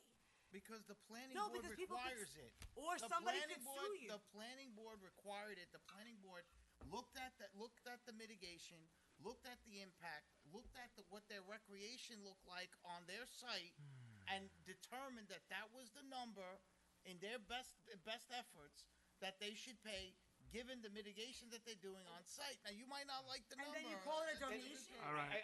I have to ask them, Guys, why was that's it presented to us as a $250,000 donation? Exactly. Did I present it to you? First I of was all, at the it's planning not. board meeting. I It's have no stop. idea. It's not a donation. It was never a donation. That's a misnomer, and I suggest we move on from this topic. All right. Thank you all. Thank you, Matt. All right. Anyone else for public comment? Good luck. Motion to close public comment. I'll make that motion. Second. Close the public hearing. Sorry. So I'll make that motion twice. Second. all in favor? Aye. All right, so I do tend to agree with Sergio that we're trying to capture some certain things here, especially if any other projects come onto the board, which is always a possibility. I think that we could look, Susan, did you have anything? I saw some context changes. Yeah, I have several, which, for example, on the money in lieu of, one of my comments is to add a provision that says, which is something that we've been talking about, in the event the planning board determines that the proposed on-site recreational facilities will not meet all the recreational needs of the site's residents, and that the residents will also utilize town recreational facilities, the planning board shall require the payment of an appropriate portion But I an think, appropriate portion in lieu of the cash fee or the door fee. and I think that that's what's being That's done. what the law and- says. And what the, That's what the law says. yeah, and that's exactly, and we'll go back to AMS, that's exactly what happened there. It was doesn't in lieu- say it It was in explicitly. lieu of. It doesn't say it Oh, yeah. explicitly. What else did you have, Susan? Money in lieu, upon consideration, and this was cut and paste from the subdivision. Upon consideration, the planning board may accept money in lieu of parkland reservation upon written application from the developer. Why should it be written application from the developer? It should be at the planning board's decision. The planning board's making that decision of what money in lieu of, not what the developer wants. It's what the planning board wants. But the developer might suggest suggest a number, and the planning board still always has the option to accept it or not. right? But Just like upon hold the on a ri- second. upon it, the it ri- happened. It happened with Toll Brothers. They came in and they said, you know what? We in that instance said we want to pay the whole thing. All right. So the planning board said, okay, fine. So I think that's what that's saying, that they could make a suggestion. No, this is the money in lieu of, and, Right. and the money in lieu of. That's what Toll Brothers did. They gave you money in lieu of, and they did mitigation. But what if the applicant doesn't want to make that written request? Okay, The planning board can, planning no, board no, should do listen, that. here's the answer. The planning All board, the planning board can impose it as a matter of law. It doesn't matter. Yeah, well, that's right. That's why I would say that You don't need to section, say that. That That's already- section is not needed. No, well, you say it's not needed, but it's helpful because the applicant could ask and propose it itself. And this states that it has to be in writing. I think it has to be cleared up about all the different types of recreation. Ecological has to be taken out because we're not taking land for wetlands purposes. We're taking land for recreation purposes. That's what the state law says. It is nowhere in the state enabling legislation. So look, I think the first two things that you mentioned further specifies what's already happening in the law, and that would be great. We can further specify, but I don't think that's a reason to hold this up because it's already there. To further specify it, yeah, I agree with you. But like I said, I think we move this and then we go right back to the Susan, drawing was there board. anything else pertinent? I would add a requirement that applications have to go to the planning, to the rec commission and the town board. I would make that into the law. They have to be referred. That have to be referred into the law. Again, planning board has the discretion. It's up to the planning board to decide. But I think it should be in the law that these get referred, just like we have laws that says it has to be referred to conservation or to the tree commission. I think that Well, it's already referred, Matt had I think said, that should be in the law. I think the transitional section should be taken out because be consistent. If you're gonna duplicate everything for the transitional, then I think you should also then duplicate it for RSP2 and for the CR2.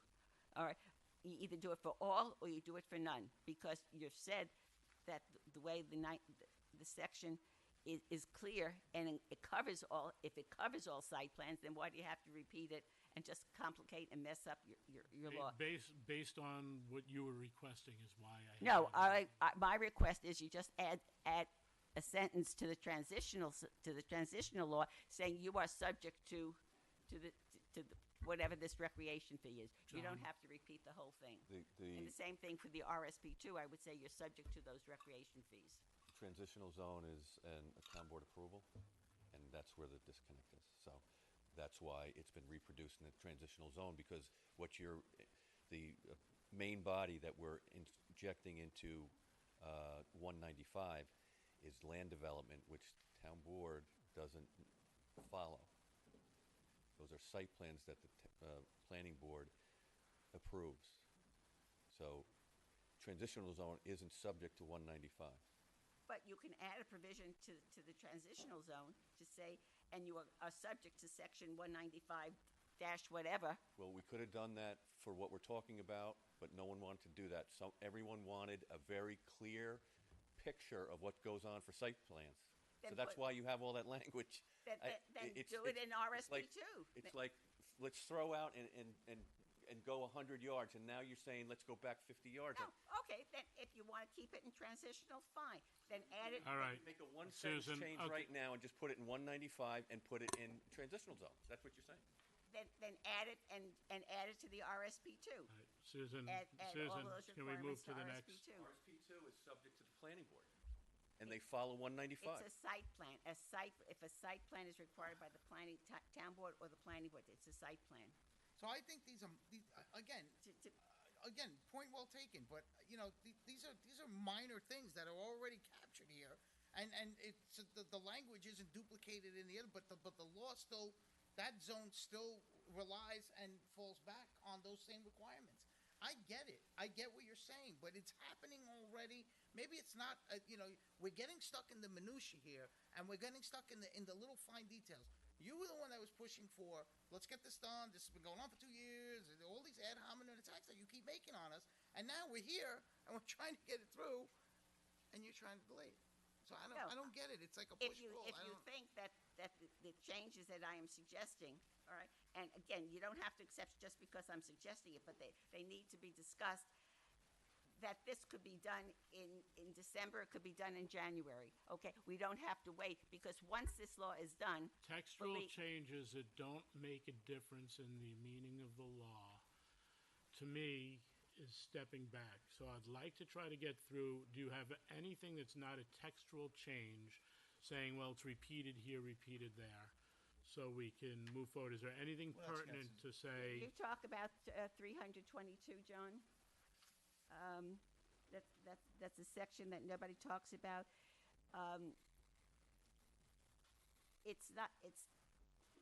It has different requirements. I don't have the text right here in front of me, but it has different requirements on the recreation fee for whether it's condo or rental.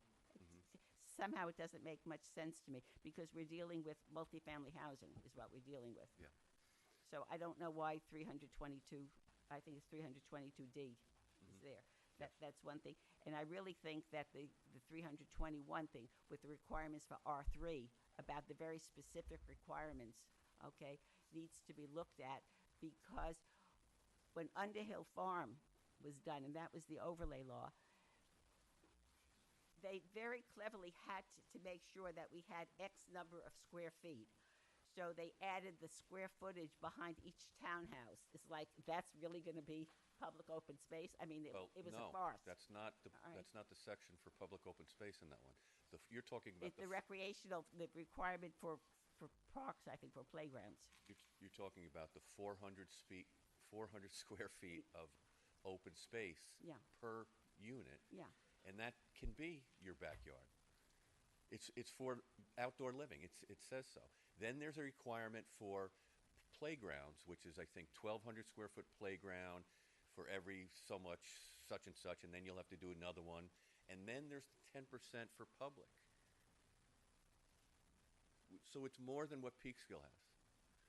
We require private on-site. We require open space for people to have outdoor living opportunities. And then you have to go through the 10%. That's in R3. Okay. The 322 is flexibility. It's an old section of law. We use it for subdivisions. We rarely use it for creating condominium projects anymore, such as Maple Brook, townhouses, and so forth. Canterbury, they were produced under flexibility, org flexibility, and clustering and flexibility. I can't speak to why those are differing. I don't know the genesis of it. Yeah, I think they're very outdated.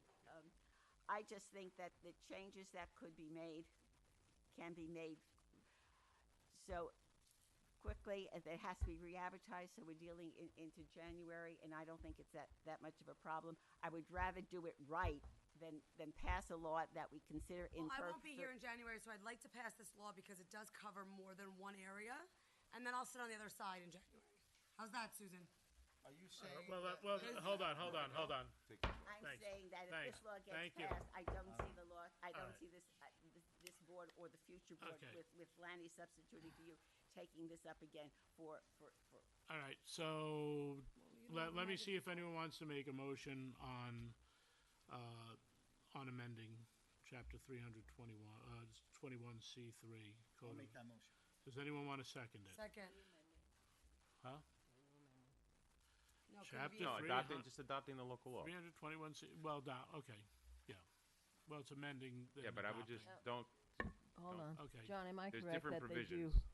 hold on, that Sorry. they need a neg deck and lead agency also? They need to adopt a negative declaration. On both of these. On both the local laws. beverage and this. Yes. And you can declare lead agency as a matter of formality. All right, so do I need to go back for the Redemption Center after the, all right. So can I have a motion to declare a neg deck on the Beverage Container Redemption Center? Lead agency first. Lead agency neg deck seeker is gonna be all one resolution. All one resolution. Along with lead agency, neg deck, and seeker on the Beverage Container Redemption Center. Definitely. All in favor? Aye. Opposed? Aye. Okay. Then we'll ask again for motion to adopt the adding of Beverage Container Redemption Center as a definition. Motion. Second. All in favor? Aye. opposed? Aye. All right. Motion for neg deck, seeker and, I'm sorry, I'm sure. Lead agency. Lead agency, thank you. For amending chapter 321C3. No. oh, Adopt the local law. For adopting the local, well, no, first we need that for the chapter 300 though. No, what? You're adopting the law. Yeah. There's 2 chapters now. Three Yeah, chapters. 3 chapters. 321C3. There's 195, 300, 195 twice. Okay. 321C3A2G, amending chapter 19541 and adding section 19541.1 regarding recreation fees. Motion? Motion. Second. All in favor?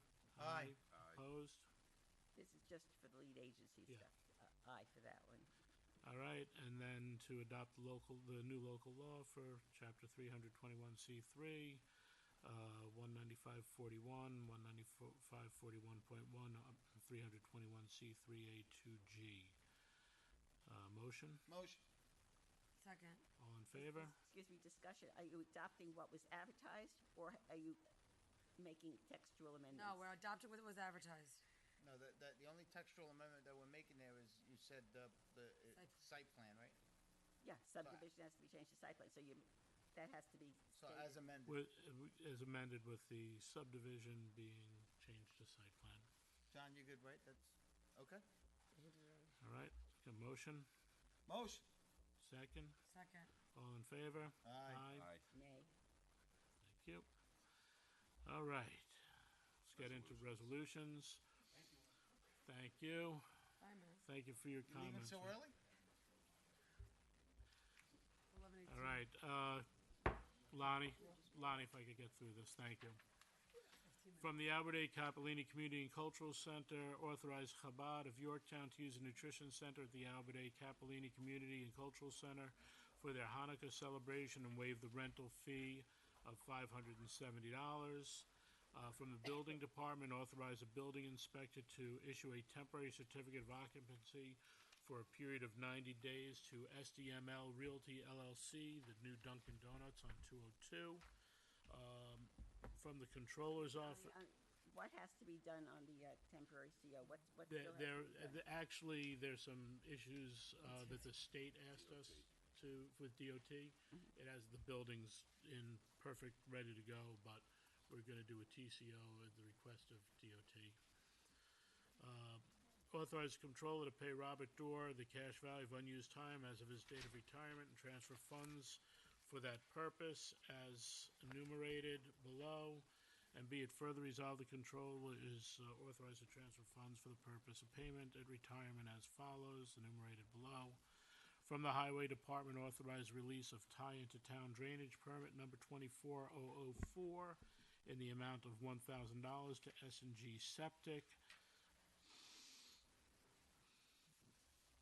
Authorize Comptroller to pay Shane Anea the cash value of unused time as of her date of resignation and transfer funds for that purpose as enumerated below.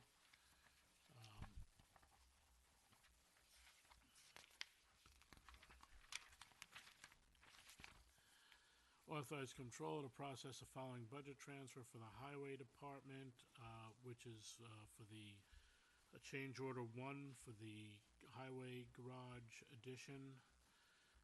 From the Human Resource Department, authorize the following managerial employees to buy back the cash equivalent of unused vacation time as enumerated below. Authorize the following employees to carry over vacation time to be used in 2026. And let me run through this list now. No.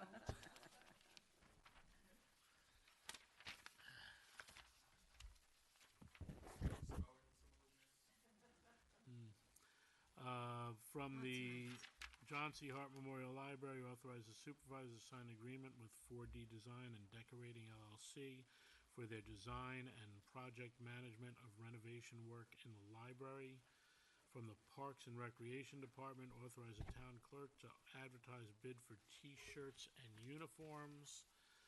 Authorize the comptroller to release retainage in the amount of $8,750 to DeRosa Sports Construction, Inc. for completion of the rehabilitation of the pickleball at Granite Knolls Recreation and Sports Complex. That came out nice. Came out beautiful. Authorize the Parks Department to place the following obsolete equipment on auction with Absolute Auctions and Realty, Inc. And it's a APAR Field shipping container and the Sparkle Lake office trailers. From the Planning Department, authorize Barton and LaJudas DPC to perform wetland delineation verification for the 3766 Foothill Street application. From the Police Department, authorize the supervisor to sign a 2-year agreement with Blue Voice, Inc., approving the Yorktown Police Department to purchase software for first responders based on an AI customized platform for various professional resources. Authorize the Yorktown Police Department to Can you go purchase... back for a second? That first resolution seems to have two different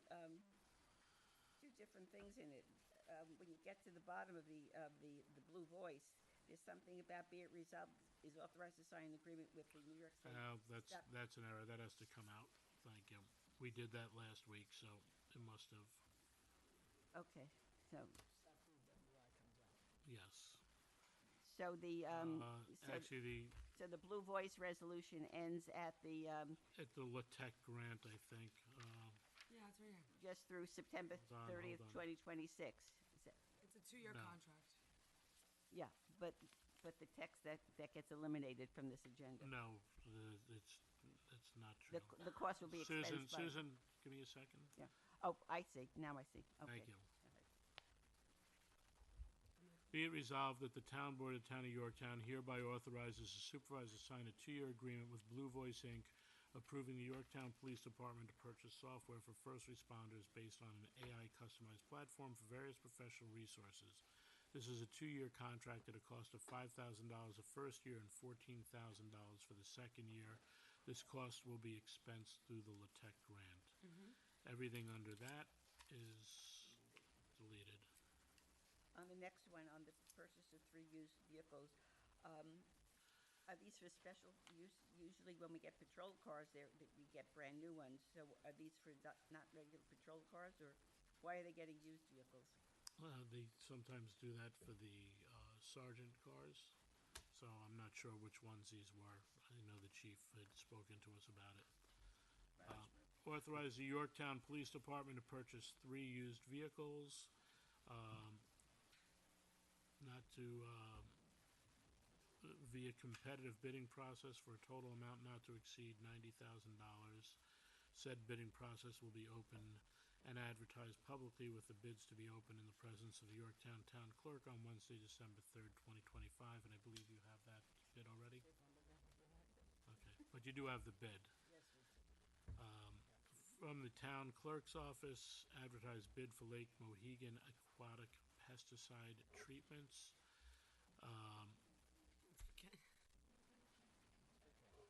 Okay. He's waited all night for us to read that as 4 lines. From the Water Department, authorize the supervisor to sign an agreement with Cortec, Inc. to conduct the inspection of the Quinlan and Mohegan water storage tanks.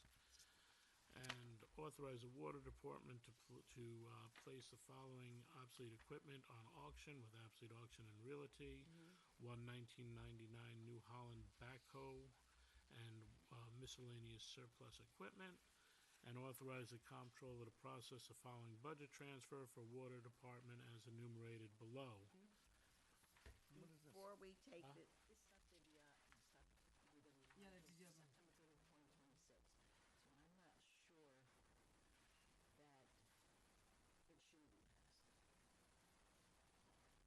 Well, it would be a totally different.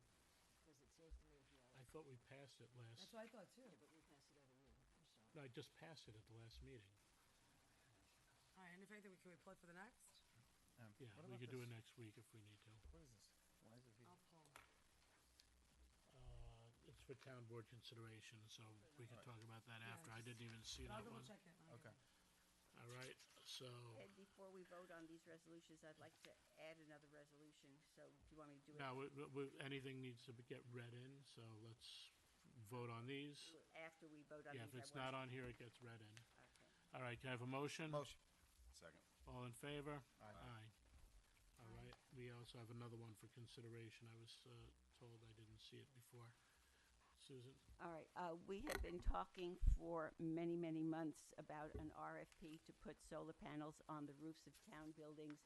If you remember back in May, we advertised, we did an RFP. We only got one response, which we weren't happy with. So on July 1st, we decided we would go out for a second RFP, and we would use Sustainable Westchester to help write a better RFP to get more responses. For any number of reasons, that wasn't done. And then about 3 weeks ago, we passed another resolution to hire Sustainable Westchester at an expense of $2,000 to perfect the RFP. But there were still ambiguities as to what was going to be in that RFP. So Sustainable Westchester couldn't write anything. The community, Climate Smart Community, met last week with Leo Wedman from Sustainable Westchester to focus in on what we want them to do. And this is the resolution that they discussed. Resolved that the RFP for rooftop solar on town-owned buildings include the Albee A. Capellini Community Center and the police and court buildings, and that the RFP seek proposals for both the purchase price for the combined buildings and the pricing for a power purchase agreement. This was based on Leo's expertise as to what should be included, and this resolution was included in a memo that was sent to the town board last week explaining how the smart community came up with that decision. And Sarah is a member, and if you want to explain why you narrowed it down to these two buildings, but it was very clear that this is what they wanted done. Well, Susan, And it's what we since- want done, but that was the direction they were given. Can I have a motion on the proposed? Okay. I'll make that motion. Okay. Second. All in favor? Aye. Aye. Thank you Thank for you. passing it. Now, this will go to Leo. He can get the RFP drafted, then we can advertise it. Yay. Thank you. You got it. All right, we have for town board consideration, Tanto Irrigation LLC rezone. Whereas on December 19th, 2017, the town board adopted Resolution 486 granting George Roberta a transitional zoning designation. It's on the agenda. Huh? It's on the agenda. You don't have to read it. I do, because it's for consideration. Okay. Well, I'll Yeah. get, a .80 acre parcel located in Front Street in the town of Yorktown, also known as Section 4807, Parcel 2, Lot 11 on the tax map of the town of Yorktown. The property with the proposed use and development of the site as a for-profit office and flex space, including but not limited to use for digital printing, cutting, laminating business. And whereas Resolution 486 further specified permitted main uses approved under the transitional zone shall be commercial uses found in 321 C9A and 2 second-floor residential apartments.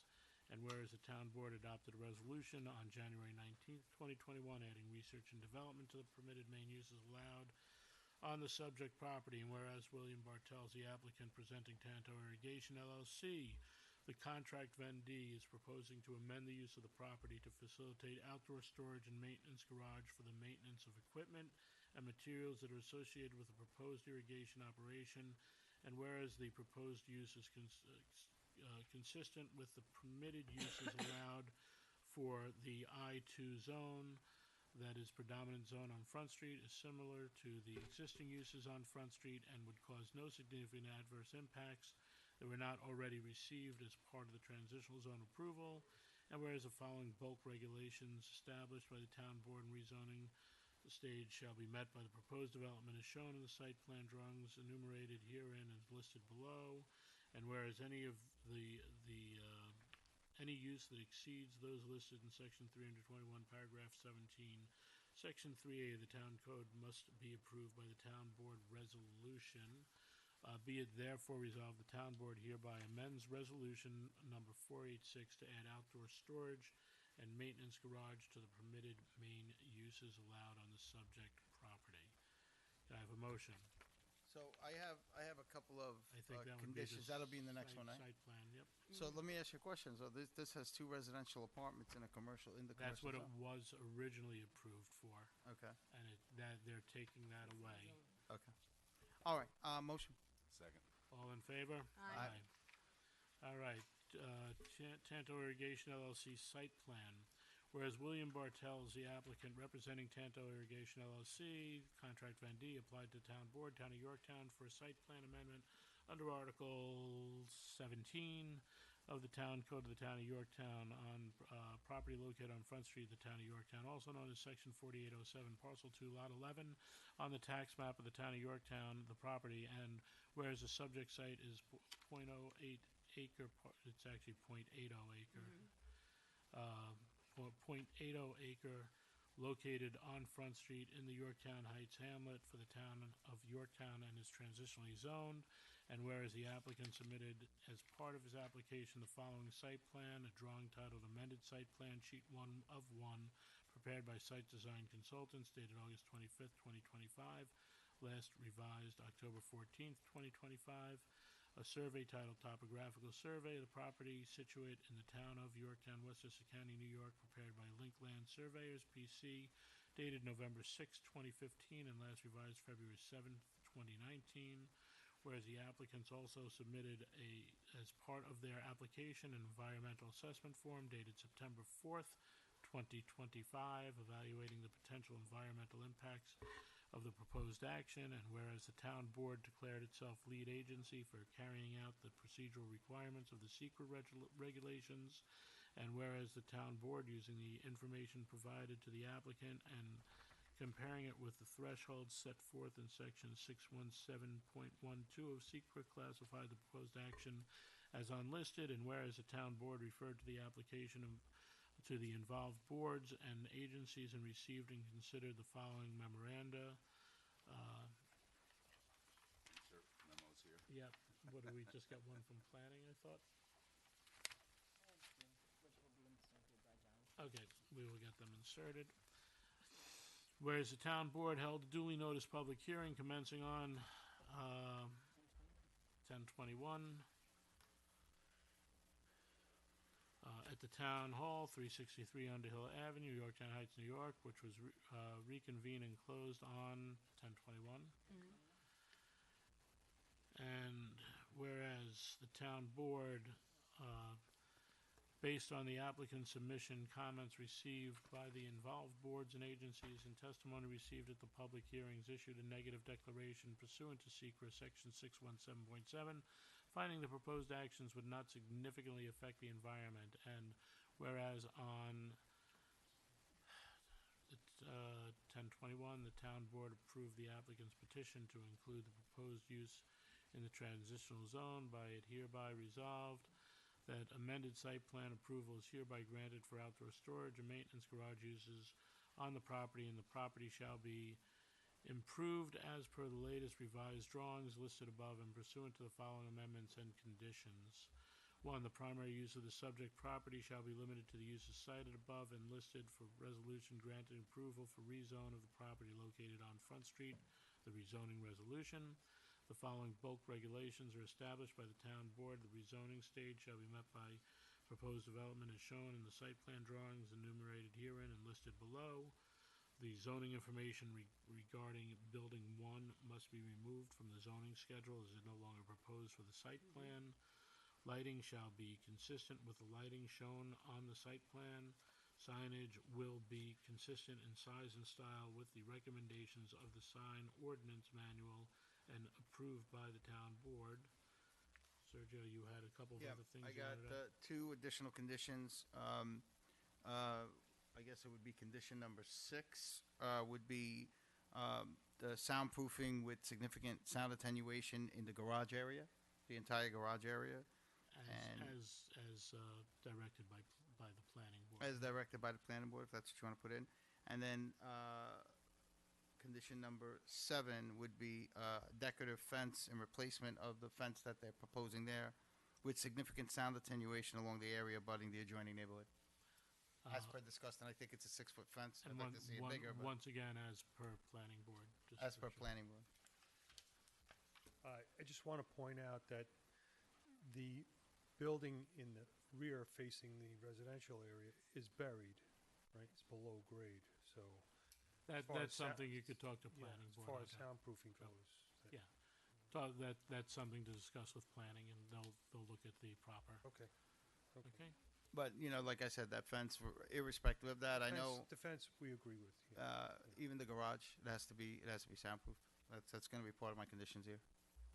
All right, and we have that, and do I have a motion? Be it therefore resolved that no certificates of occupancy shall be issued until the site improvements shown on the improvement plans as modified are completed by the applicant to the satisfaction of the superintendent of highway, town engineer, town board, within 1 year of the date of the resolution, or alternatively, So that fence is 6 the feet, right? applicant post 5% of the estimated cost of the improvements in the form of cash or other security acceptable by the town board, and additionally a performance bond for 95% of the estimated cost of the improvements with the term of 2 years approved by the town board as to the manner of execution form and sufficiency to guarantee and assure full compliance by the applicant with all the terms, conditions, requirements, and provisions as set forth in this resolution, and for the following improvements to roadways and parking areas, stormwater and drainage infrastructure, public sidewalk and walkways, landscaping, and other required installations as identified by the town board. Be it further resolved that the said bond should contain the provisions that when the principals have fully and properly completed all of the work and improvements as required by this resolution, and the work has been accepted by the town board after recommendation of the highway superintendent and the town engineer, and upon the request of the applicant, the same be canceled in the manner provided for by law, and that said bond shall not be canceled or reduced to less than 5% of the estimated cost of improvements, and that the bond so reduced that the positive cash surety remain in full force and effect to assure the satisfactory condition of the said work and improvements until released by the town at the request of the applicant. Such release shall not be earlier than 1 year from the date of acceptance of the work and improvements, and further resolved, the applicant shall submit copies of the final approved site plan with required modifications for signature by the town supervisor and distribution to appropriate agencies, and be it further resolved that unless a building permit is issued within 365 days of this approval, the resolution shall be null and void. I just got a question, Joe, that fence that you said, that's 6 foot? Mhm. Okay. Okay, can I have a motion? Motion. Second. All in favor? Aye. Any opposed? All right, does that leave us any other motions tonight? No, the good night one, the good night one. A motion to adjourn? Motion. Second. All in favor? Aye. Good night, Yorktown.